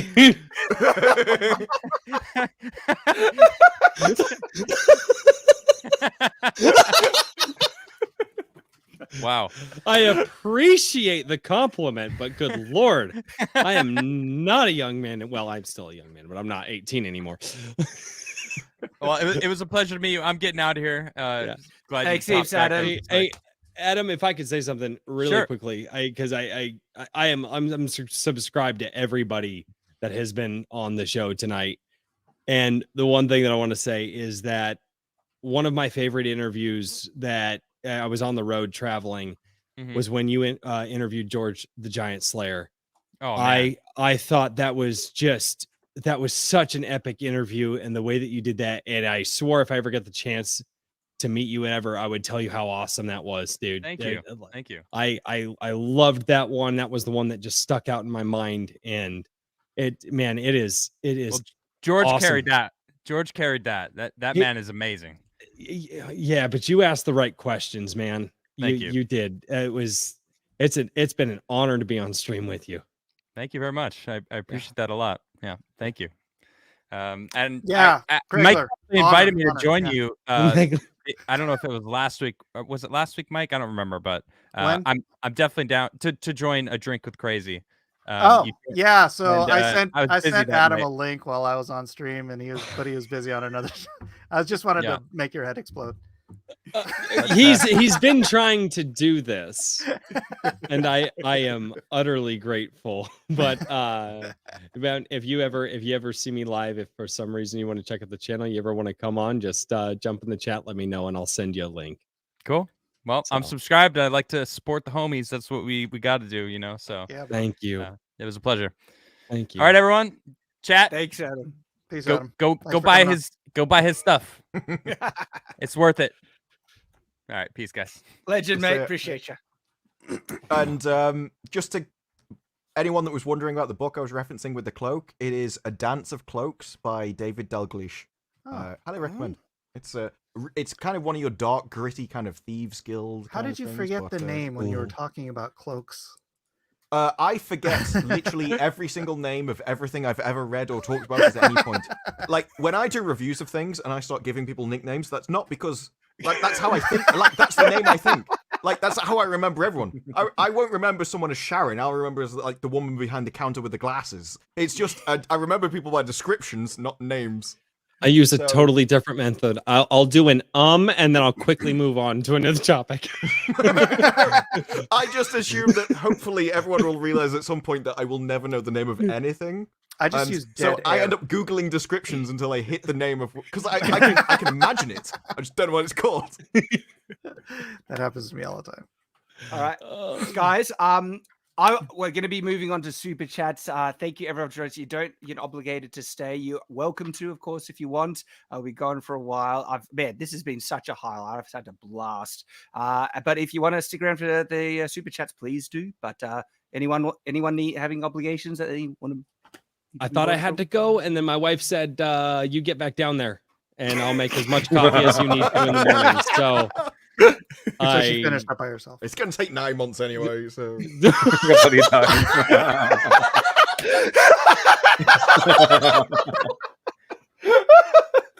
about? Sir! Technically. Oh my goodness, you guys are legends. But all right, so Ryan from the Arcade Outpost, he donated $50 and said, "Shad is the man, you are the man." Really appreciate you, Ryan. Kikuman, of course, with the $5 says, show you, Kikuman, #1 Iron Age YouTuber. Who's that? Of course. Gosh, yes. That would be that's Royce. Royce, the #1 Iron Age number YouTuber. 1, ladies and gentlemen. I didn't coin that. Take a bow. I didn't do it. D-Day Cobra, Jeremy from Geeks and Gamers donated $100. Jeremy. We read it out, but I'll read it again. He says, "Sorry you couldn't make it tonight, but congratulations, brother. You deserve it. Keep crushing it, Shad, dude." Thank you so much, Jeremy. You're a legend. Hope you guys are having a blast at your meetup. Sean Phillips, $4.99 says, "Can't wait for my books to come in. Cannot wait to get them to you, mate. Cannot wait." The Rookie Critic for $20 says, "I'll back the books on the last day for a final push. Looking forward to the short film." And so keeping an eye on Draddy Productions. Hope things still go forward there. They have hit some, roadblocks. I mentioned this on the Fighting Back stream on Shadiversity. So if you want a more detailed update, you can check that out. But awesome. Nerdrotic with his $100 super chat. You legend. Mad Lad said, "Shadtastic." Ghost Rider for $5 said, "Just bought your book in hardback and paid back today, Shad. Can't wait to read it." Can't wait to get them to you, man. Jeremy Binge for €5. I hope I pronounced it right. "Greetings from Vienna, where it is past 1 a.m. Dude, going late. Thank you for joining us. Patrick Bond for $5 says, excited for my book to come in. Good on you, man. Ordered it and some Tolkien books, so you're in great company. That's awesome. I mean, yeah, like when people have like, my book next to some of these great books that like I love, just blows me away. Isidro Lopez. Oh, Irwin? Isidro Lopez Irwin. Yes. Is that one of your regulars, hey, Rose? Yes, good sir. $15 says, oh, hey, the entirety of Drinks channel is present for muster. All 30 of us there are. All 30 of us there are. Yeah, mate, you're gonna he's grow. awesome. I reckon you're gonna take off, dude. I can't even fathom that. I can't. I 3 months ago when I made my first Rippaverse video, I could not have fathomed, and it just out of just being inspired, I couldn't have fathomed it would have grown to the degree that it has. And I have realized very quickly, I've let expectations go. I can't. I had Shadiversity on my premiere Friday night stream, which I have coined Iron Age Nights, and it just expectations out the window at this point. So I'm gonna keep my nose to the grindstone and just hammer it out. That's my expectation. And everybody do subscribe to A Drink with Crazy on YouTube. I mean, I would say describe to Disparu, but he's just like taking off, and dude. But I was going to say that attitude, nose to the grindstone, is exactly what you should do. Sort of iterative improvement, every video better than the one before, and before you know it, you're in a place where you couldn't be. 11 months ago was about the time that I was. Shad mentioned me. I was thinking it was about something like 1.6k at the time, so in a similar place you were. And then a year later, like 11 months later, I just like during the Halo days, actually. There was Lethal Lightning and Lady Gravemaster said you'll be at 100k before the end of the year, and I'm like, you two are insane. Like that's never gonna happen. They're going until this point. It's like everything kind of snowballs, and so just keep going at it, and you end up in a place you never thought you'd be in. It's thank you. incredible. And of course, subscribe to Literature Devil. Also, Mike S. Miller, he is Blacklist Universe here on YouTube. Subscribe to him and all the guests. But you're probably well aware of all the other guests. Litdy, is it Weeb Day tomorrow? Oh, it certainly is. Oh, yes. Got some fun tomorrow. Attaboy. Awesome. So Godfather for $20 says, hey, Shad, Godfather again. May I humbly suggest the All Saga or the Book of the All for your space opera. Also, I got mildly upset the other day and used light as an expletive. I thought you would find that. I do find that amusing because light is the expletive in Shadow of the Conqueror. I freaking love that. I love it. I like Book of the All. Book of the All sounds really good. Yeah, though. I'm so stubborn. I might just commit to And I think it's all star. That could be your anthology. All-Star, The Book of isn't the it? All could be the anthology. Maybe. There's no anthology. What are you talking about? Surely you have to be Book of All, though. No, I not mean, but the All. the All Stars, it's like the Star Wars, and so each story is going to have its own subtitle, right? Yeah, exactly. Yeah. There'll be Okay. All Star, not a New Oh. Hope, but All Star, something for the first story. The Fandom Menace.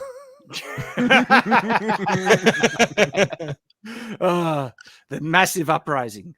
Did you know? so- There was a video of when Ewan McGregor was told the name of the Phantom Menace. They because George hadn't figured it out, and he's like at a premiere or something, and they're like, "Oh, did you hear George gave the movie a name?" He's like, "What is it?" And he's like, "The Phantom Menace," and he literally laughed. He's like, "Are you serious?"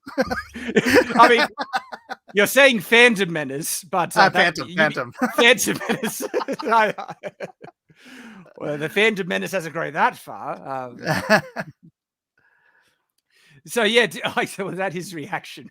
See something I do believe I want to try and do good name craft, but also if I just think the name fits, I usually will just go with it.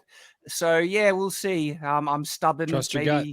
Maybe I'll Trust your just gut. try and get people to come over. Hey, it's your story, man. I know. Though I have to admit, Omnistellar was pretty damn good.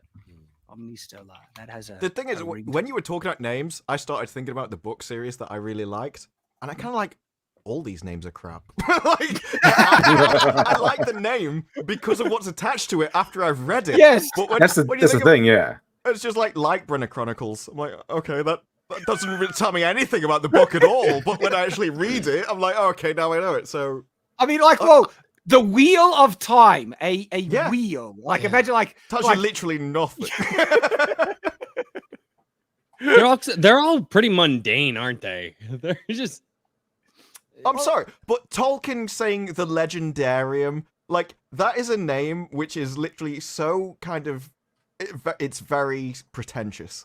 And so if it wasn't attached to a work which everyone else loved, you'd never get away with that. You couldn't launch a book series called the Legendarium. Like, it's way too sort of highbrow for people. Well, but Tolkien was a little bit more than a lot of others were. Yeah, but it's the quality. Like, what I'm getting at is it's the quality which is attached to the name which makes the name. If you actually think about names on its own, anything kind of begins to look like that's not good in itself. What you're saying is my channel is doomed to die because the quality sucks. Got it. You said quality. That's like, when a woman walks in the room, it's like, do you like the red dress or the black dress? You're like, I like the red dress. What's wrong with the black dress? It's like, no, you can't just assume. It's a very no dress is always the answer. Not if you're going out. Well, okay, sir. True. I was going to say, where are you going? To the bedroom? Anyway. 9 months, you said 9 months, 9 okay? months. All right, thank you, Godfather, for the super chat. I do appreciate it. Sean Phillips for $4.99 says, I love to work for you as a world builder / writer, but I live in America. And I did mention this on the space opera stream where I was going into it, reaching out to some big, hopefully some really great writers at first, and then I do want to expand it and perhaps give some up and comers a chance based on talent. But at the moment, I'll be trying to get someone awesome for this. I'm not saying you're not awesome, but like established professionals, hopefully. But thank you for the super chat. That was a $4.99. That was a funny conversation though on Discord. Yeah. How the hell do you have contact? We have plans. We have plans. And Mike has contacts. Man, he has contacts. Mike is a legend. Stephen Nancaro for $50 says, Shad is a Victorian legend. Thank you, man. And I was like, Victorian Australia, I believe. That's like, if not an Australian legend. We'll be backing all your future projects, especially your alternate Star Wars. It's not a parody. It's going to be almost a homage, like a respectful thing to what the greatness that Star Wars was, and to try and make something as good and to give people the thing that they loved about it. Sorry about the Australian AUD currency. I'm assuming it's referring to. Not a dude. Represent. Got an Aussie. Thank you, man. Really appreciate it. And this is Literature Devil. Your one. He says, Literature Devil said, congratulations on the success, Shad. Hope you make break 1 million. Dude, yeah, I like that guy. He's it's good super chats. Yeah, you've heard of Literature Devil. Love that. I'm subscribed. Yeah, me too. Kikuman with a monster $200 donation, and I'll repeat this one. He says, Eric, Shad, John, your success is remarkable and shows a clear change in culture. May the soy tide become a tsunami to destroy Marvel, DC, Universe, #1 Iron Age YouTuber. May the soy be with you. Soy be with us. I thought that was like soy sauce. Kikoman is a brand of soy sauce. Yes. I have that. Yes. Yes. And now it's pretty much the world's most popular soy sauce. Yeah. Yes. Destroy the soys with me. Someone will destroy the soys with me. People in my Gilded, when he started commenting, were like, what are you saying? And I'm like, and as he just started interacting, people are like, oh, this guy's totally awesome. But Kikuman, genuinely, thank you for such a donation. You're a legend. And thank you to everyone who donates. It really touches my heart, everyone who does. Wolf Spain for $4.99 says, congrats, Shad. Just bought the comic and novel in the Kane White cover. Yeah. Thank you. Covers are awesome. And Kane White did a phenomenal job. Jay Hartwig for $2 Australian says, God is yes. Yes, I agree. Godfather for $10 says, sorry about all of the stress, anger, and disappointment you've suffered from watching She-Hulk. We did it for you. I didn't do it. I just watched these guys. Yeah, Disparu. His wasn't anger, stress, or disappointment at all. I've bought every piece of merch I could find. And then he says, I'm waiting for the She-Hulk blow-up doll standing behind you. He says, you know what? I Won't... just started swapping t-shirts. Like, I didn't even comment on it. I'm just like, I'm going to show. I didn't even show you. Look, I'm wearing my. Hey, that's a special. Sir, one you wore might- that shirt yesterday. Yeah, shut up. Wear it every day. Every day. Did you wash it at least? No. Good man. Perk of working. My from wife home. likes the way I smell. What do you want? Sir, it's a manly I've musk. been told it takes 9 months. He also says, you know what won't stress you out? The 2003 Hulk movie with Eric Bana. I've heard it won't. Keep asking. Who knows? There might be a review. Don't give up, sir. I appreciate your dedication. Kickerman again for $5 says, Shad, better leave a personal message on the signed copies. I will exchange it for soy. I got to sign. There's a lot to sign. It's a lot to sign. And so it's definitely doing the sign. If you meet me in person and you want a personalized message, I'll do that. Okay.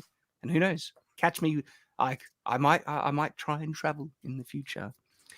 Talking Pulp Press. Now, this gentleman, he has a book that you can check out that's got a review on ironage.media. It's Barbarians of the, you know this one. Royce? Yep. It's Barbarians of the Storm. Barbarians of the Storm. And the book that he is mostly talking about right now, which is his newest book, is Dan the Destructor. I do not have my hands on it yet, but I am very, very excited to get my hands on it. Let me find the right. While you're Chrome figuring tab. that There out, we go.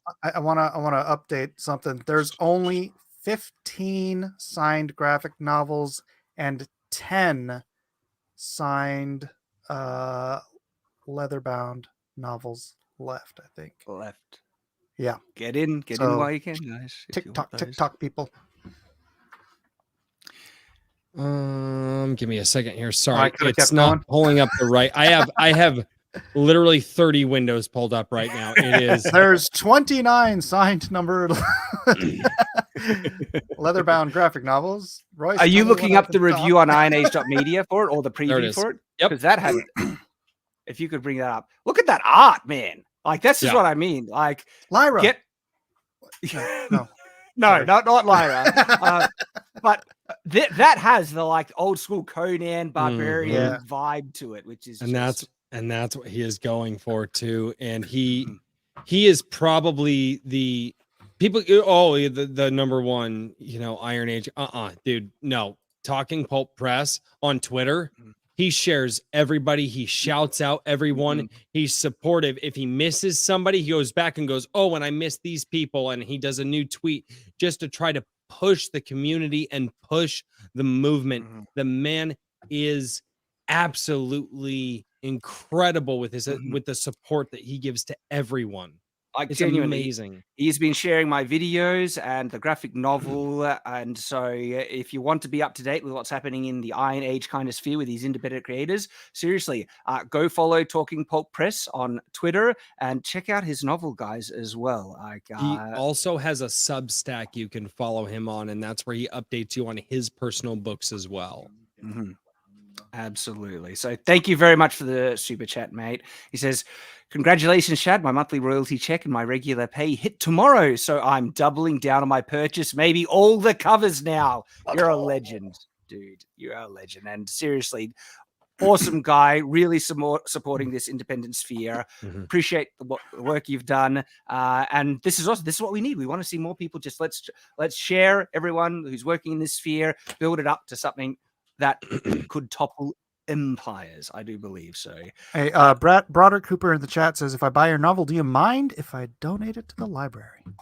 Not at all, dude. Right? That'd be awesome. Actually, amazing. Absolutely. Can you imagine? Just think about that. Some little kid comes in, or a kid of whatever age that you think of. Maybe not little kid. Maybe a teenager comes in. Like, what is this? And they read it, and they're just in. can you imagine that feeling of them going, "This is my favorite book ever"? Oh hell yeah, that's just incredible. Ah. It's what we're building towards. We want, if they're not going to make things that inspire the new generation with great stories, we can do it ourselves. Swift Sword Rush donates $2. Thank you very much. Kzone 117 for $20 says, "Greetings, Shad and Company. I purchased a signed copy of the novel, and it will be an honor to have Shad's signature on my shelf. Also, Darth Maul character in All Star, pending when." See, people are already calling it. They're already calling it All Star. It's catching on, guys. But sir, and I have to ask this on behalf of my wife. Will you have big titty goth girl representation in your book? The one representation I love people care about. I love how Literature Devil is just like, My attention is caught once more. Guaranteed sell.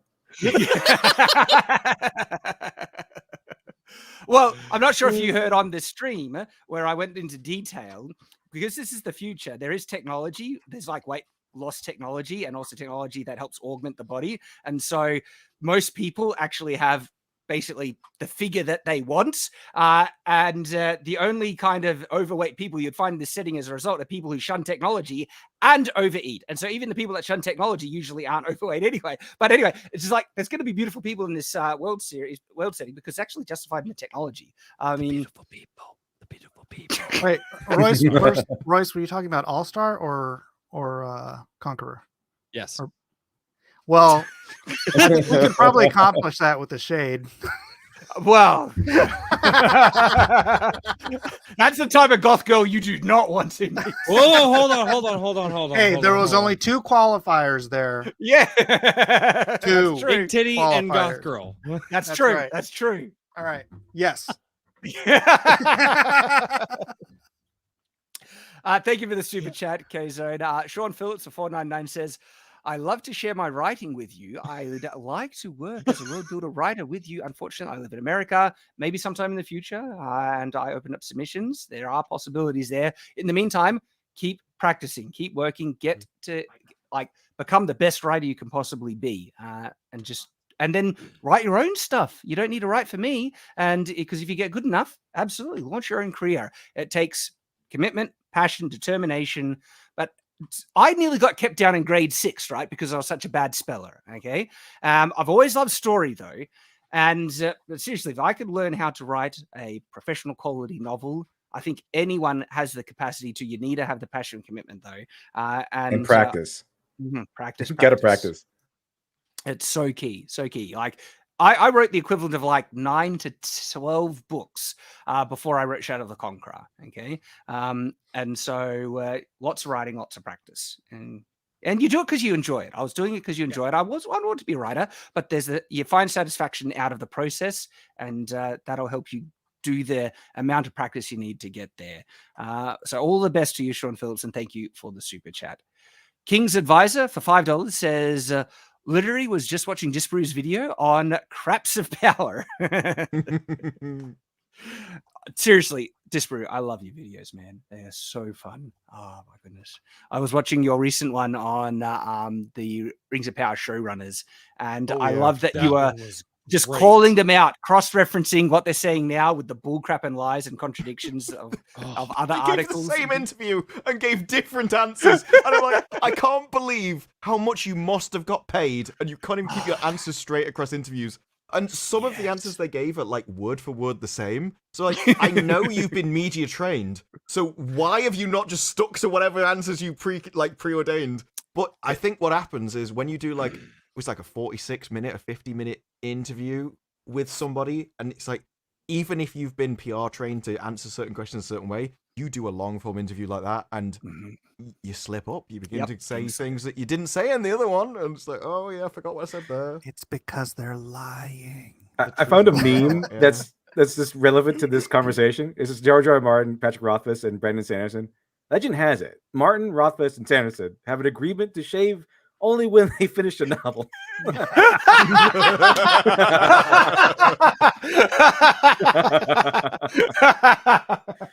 Better get on it, boys. Oh man, I do love that. Classic. Okay, so we have Craps of Power. Sophie for 10 p.m. says, greetings, can't wait for my copies. Managed to get the leather-bound graphic novel and signed hardback. So excited. First listen to the first listen on Audible, and it was awesome. Hi again, Disparu. Congrats on the 100K. Hope to see you guys on FNT. Yeah, dude. Man, you're not only you're going to blow past 100K faster than you realize. You're the next critical drinker in this sphere, I reckon. I wouldn't go that far. Like, I would. Critical drinker's like a step above everybody. I remember when he just started out and he was small, man. He's drunk like all of the time. I mean, he's not the only Royce, there's the key. It's like, just keep drinking.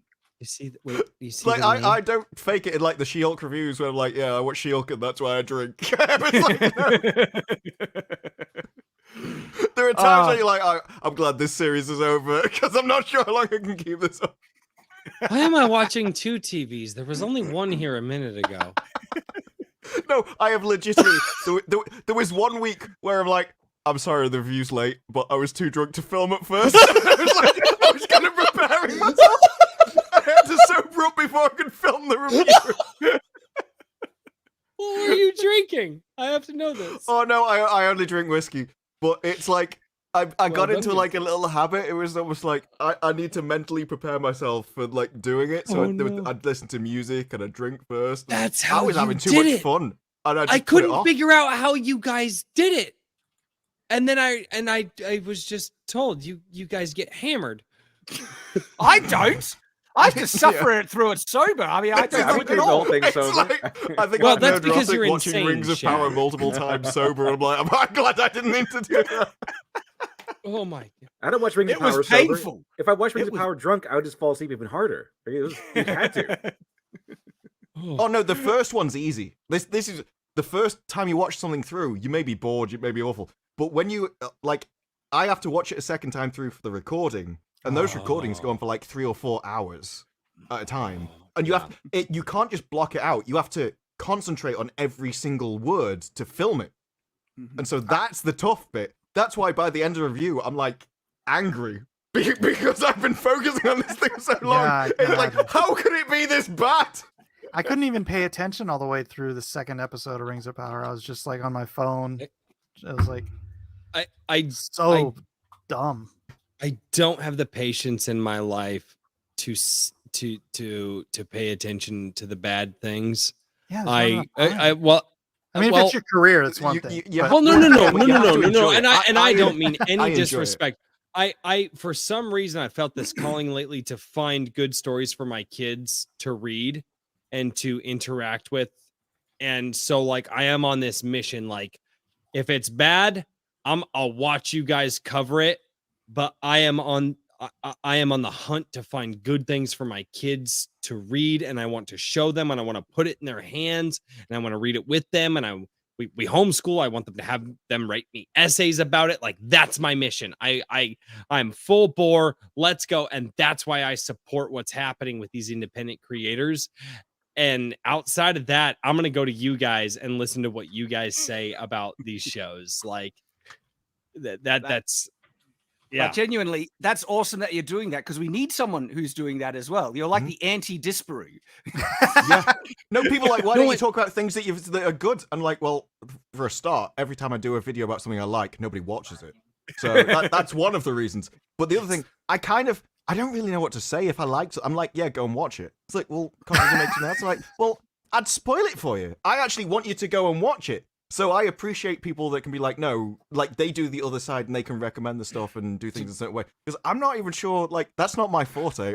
I'd prefer to rip apart trash. Me, naturally, I like taking the piss out of things. So it's like, I get attracted to the other stuff.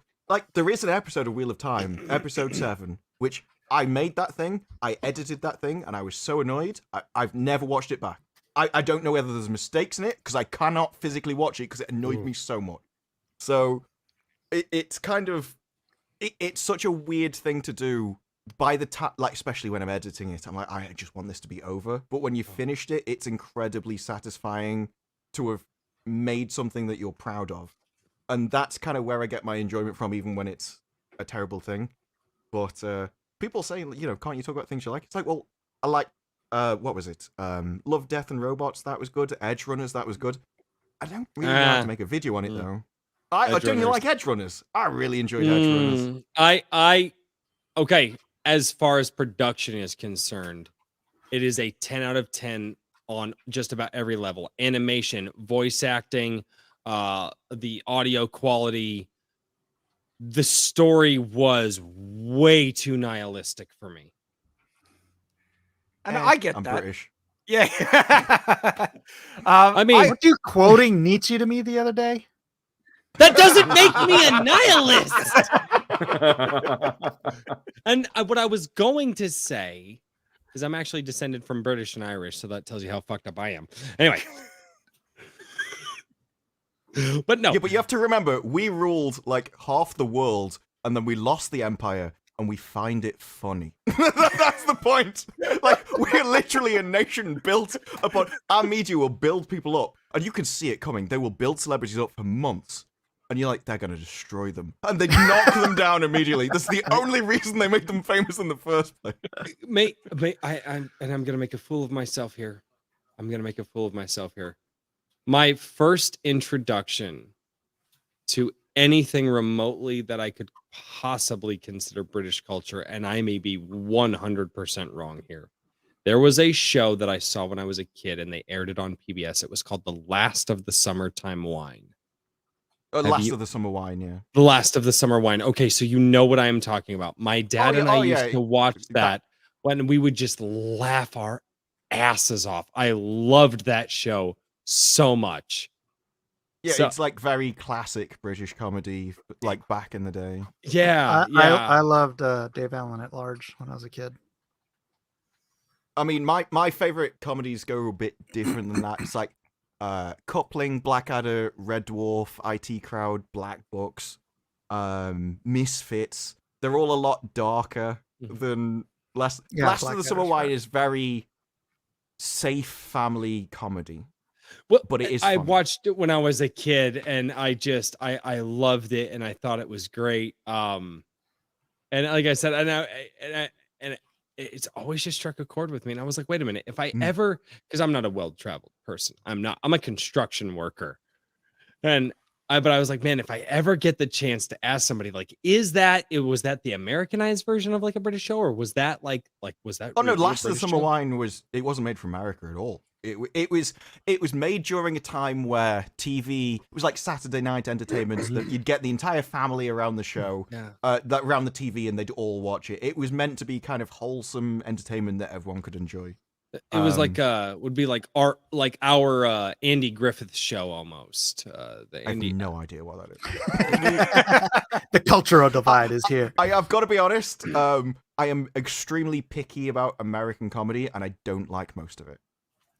So the Andy Griffith Show is a show from what was the 50s when the 50s when it began airing. If you've never, it's about it's like a Southern California, a tiny Southern California town.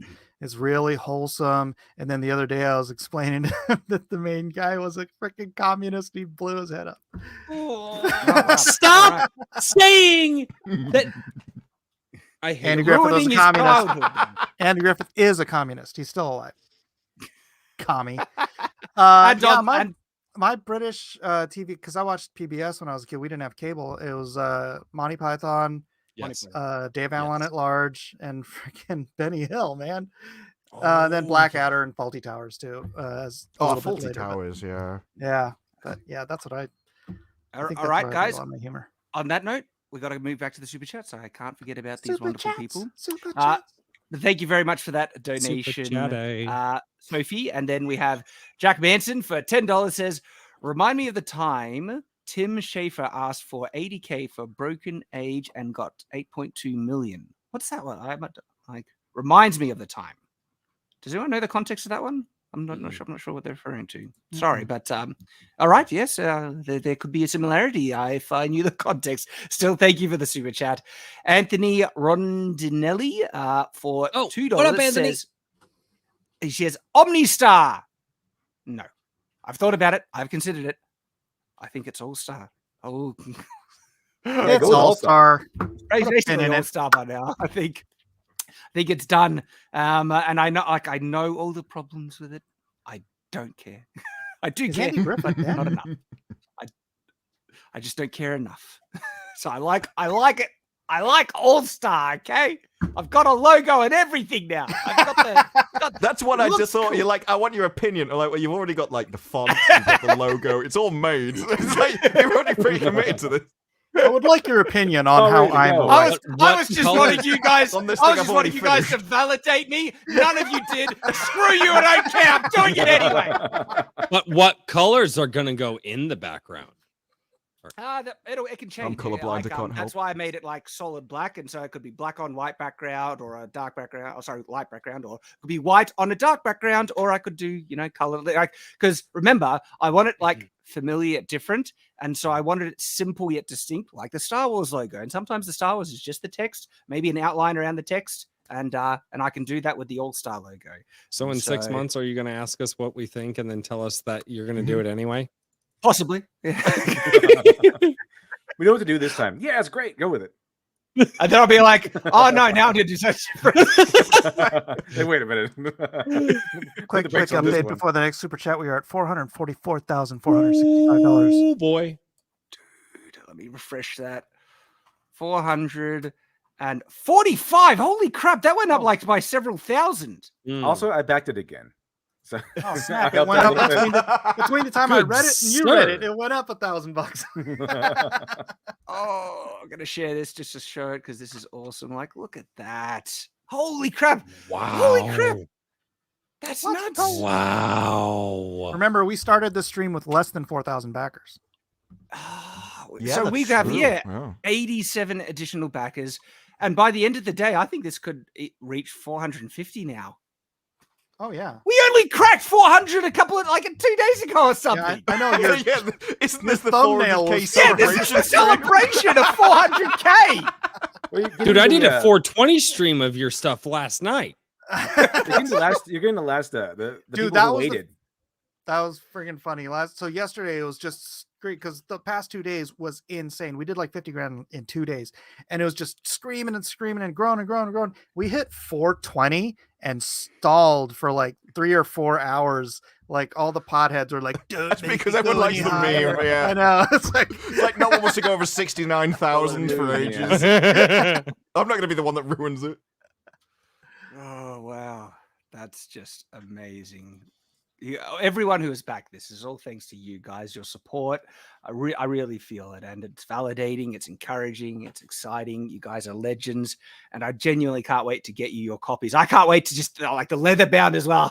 You're not gonna eat it, are you? I'll sniff it. If not eat it, I'm definitely gonna sniff it. We're ordering Shad, extra, so obviously there's one to eat. Oh, sorry. One to keep. I was like, you can extra leather bound copies. So I mean, one to keep, one to eat. It's all there. And some for special giveaways. Yeah. I just want him to do the special 1-year release after all this is done, and he comes out with a special limited edition that is like the inverse of the colors, so you can have like a white leather bound copy. Blue leather. That would be great. Shadow the Conqueror Noir. It's just just a different cover. I would buy it because. Well, I mean, these ones after the campaign ends, there's going to be some few retailers that might have had the foresight to purchase some extra, and so they could be available there. And I might have just a couple as special giveaways, but they're going to be hard to find after this campaign closes. So if you want to get them at the best price, you'll probably find. And then if you can find them at all afterwards, now's the time to do it for a lot of these items. And if and there's only like going to be possibility of 1 or 2, like because there's going to be the novel that has the second edition novel that has the same cover, the standard cover, but you won't get it in those collector covers again. That's done after this print. And there's a number of items that are like that, and so completely done. Last chance. All right, thank you very much for that super chat. That was awesome, and we are going so great.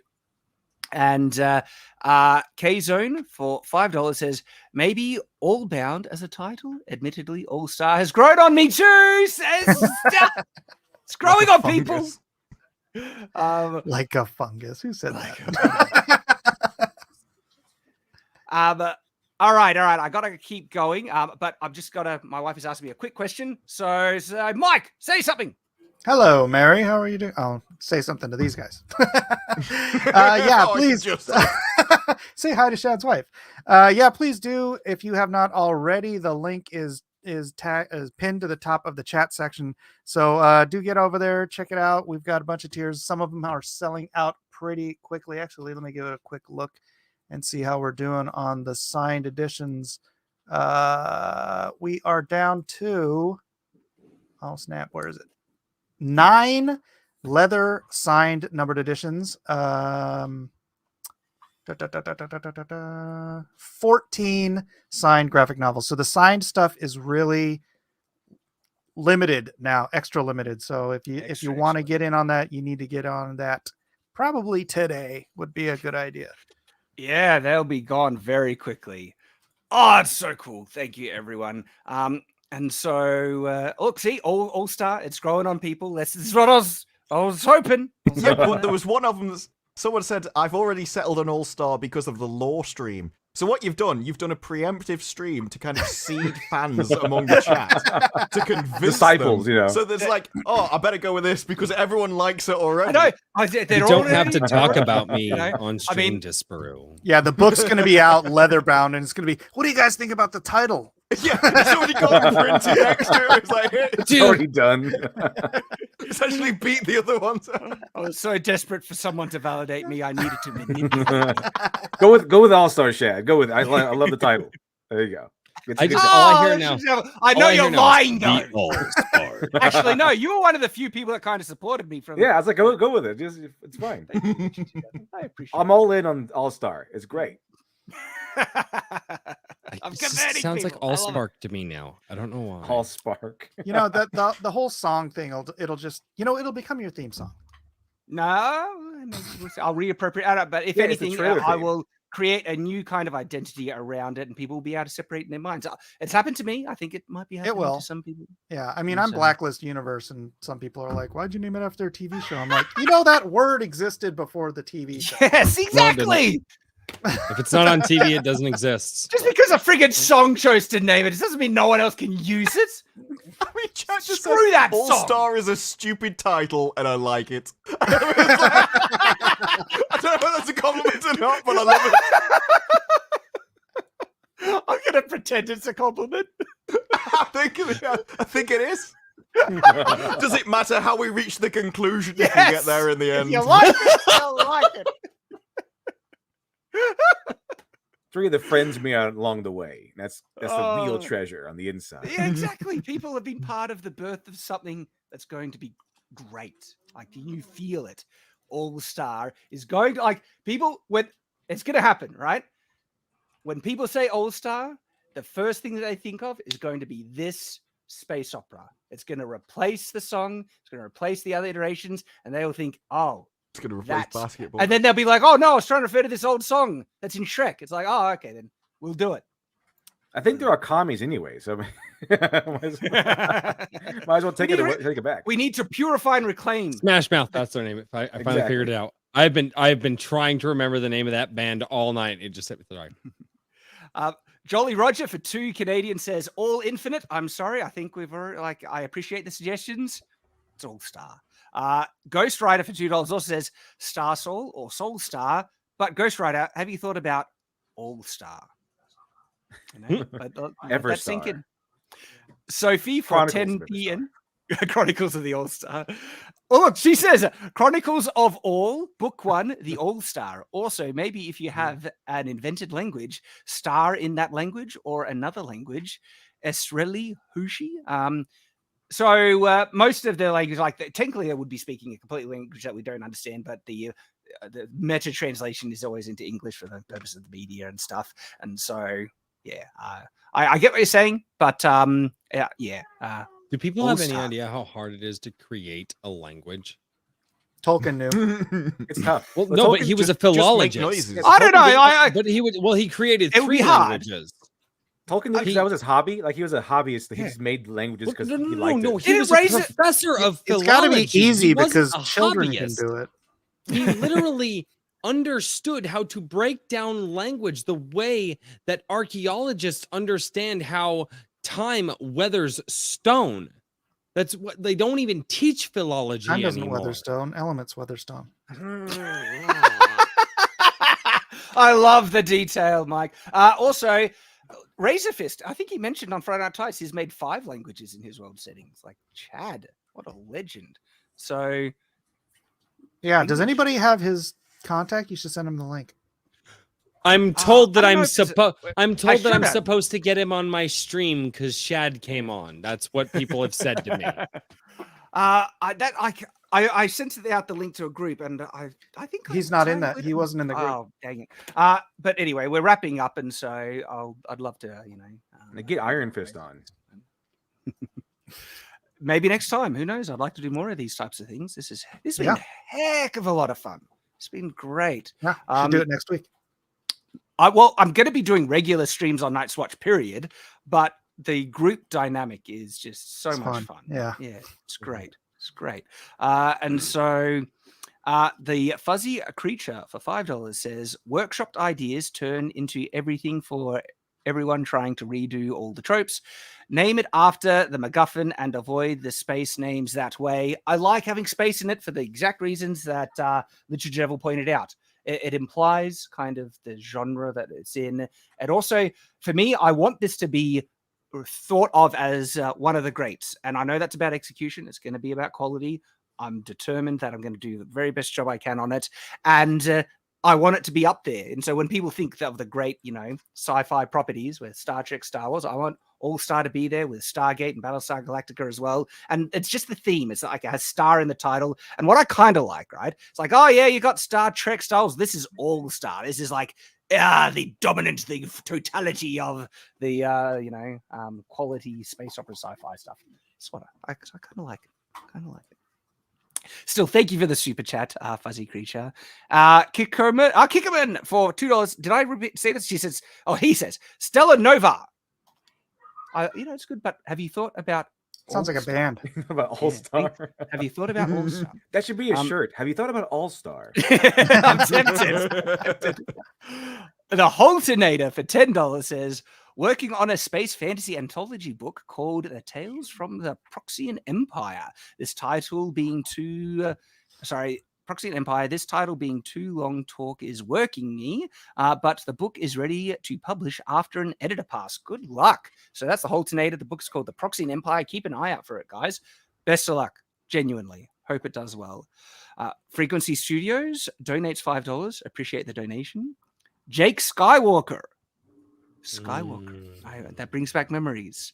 For $1.99 says, Infinite Star, Starfall, Everstar. Love you, mate. Love you too, mate. Have you thought about All Star? Just to punk those guys, you should do Star Killer. Nah, Killer Star. Just to punk them. Justify. They did it with it's the game series. The Unknown Apprentice of Darth Vader. His name was Star Killer, wasn't it? I think it was. Kikuman for $2 says Tsunami of Soy. Well, Kikuman is a very nice type of soy sauce.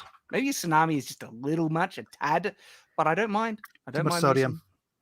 His goal is to make soy alpha again.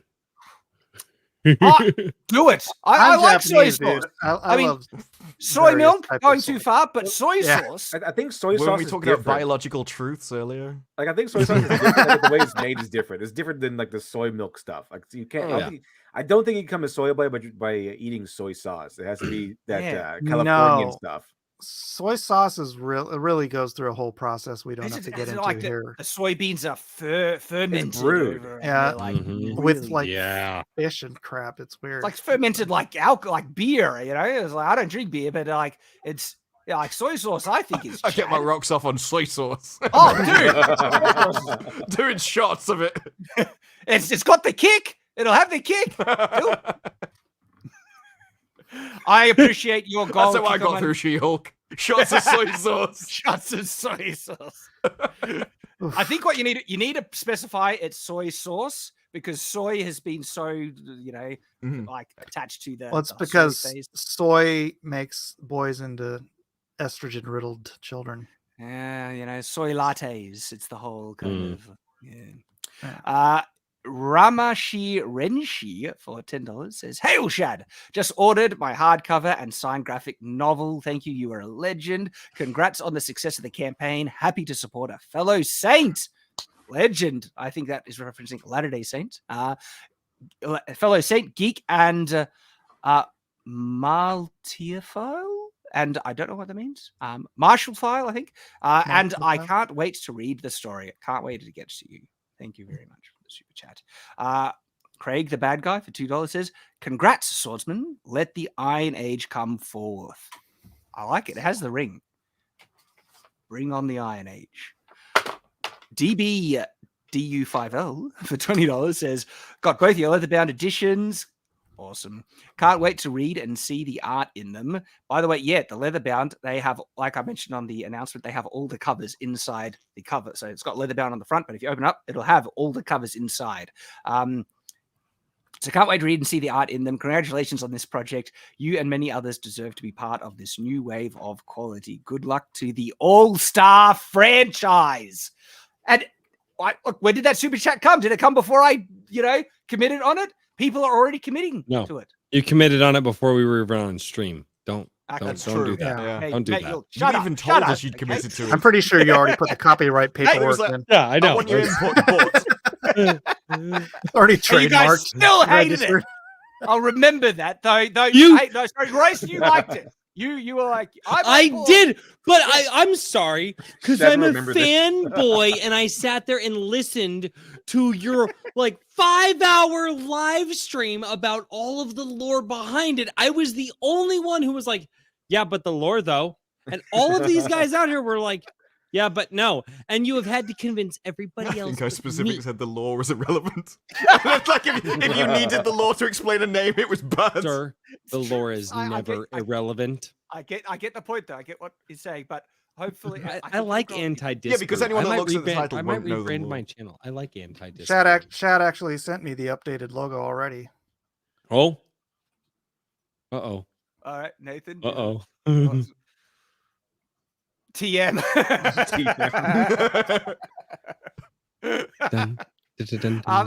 Just for you saying something. Oh no, I think I said it. Yeah. The next, I need to convert disprove to it. If I can get to make you like it, no matter what, I'll keep pushing. You underestimate how stubborn I am. Yeah. Send him a custom flag to hang behind him. I would just point one thing out. Good luck getting websites and stuff. Oh. Yeah. Hey, what if that's the title and they want to refer? It's interesting. That we got great people already supporting it, like ironage.media and stuff like that. But there's been people just avoiding, say ISOM, Eric July's book, and that's going to increase. But look, it's their own detriment. This stuff is going to grow whether they like it or not. It's just so hard to get websites and domain names and that kind of stuff. Oh yeah, you mean yeah. For a word that already exists. That's why when someone was saying, spell it AUL, you'd have a easier time. But I understand what you're doing, but I'm just making the point. You could always do All-Star Universe, allstarsaga.com, All-Star, and just literally tack a name onto the end of it to get the domain name All-Star Books, All-Star Graphic Novels, or All-Star GN. There's ways. Thank you for the support, Royce. I appreciate it. I am here to shill for the man who is helping me with my channel. Everyone go subscribe to Drink with Crazy. It's fine. It's fine. I'm disproven literature devil. Austin the American for $4.99 says, "Finished my Everfall RPG game today." Oh yes, I think this was the gentleman who was saying that they were playing an RPG based in the Everfall universe. Stopped a pirate raid on a Frasian caravan. My character tried to convert the caravan to Dawnism afterwards. Fun. I wonder how he went with that. That's crazy. Oh, that's awesome. Oh, man. And so people have been saying that perhaps an Everfall RPG, well, perhaps Perhaps. Hot Dice for $9.99 says, can't wait to duel my cat with my mini Imperius. In my honest opinion, don't go with All-Star. It's a perfect name. Sorry, in my opinion, don't go with All-Star. It's a perfect name that is already taken. How about the All-Tail or the All-Tail Legacy sounds renaissancey? Have you thought about All-Star? But have you thought about All-Star? Oh, shit, I just thought about All-Star. Shad, have you thought about All-Star? I don't like it's growing on me, Royce. It's growing on me. Yeah, it just came to me like it's like there was this voice In a in dream. my head. Thank you for the super chat, Hot Dice. Logan Schaefer for 20 US says, for a title, how about the All Space? It could be a reference to outer inner space and omnipresent foundation nature of the all. The characters could use it as an all-encompassing name for the universe. They're interesting. But do you know the name of the universe? It's All-Star. Just think. Still, thank you for the super chat. The Towering Otaku. I'll leave off the end, but the Towering Ota blank says $5. Hello to the panel, especially Shad, JDA, Literature Devil. So that was John Del Rosa, and especially the Kumquat Daimyo. Don't ask. Hello. Okay, I won't ask. I'm glad you knew what that meant. Yeah, okay. It's funny. For $5, thank you for the super chat. Gizmo Master for $1.99. It says Omnistellar is pretty dope sounding. I'd read that. Look, Omnistellar was good. I think it was one of the best suggestions people had. Omnistellar has kind of a resonance to it. Was that Star All-Star? Out of just Star. Oh, Literature Devil. You had a great. What was that one? All-Star. We tried it. Have you thought about this one? That one sounds great. I like that one. I think it's genius. Yeah. Let that ruminate. That one has punch. Hey now. You're a legend, man. Thanks. And thank No, you. he's an all-star. Do you think? Don't do that. Don't do that. Space Monkey 0899. But you've got to make a game of this so people can get their game on and go play.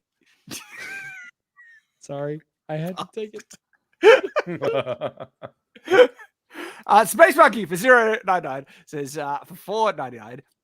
Shad, your all-star should use the tags medieval Star Wars. Also check out Shakespeare Star Wars. Ooh, interesting. So this is going to have a medieval aesthetic, but with a blend of sci-fi.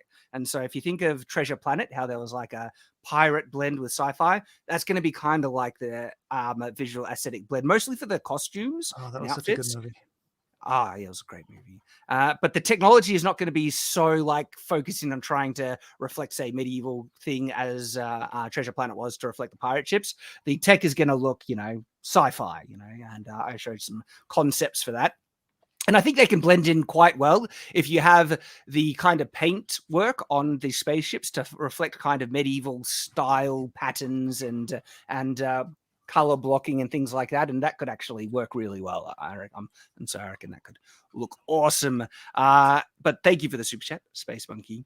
Ruby for $5 says, what's the best new characters from movies or TV that came out this year, not from an adaptation? Oh, that changed. Nicolas Cage. I was going to say Viserys, but that's an adaptation. I love Viserys in House From movies or TV that came out this year? That is a very hyperly specific question.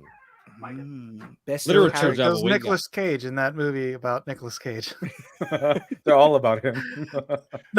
Have you seen it? It's the unbearable weight of was it Great Expectations or something? Yeah, Amazing Talent or something like that. It is. I watched it the other night, like blind. I had no idea what it was about. And holy cow, that movie was so freaking funny. It was amazing. I mean, in terms of character work, I can't think of any original property that was. I mean, is Cyberpunk an adaptation? That felt like an original. Technically, it's original. Technically, it's based off of a prior IP, but the characters are original. Oh, yeah. Top Gun Maverick. I think that qualifies. Nope. based No, off it's a of prequel. previous. Well, yeah, It's a Top sequel. Gun. It's a sequel. Yeah. It's a sequel. Yeah, damn it. The unbearable. Weight of Yeah, Massive Cyberpunk. Like, it's hard to think of media that is Cyberpunk brand new. That's would not an adaptation. probably qualify, but I can't think of anything else. Blade yeah. Runner wasn't this year. No, Yeah, no, God, no. In terms of recent memory, it's a Arcane would take the cake easily, but I think that was last year. I haven't Was seen Arcane that last- yet. I've been meaning to watch that. Oh, it's Everybody so praises good. it. Isn't that League of Arcane Legends? is brilliant. I gotta Yeah. watch it. Oh, question before I watch it, and I have to have this question: is Arcane kid friendly or no? It's Teen on the friendly, line. preteen? There's a sex scene that doesn't show anything, and it's not too explicit, but it's an adult thing. Okay. There's a bit of violence. What? There's a bit of blood. Nothing overly gratuitous, but there's violence in it. My- And My there's an 10-year-old implied. plays Call of Duty with me, so I'm not worried about the blood and violence. I'm less worried about blood and violence. I'm more worried about the sex. Yeah. Look, I mean, there's an implied relationship between two of the lead female characters. They don't smack it in your face. It's actually done quite tastefully, I thought. I was happy because it covers all the boxes that people would want with representation, right? But it's not the driving thing, and there's not like this overly woke message or anything. It's actually a really great story with some good characters. Basically, we go back to tradition because we've always had these characters, except there's an era in which we're like, oh, we got to push these characters to the forefront and just ruin everything, and they became overshadowing the story. But we've always had these characters, but it's just that they were well written before. Now they're not. Yeah. Yeah, No, you're now it's the absolutely right. reason they exist rather than just being something. Because at the end of the day, that's what always amazed me. This is essentially an aspect of you which happens in the privacy of your own room, which is inevitably off camera. So they make the entire character about something that you will never see in the first place, which just means you an empty vessel for the rest of the entire series. It's like, Yeah. I've got it. Overwatch got does it. the same thing. I don't care. Ladybug from Bullet Train. Okay, that's Mike's choice. Yeah, there's literally. I just went through all the movies, and they're all freaking either sequels or they're derived from something else. But what were you saying, Disprove? It's like Overwatch has done the same thing. It starts telling me like the sexuality of the characters in a game, which is about shooting people. It's like it's entirely irrelevant, largely because these characters don't exist. So they physically cannot even have a preference in the first place. It's just you putting it on there. So I find it absolutely astronomical. It's like I even struggle to care about the feelings of a character. Like if it was just imaginary in the first place, why would I care? I raised the question in one of my Tolkien videos if some of these people understand or can actually separate fiction and reality in their own minds. And what we're seeing right now is actually the rise of people who or just the population of people because of the internet and the modern day with technology. I don't think a lot of people can separate fiction and reality. Well, I think it comes down to what's their priority. Like it's in their personal life, it's a major thing to them. I think to a lot of other people, it's a side aspect of something. I don't even think it's that. I genuinely, Disbrew, I am going to say this. This would be a much larger conversation that I think you are the right guy to have this conversation with. But this is Shad's stream, so I'm going to end it here. But if in God's grace that you would ever love to continue that conversation, because I think you could probably challenge me on some of the notions that I have. So, all righty, thanks, guys. And those are the answers that we can give. Get a room. For you, Ruby. Thanks for the stupid chat. Sentinel Rex, great to see you here, man. For $5 says names that could work are Omstar, All Saga, All Fall, All Fate, Fatal, All Power, Almighty, etc. I think it needs to be something snappy. I got it. Something snappy. All Star. 2 syllables. You know, I just want to say you're making an awful lot of money off of people telling you they don't like your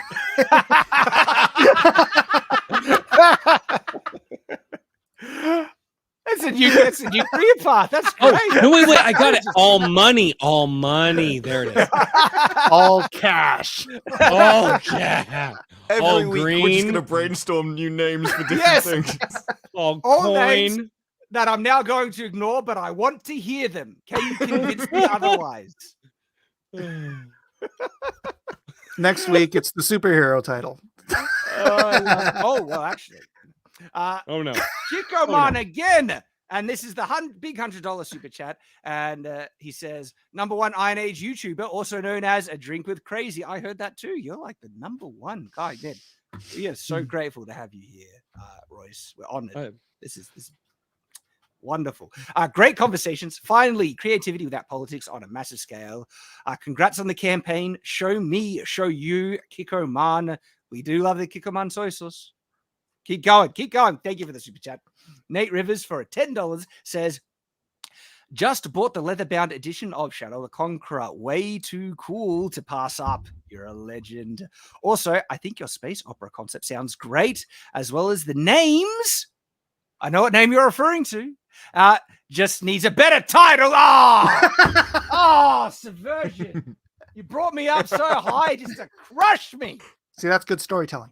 Yes. You're You should go with All-Star instead. Yeah. Nate, just think about All-Star. Let it ruminate. Hey now. Shut up, Royce.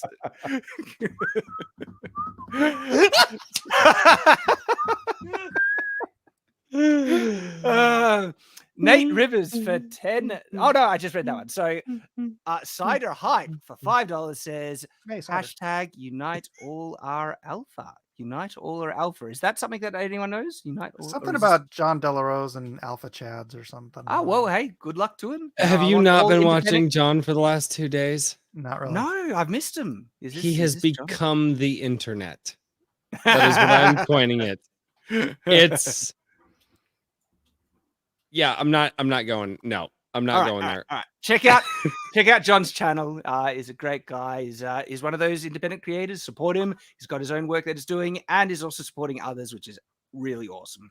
And so, classic microscopy for $10 says at Shad, a name that preserves the idea behind your title All-Star 100% and retains the iconic word star is OmniStar, and it sounds pretty cool to boot. Look, I see what you're saying, but I think I have another one that preserves the idea 100% as well, and it's All-Star. Hey now. Perfect. I think it's perfect. Look, it does exactly. Exactly. Thank you for the super chat, though. Ethan V for 25 RON. Wish I could stay longer, but it's super late here. Congratulations again. Hope you get the extension. That would be awesome if we can pull that off and nothing goes awry with it. And then, dude, I think 500K is a realistic goal now with how well it's been going at the moment. Because we only hit 400K not long ago, and now we're almost up to 447. Mm-hmm. Jeez. I didn't want to keep coming in every time it went up 1,000, but it just went up 2,000. So it's like every time he says All-Star, you can say yes, All-Star. Shad, have you thought about Chronicles of Ever Fall Star? No. Chronicles of Hey Now. Chat. Hey Now in the chat. Hey now. Look. Hey, that's already been appropriated by Sitch. Hey now. Hey now. Guess what you are. That's all I think of. You can try and bring up the song. I just think it's Sitch from Sitch and Adam. All right, so. Hey now. Keep trying, and I'm just. You can Sitch to do the. You can Sitch to do the voiceover for the trailer. Hey now. Hey now. All-Star. You're an all-star. All right. Get paid. Ministry of Wrong Think. I love you. Sorry. Okay, wish I could stay long. So yes, thank you, Ethan V. Raving Dad Gaming for $2 says, I did not know channels like this existed. Hell yeah, we do. And it's we're one just of my growing. boys. Hey, it's that is actually somebody personal to me. So, legend. That's great. Glad to see you here, Raving Dad. Awesome. Sparta Chris 540 Echo for $100. Wow, that's huge. Big clap for that one. Thank you, sir. That's my nerdrotic clap. Love you, man. Thanks for making Shadow the Conqueror. Love the story and can't wait for more. Excited for your All-Star story too. It's catching on, people. It's undomitable now. It's happening. Hey now. Hey, shut up, right? You're an all-star. Here is a little bit of dumping for you, man. Have a nice day. Got a show to do. See ya. Yes, and I'm happy to reread that super chat. You're a legend. Sentinel Rex for $5. Again, thank you, man. My fear is This has got its own theme. Oh no! song. He's like, Oh, it's gone. He was Wow. freezing. Is that like a power cut that just went at the same time? yep, Australia lost its power. It's our show now, boys. Isn't So- it weird that the power cut his lights, but the camera worked like a split second I longer? know. That was insane. It's amazing. That was God telling him All Star is a terrible name. And all This is your Shad filming wants the you theme to tune. know. Only shooting star. I can't. The all Shad. Okay, well, we'll take this fine moment to invite everybody to subscribe to Literature Devil, Disparu, and A Drink with Crazy. If you feel like it, Thank you can very much. subscribe to Blacklist Universe 2. We're all YouTubers of one bent or another. Obviously, these guys take it a little more seriously than I do, but oh no, he's legitimately gone. Yeah, the power cut. It left to Oh, wait, reboot. Yeah, he's actually everything. gone. Yeah. Am I in control now? I can't control anything. The Australians Depends have if left he's the made you building. like a manager, I think. Yeah. Oh, he failed to do that. We're screwed. Well, All Well, right. how about this? Literature Devil, tell us about like how often you upload, what kind of videos you do, and whatnot, and get the folks introduced. I upload like very rarely, like maybe once a Oh, month. really? Yeah, so I don't have that many videos, but yeah, I do put a lot of work into each video. But I just go over all the nonsense, all the narratives they kind of push on you, like Galadriel being a complex character when she's actually terrible. I go in there, I show you the theory, how it works, the traditions that actually do work, things like that, with evidence and quotes and all kinds of good stuff. And all they have are feelings and fancy karate gimmicks and nothing else. That's it. They got actually, it's actually really good. But it's Running not. up swords and whatnot. Yeah, exactly. And you have a project up right now too, right? Oh yeah, Dr. Alpha, Dead Man's Lullaby, Volume 1, live on Indiegogo. Do you want to tell us what that's about? Or Let's see here. am I working you too hard for that? There we go. Sounds like something that I don't even know if anyone can share the screen, but No. Yeah, no one's got I think control. everyone's gone. But yeah, Dr. Alpha, Dead Man's Lullaby, a Volume 1 in The Indiegogo. stream also can't end, I believe. Yeah, That's true. it has to come in This through is another way. It's amazing. happened to me before. I just get kicked off my own streams. I get my internet cuts out. I had to go in through the phone or something like that to cut it off. But yeah, in Dr. Alpha, Dead Man's Lullaby Volume 1, it's my second graphic novel. It's going to be 70 plus pages. It's part 1 of 2-part story. So it's going to be pretty fun. It's going to just, I kind of, one of the big inspirations was the movie Crank.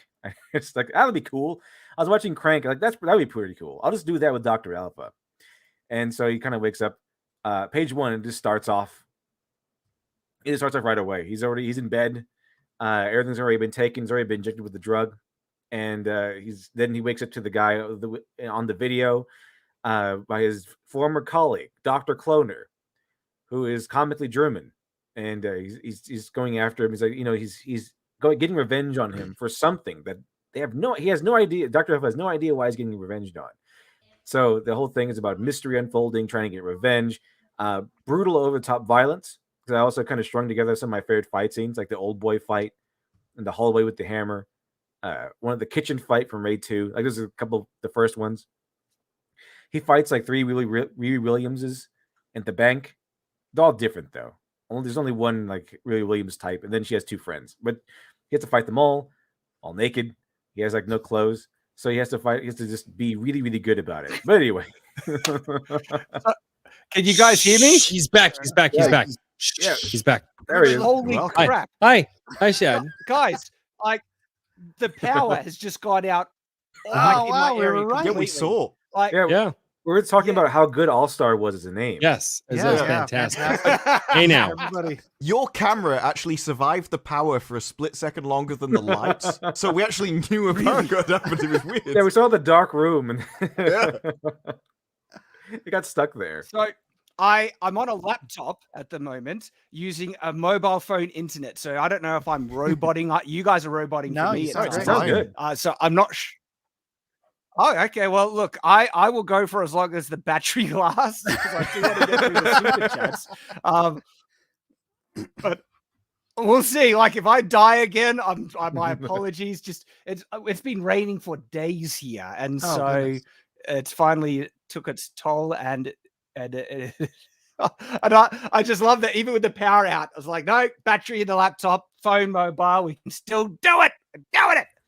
And hey, we are at 4,100 backers at $447,185. Thank you, every single backer. We do appreciate it very, very much. Couldn't do it without you. Literally. That's amazing. That is amazing. And so what super chat? I was reading super chat when it died for me. It was okay. So that was the Sparta Chris Evans. Yes, Sentinel Rex for $5 says fear is in 10 to 15 years. All okay. So yes, I think this is the Sentinel Rex one. $5. Thank you, sir. My fear is in 10 to 15 years, all the bad films that we make fun of will be cult classics because the generation that grew up with them will look back fondly. I don't know. I don't think so. Let I your think they're gonna be kids grow up with garbage. Yeah, it's like you guys thinking the prequels are good. It's also the like prequels you are on being another old. level, Wait, though. what? One. I'm not taking my Hi, kids Mark. to watch this crap, okay? Because it's crap. And I think it will die, eventually because it won't be remembered. Maybe one or two really bad ones could be cult classics. Why are you laughing, Royce? Or is that just frozen on? Oh no, I was. You guys, can you guys still hear me? All right? Yeah, we Yes. can. Yeah, we can hear. Okay. You're because you're still getting a little roboting bit. for You're me. getting a little, roboto on us, but it's No, okay. it was You're fine. still good. It was like a split second. It was Yes. mostly fun. Sure. Alrighty. Hopefully we'll maintain it. Xenomorph for $2 says Lego Batman did Sauron better than the IP of Rings of Power. I think is that what they're trying to do. But that was Sauron. Yeah, I agree. Andrew Knapp for $5 says I'd send a bigger super chat, but I blew my money on a graphic novel and a leatherbound on some random Indiegogo campaign. Wait a minute. Legend. Like an Random. all-star. Gotta love those still- random Indiegogo campaigns. Yeah. So random. Oh, it was hugely random. But have you thought about All Star? Hey now.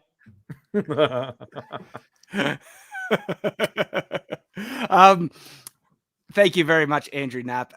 Preston Park for $2 says All Star looks like a sphincter. Oh, come on now, sir. Hey I know now. it's a star. It's a star. Hey now. Nick Patch for $49.99. Big super chat. Thank you, sir. Congratulations, Shad. My email is coming soon. Took some time to translate some breakdowns into summaries so you can see more versatility. Awesome. All right. I'll keep an eye out. Congrats again. Buy Shad's comic if you haven't yet. Heathens. Wow. I hear strong language from Nick Patch. Thank you for the super chat, though. Sophie for 5pn says, really like the titles that don't make sense until it is revealed in an organic way and your brain explodes. Maybe for that route. It's like, oh, there's a plan. I see a way forward there. Thank you, Sophie. Chaos for $10 says, speaking of Imperious, I'm curious about something. It's Imperious versus Shardblade from Stormlight. Who has the advantage, and does this change its a radiant Shardblade? So interesting. I think Imperious would be perceived as a Shardblade if it existed in the Stormlight universe. It is basically an object made out of magical light, but that is fairly compatible with Brandon's form of magic, which is investiture, and so Imperious would be a object that is brimming with investiture in terms of its magical power, and so I don't think that would be out. I know this is getting really nerdy. Is anyone familiar with No, Stormlight? I agree. Am I roboting? No, you're fine. Yeah, I think you may have cut out for a split second and not finished at the end of the sentence. But I agree with you. In fact, in the latest Stormlight books, there are swords from his other books which come into it, and one of them, the characters do consider to be it's like an unusual shard blade, in that it can't go into mist and stuff. And they don't realize it's because it comes from somewhere else. So I think it would actually fit in, because it fits everything else. It's like super long, but it's ultra light. As long as you've got the kind of the sharpness down that they have, that would be the weirdest part, that it wouldn't like slash through things and kind of sever the soul of that limb. So I heard half of that because you guys are roboting for me like crazy. But basically physically, I'm not sure but if it would see the chat's. Yeah, Shad, yeah, you're popping in and out now. You might want to close this before you're unable guys, to. Yeah, my internet is dying. I'm gonna have to catch up these super chats at the next stream, and we're already wrapping things up. Sorry, just technology. Internet has died, and no power. Guys, thank you so much for everyone joining us. This has been an absolute blast. If you can even still hear me. We can. We can. Frozen for yes, we can. Okay, great. All right, guys, thank you so much. Thank you for everyone joining us. Sorry we couldn't get to all the super chats. I will catch up, and we will have to sign off because of just the nature of things. This has been such an awesome live stream, nearly 5 hours. What a blast it's been. And final update on the Indiegogo is 447. It's taking ages to load for 4,101 backers. Phenomenal. Royce, you going live after this? See, this is no, my not screen. Tonight. Tomorrow. This is it loading. Loading. I can't even hear you guys. I can't. We weren't saying anything. I thought we were waiting for loading. I said it. I need to write it down. I need to cut the cord then. Yeah. There you go. It's finally I need loaded. to cut the cord there, guys. Yeah. All right. Cut the cord. Cut the cord. There we go. There we go. 447,000. Gary Button. Awesome. Gary Button. Chat. Wow. Gary Button. Gary Button. This is like a guy's name, Gary Button. Lit Devil and Disbrew, it was great meeting you guys. Thanks for hanging out. You too, dude. That was a lot of fun. Thanks for having me on. It has been. And once again, congratulations, Chad, on your awesome campaign. I'm glad to see you succeed so immensely. This is great. I know. It's just internet stuff. Literature Devil, guys. Literature Devil also has a campaign on Indiegogo. Check his one out. I put the link in the chat. I'll do it again. Yeah, appreciate it. Awesome. Mine is still funding. It's still got 48 days left. Oops, that's not the link. It's like this, absolutely check out that. Link's in the chat. I'm just doing that name, Gary Button. I'm taking that name. And then Gary Button. Gary Button. I love it. Do you want to plug anything as we wrap up, Literature Devil?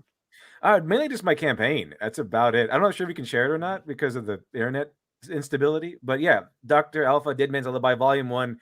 It's funding right now. We are around 53% funded so far. Unfortunately, it's hit a slump at the moment. I think we got like maybe one backer today. And that was after we lost the backer. So we just basically cut even for like 2 days. Oh, no. But it's doing pretty good, I think, overall. I mean, we still have 48 days left to get it funded. So yeah, check it out. It's a really fun story. I had a lot of fun writing it. My artist had a lot of fun drawing it. It's my second graphic novel, so I have done this before. It's not gonna be as crazy as last time, because last time I was like, my graphic novel was like 150 pages or something like that. It was crazy. But I know what I'm doing a lot more this time around, so I got everything under control this time for the most part. Nice. There we go. Yeah, I think it's a lot of fun, a lot of action, a lot more action as requested. I listened to everyone's criticism and took it in stride. At least I think I did. And I think I improved upon everything that was complained about. Like the last time was like, a lot of 9-panel pages. Well, I think the average is around 5 panels this time around. So everything that people complained about, I could improve upon. I think I did. So we'll see how it goes. We'll see how it goes. Also, my cover, I got an awesome cover, and my cover, both by Anthony Figueroa, like awesome knockout covers. The main cover is colored by Gabe Al-Taib, who also worked on ISOM. So it's been pretty fun. I think it'd be pretty awesome. I'll draw you in with the awesome over-the-top violence, and then I'll keep you with some character drama, mystery, and character development. We'll see how it goes. I just realized we're on your other channel. I'm not a mod on this channel, so I can't drop the link. Oh no, dang it. And I can't access the chat because it'll ruin my internet. Just please check out Literature Devils. Yeah. Dr. Alpha, Dead Man's Lullaby on Indiegogo. Pretty much how it goes, yeah. Yeah. You want to check it out. All righty. And Royce from A Drink with Crazy, sir. Can you hear us? Yes, I can. I do don't want to have plug anything. anything? Just my Friday night show that I do at 8 p.m. Central, called Iron Age Nights. I got together with Iron Age Media and Daniel P. Riley, and we like to bring on new authors, movie creators, and whoever else is deciding to do their own Iron Age style media. Tomorrow night, as you guys are wrapping up with Friday Night Tights, we're going to be going live, and we're going to bring on Christopher Cooksey, also known as Christopher Moonlight Productions, who did the Quantum Terror horror movie, which is actually getting a lot of play right now on Amazon Prime and Tubi, and one other website that I forget to mention because I'm terrible at this whole YouTube thing. But I would love for all of you guys to show up tomorrow night and see the fantastic interview that we have laid out. We're going to be asking, I've got some great questions about the miniatures that he's using for his movie, the props that he's using for his movies, and all kinds of stuff about CGI. So if you guys want to see that interview, make sure to show up tomorrow on A Drink with Crazy for Iron Age Nights #2. Legend. Hey, and Disbrew, can you hear us? You still there, sir? I am still here. No, he's not. Yeah, Disbrew. Oh, he's there. Yeah, he's here. There's a significant lag, I think, between us and you at this point. I think that's what the issue is. But yeah, Disbrew on YouTube and Twitch. YouTube do various different reviews of the worst television I can find. Occasionally talk about something I actually like, although I'll probably just tweet that out if I do like something. And go into news for the rest of it. I'm kind of... The reviews are definitely the best, like, my favorite part of what I do, but I like collecting information and analyzing it to see sort of either where things are going or just going into a little bit more depth than this is what's happening, is what I aim for. And whether I achieve it or not, I'll leave it up to everyone else to decide. I'd love to send you the PDF for Conqueror, but you'd only review it if you hated it. Yeah, this is the thing. People are like, do you want to read my book? It's like, you probably don't want me to. It's one of those things. Please send it to him. Please, for the love of God, I need to see that video. I want to see that video. Please. This is the thing. I have done reviews of things I liked in the past before, and at the end, I think I did it with The Witcher. I'm like, I actually quite like this episode, but from the video, you probably couldn't tell. Would you just for lulz, if they sent you the book, would you just do a parody? I hate this video because I want to see that, and then at the end of the video, be like, hey guys, this is a parody. I actually really liked it, because it would be amazing. Wait, it's a bit. I think one of the reasons the review people take him seriously. Yeah, because we get all these reach the end refunds. of the video. There'll be a lot of people crap, who I don't forgot get the about joke at the end. That's what Well, the first I 30 like- seconds.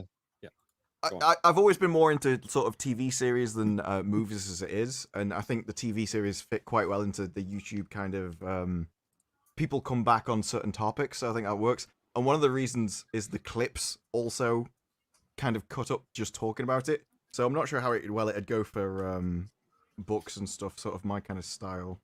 This is that's the kind of issue I have at the moment. I've developed something which I like doing, but I definitely need to come up with sort of other formats for a wider range of stuff, especially things that I actually like.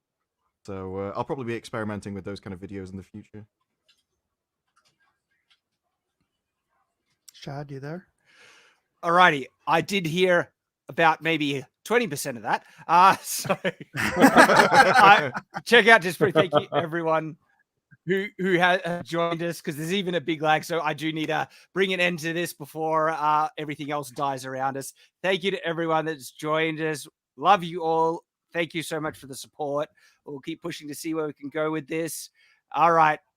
Farewell. If you can hear me, I don't know if anyone can hear me. Oh, we can hear you. Gary Button. Time to Gary sign off. Button, everybody. Gary Button. The problem's not our end. Gary Bartholomew Button. Go. Gary Yes. Bartholomew Button. Do it. Yes. All right. Farewell. We gotta go. We gotta go. Say goodbye. Bye, everyone. Everyone say goodbye. Waving goodbye. Aloha. All-star. Hey now. Working on. Hey now. Are we? If it's even While he on me gingerly even tries ending to the press broadcast, I don't end even know. screen. He's like, wait.